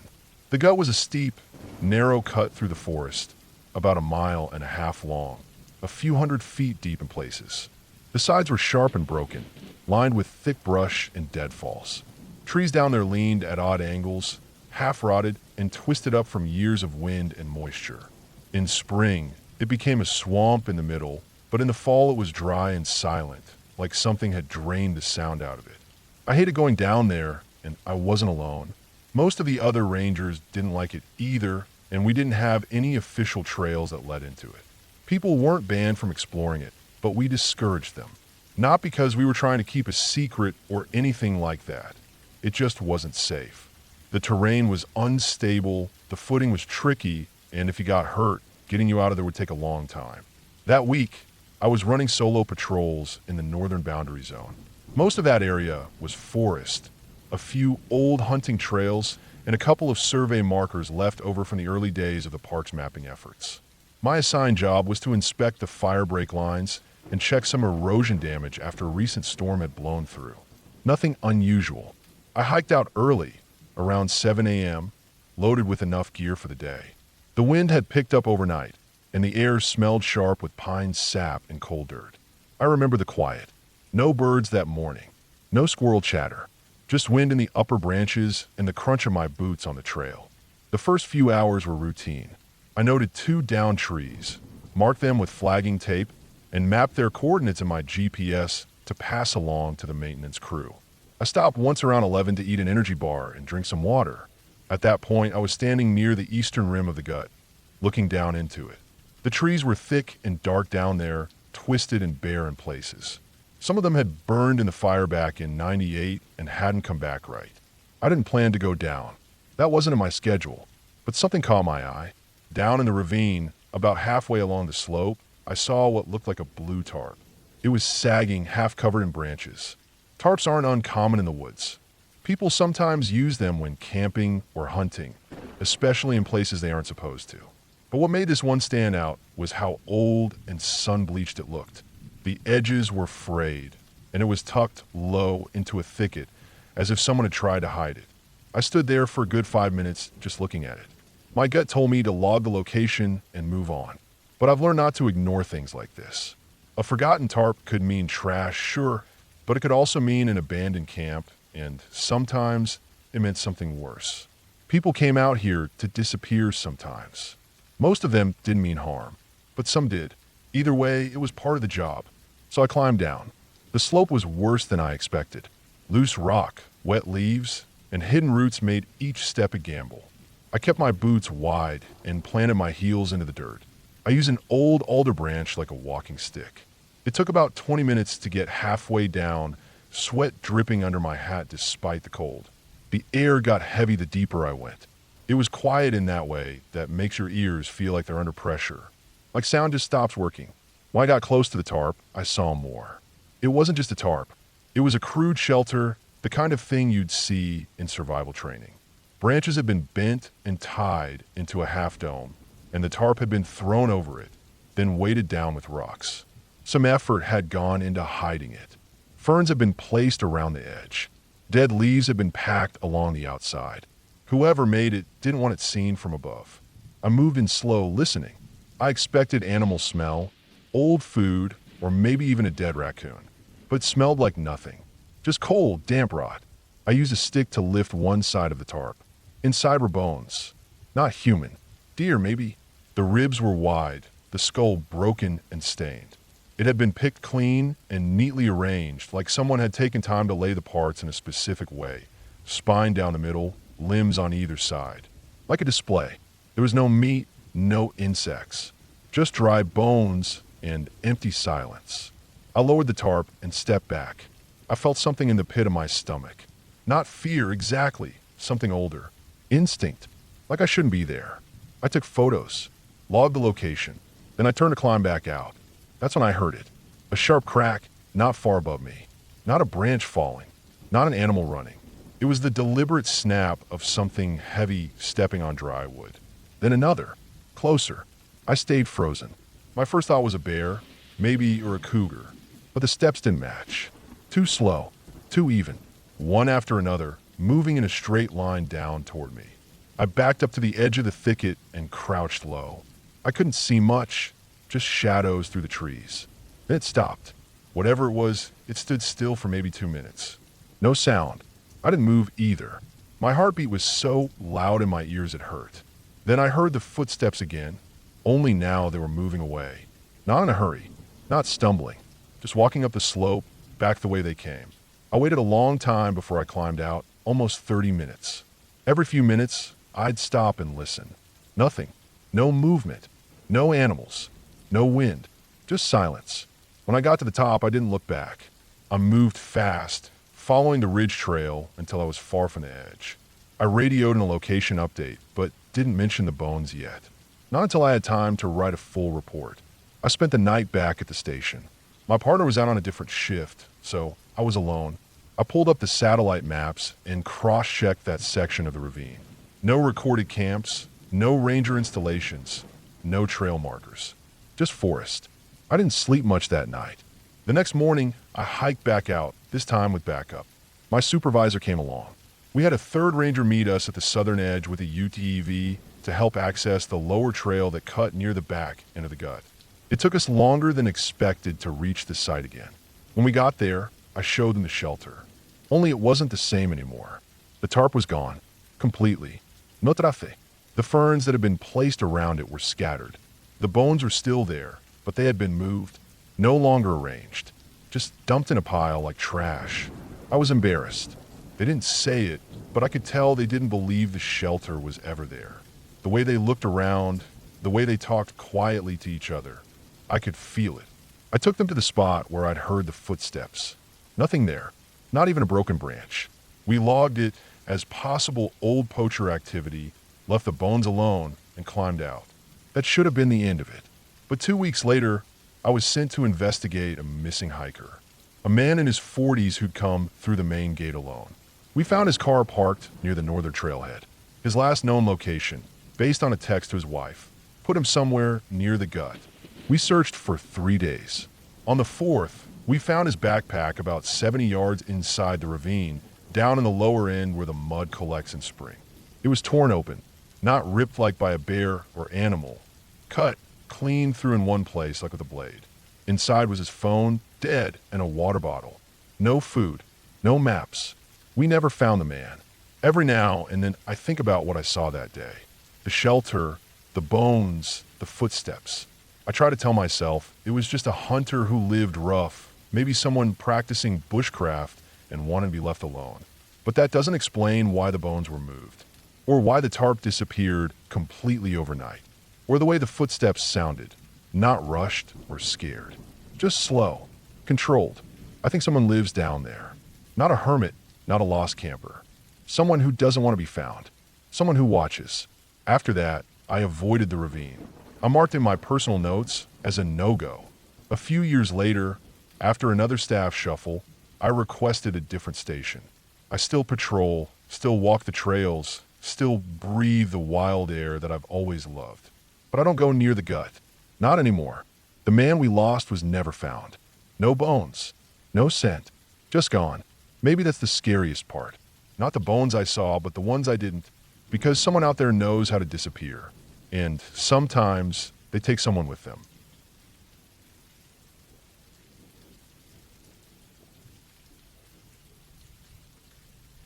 I've been a park ranger for just over 16 years. I've worked in a handful of states, moved around when needed, and seen most kinds of wilderness you can imagine. From the wide open desert to dense pine forests so dark the sunlight barely makes it to the ground. Every place has its dangers, usually more from people or animals than anything spooky. But one memory from about 9 years ago sticks with me in a way I can't shake. Nothing magical about it. No ghosts or lights in the sky. Just something wrong with the place. And something wrong with the people who went there. This happened when I was assigned to a relatively unknown national park in the inland Northwest. The kind of park you only know about if you live nearby, or if you're looking to avoid crowds. Not a tourist magnet. It was mostly dense forest, a few small rivers and creeks, and a lot of rocky ridge lines and glacial boulders. There weren't many campgrounds. The people who came usually came for solitude, hunters, amateur naturalists, or those looking to live a little off-grid for a while. Some are survivalists. Some are folks who had a reason to not be found. That season I was doing a rotation out of what we called Station 9. It was one of our most remote outposts, just a single-room cabin with a stove, radio, and cot. The nearest road was about 9 miles away by trail, and even that road was unpaved and barely maintained. I stayed there for 8 days at a time, doing patrols and checking old trails. It got lonely sometimes, but I liked it. Fewer people meant fewer headaches. Mostly I'd walk old footpaths, mark signs of erosion or fallen trees, or check the game cameras we had set up for wildlife monitoring. That part of the forest had a reputation even among rangers. Nothing supernatural, but there was this area we called the Boulder Cut. It wasn't official or on any map, just a name passed down from the older guys. It was a strip of forest, maybe 2 miles long, narrow, and hemmed in by large rock formations on either side. You had to hike a certain ridge trail to reach it, then drop down into a dip between the rocks. It was just odd. Not cursed or anything, just wrong. I remember my first time going through it. Trees spaced out weirdly, like someone had tried to plant them evenly, but gave up halfway through. The forest floor had this heavy, quiet feel, like a snowfield, even when it was warm. You could stand dead still and feel like the trees were watching you. Of course, they weren't. That's just how that area made you feel, like a weight was pressing down on your shoulders the longer you stayed. The older rangers had their stories, tools going missing, equipment failing, finding shelters made of sticks and garbage that looked too fresh to be abandoned, but too filthy for normal campers. But nothing ever happened that you could put in a report. Nobody hurt, nobody missing, just stories. Still, most of us avoided it unless we had a reason to go through. That fall, I had a reason. The call came from headquarters about a possible illegal campfire. A pilot flying a small survey plane spotted smoke just east of the Boulder Cut. With the fire danger still high, I had to check it out. The area wasn't accessible by vehicle or even horse. I'd have to hike there alone, camp out overnight if needed, and verify the source. I packed my gear, overnight rations, sleeping roll, GPS, extra batteries, camera, notebook, and a small fire kit. Standard stuff. I also brought the park-issued rifle, which we carried mostly for bears or injured wildlife. I left Station 9 around mid-morning, radioed in my destination and route, and began the long trek up the ridge. The air was cool but dry, and the forest was quiet except for the usual rustle of wind in the branches and a few birdsong calls. I reached the upper trail by early afternoon and stood looking down into the Boulder Cut from the edge of the ridge. It looked the same as always, dull, heavy, unnatural. I had to drop down about 500 feet in elevation to reach the flat center of the cut. There wasn't a real trail, just game paths and old runoff channels. I took it slow. The slope was slippery with dry moss, and the rocks were loose in places. I reached the flat part by late afternoon and started moving east toward where the smoke had been seen. I didn't smell anything, didn't see any sign of a campfire. But as I pushed further in, I began to notice things.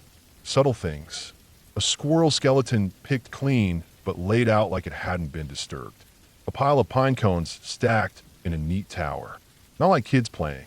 This was way out past anywhere a kid would be. It was too deep. I marked a few spots on my GPS and kept going. It was getting dark when I found the camp. It wasn't a normal campsite. No tent. No isle beanbag. Just a rough lean-to made of branches, tarp, and moss. There was a small fire ring made of blackened stones, still warm. Someone had been here within the last day, maybe hours ago. I circled the site slowly. There were bones scattered around the edges. Small ones. Rabbit. Squirrel.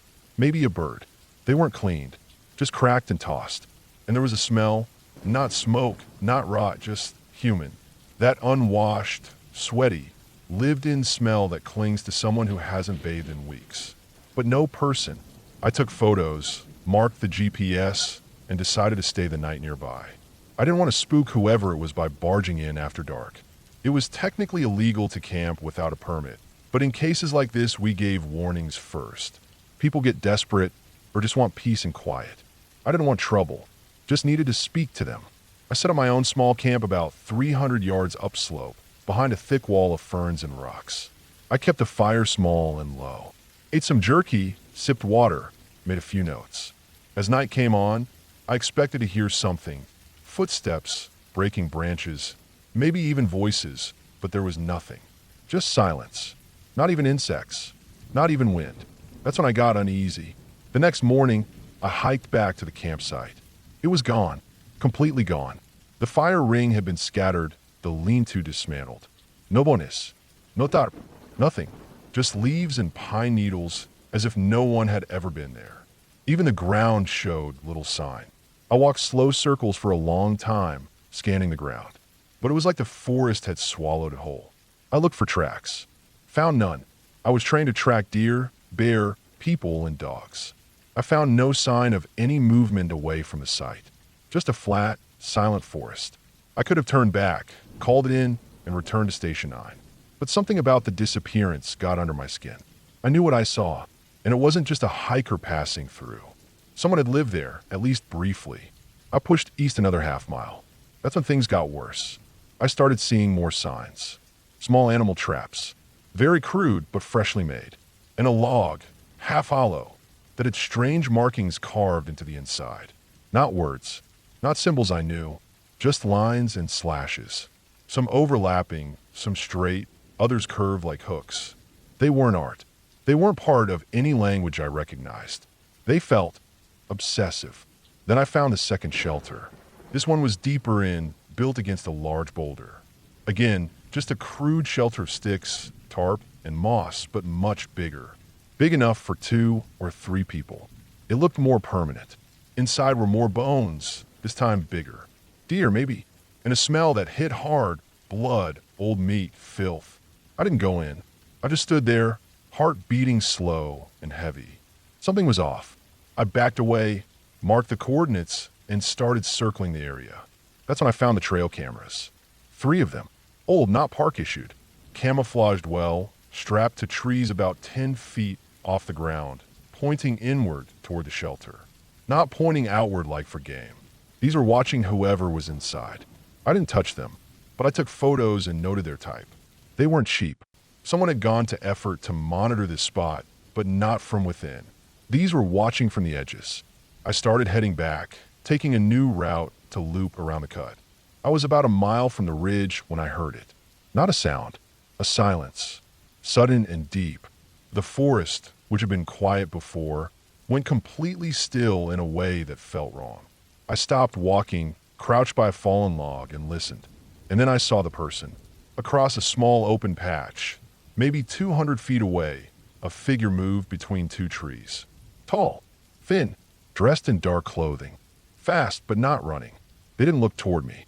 Just moved fast and smooth through the trees. I only saw them for about 2 seconds, but that was enough. I waited almost 15 minutes before I moved again. When I did, I didn't follow. I circled wide, climbed back up toward the ridge, and hiked back to Station 9 in near silence. Every branch crack made my back tense. Every gust of wind made me reach for my rifle. I reached the cabin after dark, locked the door, and stayed up most of the night. The next morning, I radioed in everything I'd found, coordinates, description, possible illegal hunting or poaching, unauthorized structures. I didn't mention the figure I saw. There wasn't anything to say, and I knew they wouldn't take action over just that. But I knew someone had been living in that cut. More than one, maybe, and I wasn't